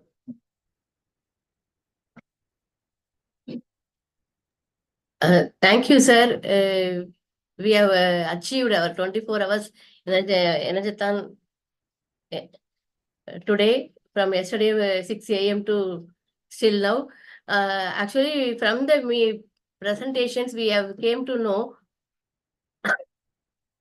we can have some points like we can add a ICT infrastructure, which may be based on the human advancements and the ecosystem friendly, and also half of the investment resources like funds and existing capacity can be channelized towards digital literacy and human advancements. Like this, we can make that our SDG goals to be come into role and by with the help of the younger generations. And I also thank the team and all our hard work for this entire 1.5 months, which came to a successful target. Thank you all. Thank you, ma'am. Thank you so much, ma'am. And Dr. R. Sagira, ma'am. Yeah, good morning. So it's a great work done by our team. So we have new members for this ENERGATHON 2024. For example, we met Dr. Vasanthi ma'am and Manimala ma'am. So they are very much helpful because already we have our strong team like Kavita ma'am, Vishrat ma'am, Anuradha ma'am, Lakshmi ma'am, Madan sir, Sendil sir. So already we have a strong team for 2023. And this time we added upon with additional members for this 2024. I think we will carry on this for our IGEN. And one thing I must have to mention here. So the greatest leader is not necessarily the one who does the great things. He is the one that gets the people to do the great things. So like that, our president, Dr. L. Ramesh sir, he is the greatest leader who is making the things and making his vision to become reality. So before joining IGEN, I am not aware of this SDGs, sir. But after joining IGEN, I am aware of SDGs. I am having more contacts than previous 2 years. So I want to thank a special thanks to you, sir, and also giving me and believing me and giving me more responsibilities. Thank you, sir. And I wish to congratulate our back team. So not only us, it has to be implemented only with the YouTube events, and also more effort are taken only by the students. So if we are 30 members, the 60 to 100 students have to work behind us. So they are not coming to picture. We are here to introduce the speakers and all, but these students who are there, no, I think only few are here in the backstage, but the person who are not in this backstage also working for us by co-hosting the YouTube and also hosting the feedback form, calling us frequently to attend the meetings. So it is a great work done by the student organizer. So we are doing for a cause, but as a student, the involvement from them is a great, sir. It is, I think it's an inspiration from you. Okay. So I think this effort has to continue and we have to make a change and we have to save our mother earth, sir. Thank you, sir. Thank you so much, ma'am. Thank you so much. It is not because the volunteers. So always when we had a several time discussion with Bala and myself, always Bala will tell, sir, in future, if IGEN will grow also, we will not put any staff, sir. Staff in the volunteer kuda involve staff is separate. If you have a staff is separate. Always IGEN even will be run by the volunteers only. Because we had a good practice with IET, how staff and volunteers had a fight. So that we learned from that. So we every time Bala will tell, sir, whenever we put some staff, but always IGEN program has to be planned and completely executed by the volunteers. So thank you so much, ma'am. So you are one of our very inspired lady, ma'am. The reason behind that is because the thank you, sir. It's all because of you and the team, sir. No, that is there, ma'am. But several people only the connect together. No, that is always it is very good. Like so, different people have different things happen this time. I never thought 17 engineering college, 17 institutions, 17 principal met. 3 days back, I told Kavita, ma'am, will drop the plan because I hope it will not work out. And I told madam, we can bring HOD so that we can easily finish that. Then madam told, sir, all time kudunga, sir, then you can take a decision. I don't know what happened within 2 days. Finally, it come into the picture. See, so that is what the strategy, which I thought, no, normally I will look on into the strategy. I will plan strategy A. If it does not work out, strategy B, like that. So now same like our volunteers have started implementing that. So not only that, another best example, Krishna, I will tell. I told Krishna, we will leave Krishna. First poster we released by 22 states only. He was very much upset in that. He was very much upset, and I told 22 is enough. Next time we will increase. But surprisingly today I see when 31, 32, all speakers are there with a revised poster. See, it shows that I am very happy that with our team, no, they started planning new strategy and come out with some good result. That is what which I thought. And 17 states, our Srividya ma'am helped a lot to take connected the 17 countries. Like this, we can able to have several samples, several examples. Madan, as a single person, lead the complete plan of execution of all the club activities. I can tell one by one all, Lakshmi ma'am, Tanuja ma'am, and Reena ma'am, like that, because Reena ma'am contribution is big because taken the Vice Chancellor, former Vice Chancellor, to us, sir, given very fantastic talk. Not only that, Manjeet Singh, because of Manjeet Singh, sir, we connected in a big way. Now, through IEEE, our forum is connected. Like that, lot of good things are happen. Even I will tell after we have 2-3 sessions now. So one is we'll have a closing note from our IGEN director Gokul. Yes, sir. So you're talking and you're just linked with me. Thank you so much, sir. So good morning to all present here. It's almost 24 hours, 15 minutes. So maybe 25 hours is our target. I think we are going to reach maybe a new set of record. Once again, I think it's already well known, well proven. The stage is back up and everything. I think the women's power has won it, we can say. Because it is amazing that they're all working professionals, plus they are working in their home. And again, they are contributing in this marathon is something like amazing. Because that is their passion, and they have a big initiative for the green and Mother's Earth. Because if they started, definitely I think we can save our Earth. So kudos to all the women's, the professors, as well as the entrepreneurs who have been made this event, because always we say, right, like our mother and our wife or some spouse, like these people will take care of our house. Same thing, I think the entire show, maybe we are all in the backup. Maybe sometimes only we show our face and go. But definitely, I think with the captain, our president, IGEN, and all the professors have taken a big initiative in achieving that. So added to that, maybe we have seen, I think, like from 12 hours, we have taken our ENERGATHON in 2020. And last year, we have taken maybe around 14 to 16 hours. Now, I think it's a sudden jump we have taken. Importantly, the backstage team, we know the pain of every people, 24 hours, hardly sitting and continuously monitoring and creating. Maybe all the students team like Krishna or Niranjan or Tanush, many people are there, continuously working, continuously taking an effort. And as people have said, it is completely for our mothers. Now, at least maybe out of 10,000, 60,000 views, at least some 10,000 people would have got benefited. Because I'm trying to see today also, I think around 200 people or 150 people are on the YouTube. So we never seen such a progressive view on all the program. We would have seen maximum around 100 in the days comes down.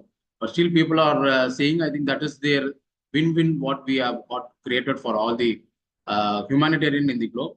I always say the target is not just like 100 or 200. We have a 700 crore people in the world. So our target is reaching 700 people is definitely, I think our Mother's Earth can be saved. And we have only one Earth, and we cannot able to jump to research doing by other planets and pumping up huge money. Let us save the Mother's Earth in a very clean and green. That's ENERGATHON has taken a big initiative. Maybe I give kudos to all the organizer, the backup stage and the lead roller, the speakers and the time management and all the directors, our captain, Ramesh sir, because this is very important. It shows lots of learning. I think it is one kind of a case study we can project it for any kind of MBA. Any MBA professor is there, I think they can take it as this ENERGATHON as a case study, because we learned the strategy, we learned time management, we learned planning, we have implemented new thinking. These are all very important in today's life, how we can progress. If people are simply sitting in the online, they're wasting huge time, and especially in the social media. But same way, I think in positive note, today we have created such a big note of 24 hours, we are sitting together, but we talk for some solutions and we brought the solution and we said to the entire world, yes, IGEN has done a huge work. That's what I think the connecting, maybe Dr. Srividya, who's from UAE, has connected because she shows the potential of IGEN. And she has that potential to connect with the minister level of UAE. If at all we are not putting our progress, I think they will see it's all something like a group where they're doing for themselves. But the reality, they see that how these people are really working for the nature, really working for the Mother's Earth. And that's the potential. We got the speakers from all over the world. So thank you so much for all the team. So always we say it's not an end. Maybe as our president said, an initiation has started with ENERGATHON. Maybe I request all the same team. Maybe we know this now skeleton, we know the strategy, and it is very easy that only we have to, the dots is already there, we only have to connect it. So not a big job with all of you. So maybe we spend hardly maximum even 10-15 minutes. I think we can complete our job for ENERGATHON. And now the ECOT has set 25 hours. I think we have to set 26 hours. Maybe the team in ENERGATHON, maybe we don't know, 25 hours is another 6 more minutes. Maybe some more minutes also will be taken up. So definitely every records can be only like it by the same record holder. That's the IGEN. Now IGEN has gone to pan India. IGEN has gone to global level. Definitely one important, we have to enter into the execution area. So we have planned so many things. We have done it. Now the speakers of Valedry also said. So let us also enter into execution and show to the government what really IGEN is doing. And that is the power of the spirit of every person who are sitting there. So we have so much of energy. When we add together, we become so synergy. So definitely with this synergy, we can able to contribute a huge, and we can able to capture what we really wanted. Thank you so much. Once again, kudos to all the people. It's not a small event, it's a big event. And we have done that. It is only a team can do that. Thank you so much. Thank you. Thank you, Gokul. Very happy note. And I'd like to thank Dennis. So he supported in a good way. In the pre-conference, he connected a lot of professors in North India. Thank you, Dennis. And he particularly participated in all our meetings. Thank you, Dr. Geeta ma'am. for your support, and thank you, Dr. S. Suresh. You are doing a lot of activities in support of with the ma'am, and Dr. Mr. Sunil Sharma. Till you are in the driving today, you are connected with your session team, actively participated, and Manigandan, appreciate your activity. Baranika, so madam, done good job by backstage like that, preparing the minutes, and Padmasani from Amit. And a special thank note to Dr. G. Ganeshan and Akatyan. So these two persons involved lot of activities, lot of connectivity they given. Not only that, the chief guest Srinivasan sir is arranged by Akatyan and Ganeshan sir in the last minute. So thank you, Dr. G. Ganeshan, and Akatyan is a pillar of support for us now. And he is also a very good person. If you want to publish paper, you can contact immediately Dr. Ganeshan. He is having good connectivity with a lot of people across the globe in elsewhere, Springer like that, so that your publication made a best way to publish. And appreciate Dr. Praveen. He is from UK and he is also supported in a good way. And Eli Larasi from Amit. So they all the supporters, and even more some people we need to thank that we can do. Before that, we will go to our Vice President to have the closing remarks, Dr. J. Balamurthy. Good morning and good evening, and it's a warm presentation of all the thought process connected together. So IGEN, Institution of Green Engineers, which from its name itself, the start of the day, the inception, it has got a connectivity with the entire world, stating that it is only for green thought processes. So we were talking about the black fuel and other things, but the thought process is such a very green that we could remember each and every moment of the activities that has been done. And everyone was talking about an activity based thought process. So like it's a good thing that every individual who are connected here, so they are serving the society in each and every aspect of life, doing such dots. So as Google sir was referring, it's a dot, but every dot is being connected with the individuals only. As we have only one earth to be celebrated, so we are enjoying our own benefit. Whatever we want, we are taking up, and we are leaving behind the footprints. Means the footprints is going to serve our future. So the future is our kids and the youngsters who are coming about to take away whatever we have left. Means it could be the good things whatever we leave. It's not the bad footprints. So when we had an idea of taking up energy, so energy is the part we talk about, and we could see that everyone is connected today.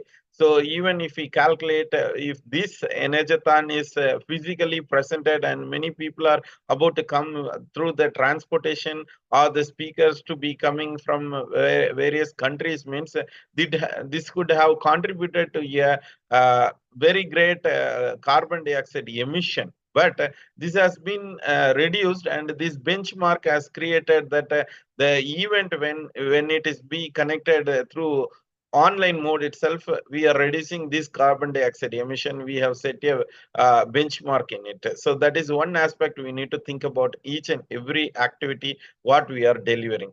So the leadership qualities is not alone the president who talk about the man behind this program. So everyone who is contributing, they are the leaders, including the kids who are sitting behind 24 hours. Means they is not about the program that is being hosted, but the background work they have contributed for the past month. So that is adorable. So we need to say it's not by words. So we need to appreciate them with greater what to say, like a pricing also to be done. So that is that cannot be calculated. So that is the second part. And the third part is that the leaders who are coming here, so as a speakers, I could see that the dedications coming behind that. So they want to do something, and what a passionate word that they have. So the organization is doing a very great thing. So why not I be the part of it, and I would associate myself and I would deliver. So that's the opportunity of the institution network, and every individual who are contributing in connecting such people means this is going to pave a great success. So that is the initiative that has IGEN has taken up. The show is very impressive that we have taken some themes. The thematic approach is that we are about to take more than 1 lakh people today means the connectivity has already reached more than 50 lakh people. So 50 lakh views means, so it is going to be the major objective that IGEN ENERGATHON has taken forward. So this is an objective because 1 earth is there means the living more than a million years or billion years, whatever may be the theory that is going on. We are about to leave something for the society means it need to left behind with this thought process. So that should be there. And coming to energy, we could see that this ENERGATHON has brought forward the alternatives, the sustainable energy systems. The engineering passionate people have come up with solar energy, which is very sustainable. We can take it forward. We can have wind energy, which is sustainable, and we can also put it in our home. But the third thought process, as Dr. Vasanthi ma'am has given, that the theme has brought forward the RTC, the round-the-clock fuel, which is going to be the biofuel, the waste which is being generated, which can be utilized for generating power. So that could be the major objective, and we are welcoming each and every people to work on with this biofuel, so which seems to be a very vital information for it. So we have crossed more than 25 hours, so that has been indicated by each and everyone. So I just want to appreciate each and every individuals, the backbone behind it. So I need to appreciate Zagira ma'am. So Zagira ma'am, who is what to say, like the women power. So we could see that the collective of women power sitting began means it's Ishrat ma'am is always there to appreciate, and she's behind it. But Zagira ma'am, she's a new face right away. So storming like anything, like a thunderstorm, she came, and she is holding a very great position, connecting all such peoples. And Kavita ma'am is always there behind the show, connecting all such ideas and other things. I could also see people, Lakshmi ma'am, who have joined right away. So like she has done a lot in the past, but now we could see this ENERGATHON has showcased many such people.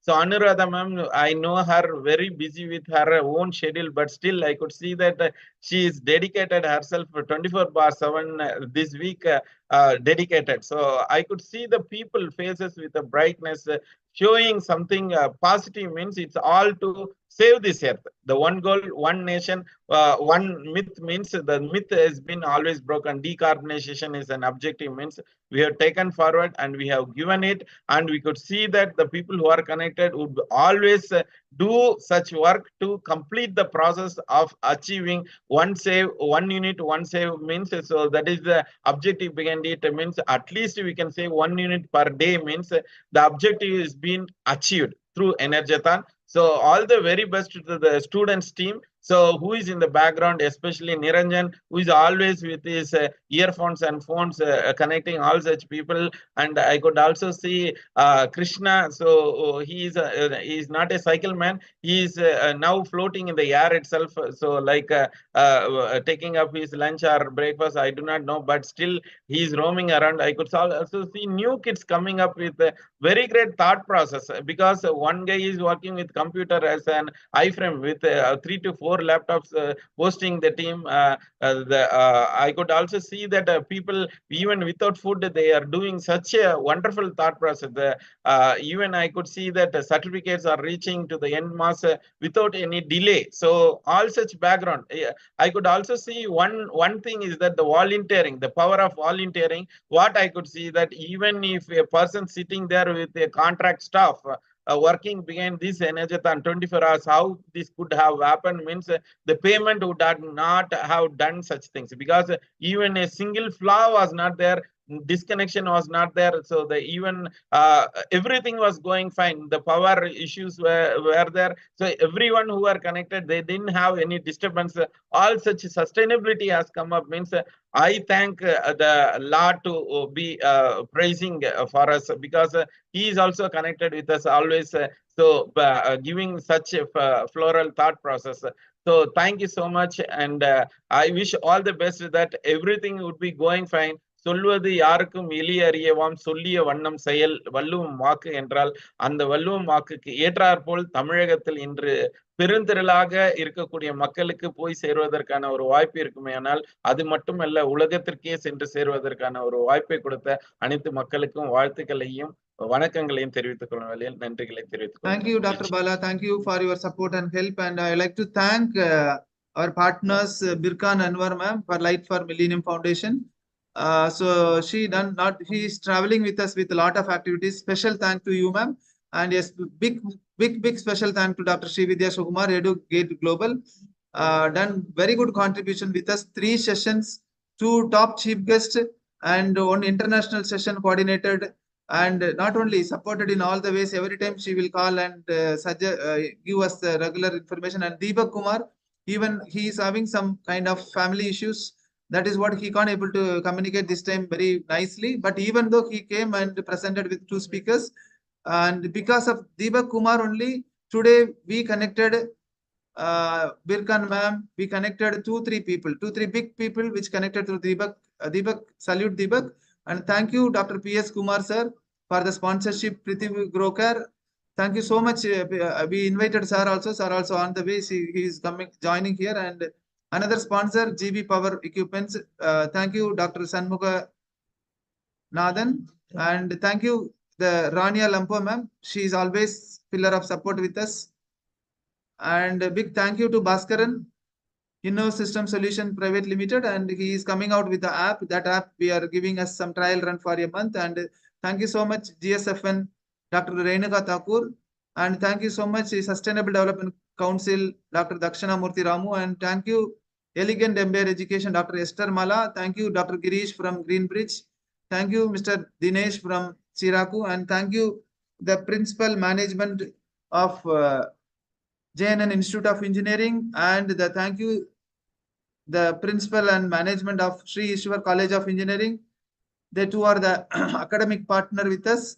And URI IGEN Vibgr Green Circle, and thank you, the head of Agathian Trust, Ms. Sutha ma'am. And thank you, Madan, for Aran Anbi Nadayalam Trust. And thank you, the Dr. SSLI, Michigan State University Extensions. Dr. Priya madam. So madam is supported, and on this occasion I'd like to thank Dr. Sendil for who connected Madam Priya with us, and they are planning to give us some project to implement the solar panel in one orphanage. Maybe they are giving the fund to implement the solar panel in the orphanage. That fund is going to created by the SSLI in the Michigan State University. SSLI is a part of club in Michigan State University. So they are going to generate the fund 1 lakh to 2 lakh. That fund is going to come to IGEN and to implement the solar implementation in any one orphanages. So this is, so in the month of August or September, they are coming here to inaugurate that. So this is the outcome from that, Sendil sir. I think Sendil sir, have you know that or no? Because this is the latest progress with your initiative. Yes, and Energy Swaraj Foundation, we will not forget Chetan Solanki. He is a pillar of support for us, and in all our activities, he will always support us. And Dr. APJ Abdul Kalam International Foundation, sir, is also our board of advisor and giving all the effort for us. And Power Projects, he is the director, and he presented our the 1 sessions. And finally, a big thanking note to our president, Dr. Engineer ACS Arun Kumar sir, and our chairman, and our all the management faculty members, teaching, non-teaching, who provided a good platform for us, continue platform for us, provided the opportunity to host the event. Not only the host of the event, some small refreshment all from yesterday, today, all taken care by the MGR, and small printing like that all will taken care by the MGR. So this is what the volunteering and Earth Day Global. So we are part of the Earth Day registered. Even this is Earth Day Global also part of us. So with all that, now I am inviting the missed person, Dr. Preeta George, for the closing remarks. Thank you, sir. You can And this is the first time I was or be part of the organizer, and we had 3 sessions on planet versus plastics, and we had eminent speakers from like Dr. P.S. Kumar, Sadish Sharma, then Girish Sapram, and Esther Mala ma'am from Elegant Empire team. And they had recommended very good recommendations, and it was a good insight for me to think on the plastic, how to convert the plastic into the oil, then plastic into the renewable energy sources, how can be plastic waste they have given the insights on pyrolysis, gasification, on the generation of the alternate fuels, and 3 sessions they have supported us in a very good manner. And we thank all the Energathon IGEN team for the full support, and the backstage team, our students, MGR students, for all the support and all the live updates in the WhatsApp, in the YouTube channel, everywhere. Thank you so much, and we are looking forward for the next Energathon 25. Thumbs up to all the team of Dr. L. Ramesh, sir. Thank you so much, ma'am. You come, all will come. So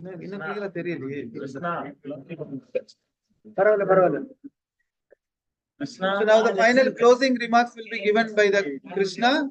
After that, a wonderful video presentation is there. Or P.S. Kumar sir also joining. Krishna? Yes, sir. Hello all. Hope you all know me. This is Krishna from Backstage Committee. We working for from last 1 week. Seriously. Before that, we have started our journey from last month onwards regarding the Backstage Committee. And the divisions of Backstage Committee, there's a database, Ambassador Committee, and WhatsApp, and so many lots of committees under us, and website, everything we done through our team. And we have organized first time in front as 3 programs. One is 17 countries, 17 students, 17 academic institutions. And second program is 28 states and 3 union territories from our India nation. And last one is for representing all the 17 backstage people out of 60 members, which is 17 MGRENs, 17 students, 17 goals. This is the theme. The 3 things have done, which they are given the opportunity by Ramesh sir to be front. We are standing here. This is the reason. We have these speakers from various various partners and all, but we have got opportunity to come front. As we have name itself, we have backstage, but we come front from this time onwards. Thank you, sir. Thank you, team, for your effort.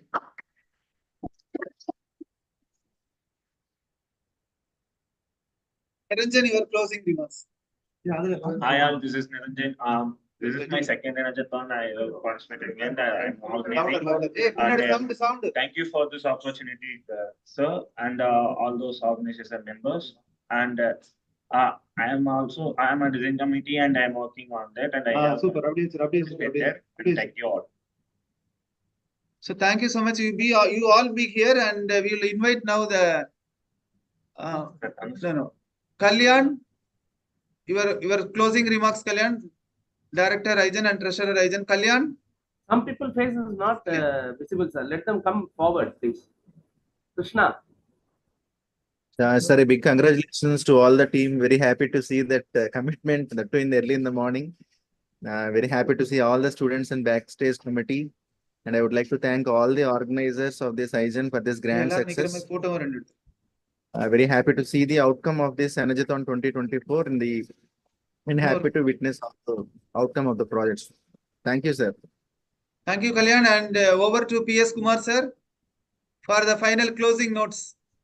Yeah, very good morning to everyone. Excellent effort and initiative by Dr. Ramesh and excellent teamwork by the entire team. So my personal congratulations. You carry forward.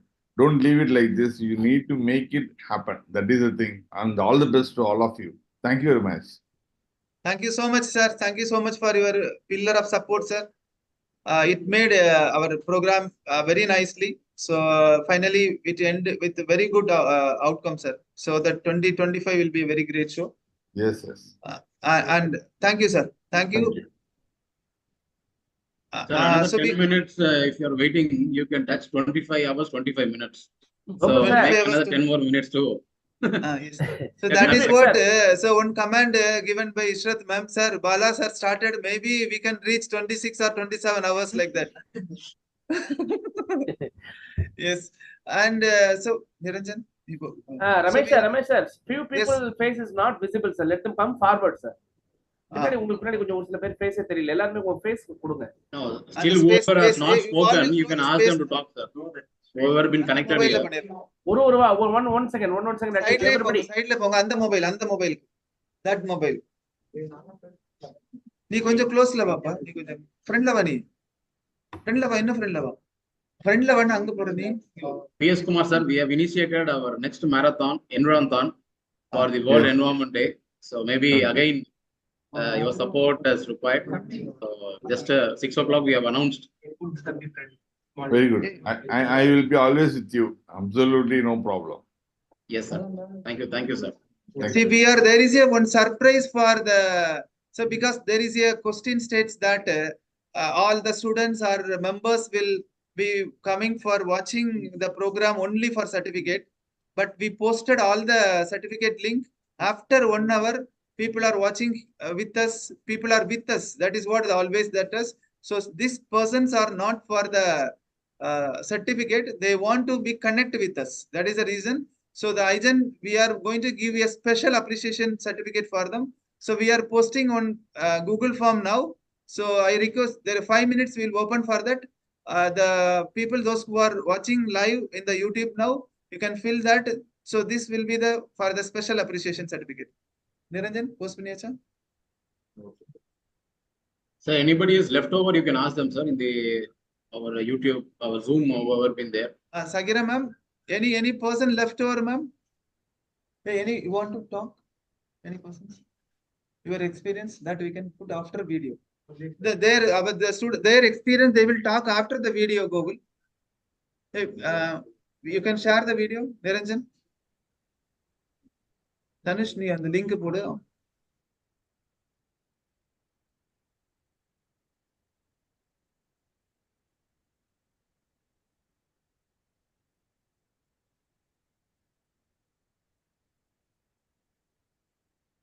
The United Nations is an organization with goals of peace and sustainable development around the world.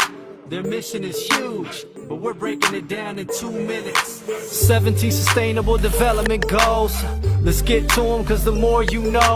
Look, in some corners of the world today, people are living on $1 a day. Hey, that's not how it ought to be. So go 1, eliminate poverty, and go 2, root out hunger across the globe. There's 800 million people hungry if you want to know. Number 3 is health and well-being, and getting people the health care that they need in. Learning in school are the hard to go for. Education opens up minds and doors. Goal number 5 is empower girls and women so they can have the same rights that men are given. Number 6, people need water that's clean.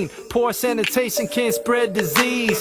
Carbon-free energy is goal number 7, and how to achieve it is the question that's pressing. But if we put our minds together and work hard, we can find a solution, I'm guessing. 17 sustainable development goals to improve life all around the globe. Protecting human health and the environment. Whatever bed we make, we gon' have to lie in it. 17 sustainable development goals to improve life all around the globe. Protecting human health and the environment. Whatever bed we make, we gon' have to lie in it. Now imagine that you work all day for no pay. Economic growth and decent work is goal 8. Goal number 9 is to foster innovation in infrastructure and industrialization. Goal number 10, inequality reduction. 11 is sustainable city construction. 12, well, that's sustainable consumption. So what we use matches up with production. Goal 13 calls for urgent action to combat climate change, cause we know it's happening. 14, protect life under seas. 15, protect life on land. Goal 16 is for peace and justice all over the planet.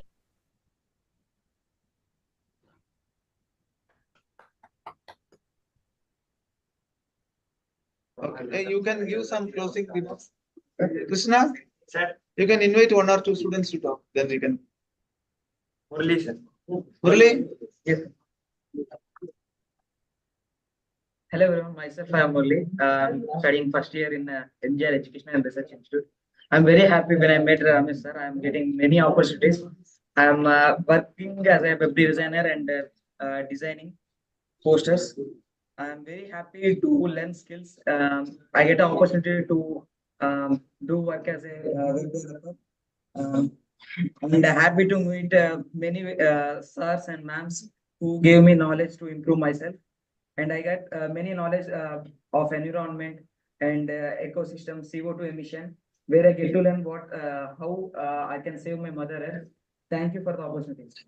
So I would like to point out here the Murali. Again, the same story continue here. So when Murali met me, I asked why, sir, I want to be part of you. Actually, Krishna come and told me that, sir, one person want to meet you. He want to work with our team like that. Then I told, no, we can take it later like that. Some discussion. After that, after some 10 days, Krishna told, sir, he is asking regularly. Then we met. Then I asked him why you want to be here like that. So he told a very fantastic thing. Sir, my friends around me, always they are with PUBG. Okay. So I don't want to be part of them, sir. My life will gone. Because whenever I am going somewhere else, total my closed circle will be, I need to come out from that. So then I search in the campus, I found that there is one office. You go to that office, then automatically you will be get fine-tuned. So I came here like that. So that is one information which is given by him. But what he taken passionate and working last, I think 1.5 2 months, very sincere. He will come by 1 o'clock and till 6 o'clock, sometime 10 o'clock, 11 o'clock. Continuously he is working. The complete website completely managed and designed by him only. So 2 times our website got down yesterday, today morning and yesterday. And so the complete designs plus the part of posters design team, we have 4-5 design teams are there, headed by Niranjan and Dhanush. Where is Dhanush? He is another very creative. The book which is designed by Dhanush only. Not only the book, most of the designs. He is a very good creative designer. And Nikhil, where is Nikhil? Nikhil is another designer in Photoshop. So whenever we need any part in Photoshop, you can see that India map, you can see that world map person. So I told him whether it is possible. He told me, no, sir, I will make it happen. So he learned something from him and finally come out with the conclusions. And Sai, he is another person in the design team, worked very hard. And another person there, no, somewhere. Varun. Where is Varun?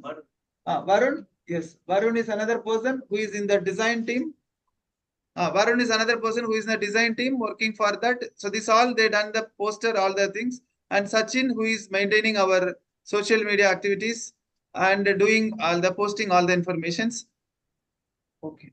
So remaining all the team, Krishna will introduce the team. Before that, I would like to thank first here the our Subhashri ma'am, first year END, joint register, because Madam opened the opportunity in the first year, because Preeta ma'am is witness here. So because of that only, so we had a very strong team from the first year itself. It never happened some 3 years back, 4 years back. You all know that after department, it is very tough to get your students from the department heads. Very tough. So now what happening from the first year, part of students is coming through our club. So always they feel that they are part of university activities. So mostly there will be a fight between the CSC HOD and me. Every time he will tell, no, Krishna not doing any work for our department. Like that clash will be there.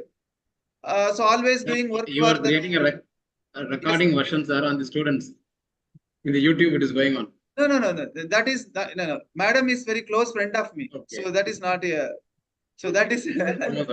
So it is a fact that so the reason behind that is normally I will tell the department heads, see the students now working for the university activities. There is a two type. One is working for the university activities, one is working for the department. So you please allow the students to work for the university activities so that they will be connected with all the faculty, all the members like that.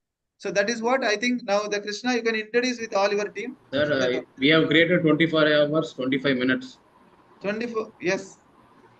Sir, let me 1 second, sir. Thank you. Google so that we can stop the live. Google, we can continue. Yes, sir. So that will be our record. You can give one conclusion. Thanks to all the YouTubers. Okay, so thank you all. Thank you so much. Thank you all the participants. Particularly, link is opened up. Link is closed. So thank you so much all the participants. For recognizing first year ENT, sir. And thank you, ma'am. Thank you so much, ma'am. Thank you. We are also very happy to see all our slot students in blue ID card. Yes, ma'am. Thank you so much, ma'am. And instruction to the participant, those who are watching, even though a lot of queries are there for certificate, all your certificate queries will be solved. There is one link we posted. Again, we will post that. Dhanush, you can post the information for certificate issue. One information for certificate issue is posted. There we clearly mentioned till tomorrow evening, you have to wait for all the certificates to be clarified. All the 6 section certificates are communicated. Only pending session or 7th session, sorry, 8th session only. All 7 session certificates communicated. 8th session certificate only pending another 1 hour it will run. And even though there is a lot of that is a miscommunication that some students not, you have to wait till today evening. Till today evening, if you not receive the certificate, we given 2 phone number in that sheet. You call that phone number, they will connect you in the separate WhatsApp group we created for clearing the certificate issue. So you will be connected through the separate WhatsApp group and our team will solve one by one all your issues, queries and clear all the certificate issues. So it is posted now. It is posted in the chat box. So we are going to close the live. It is posted in the chat box, so you can able to. Please check once again, sir. Have you left anybody else to thank now among the organizers, team, anything? Finally, you can. No, we will continue, Suresh sir. We will continue here because the YouTube live will stop. Okay.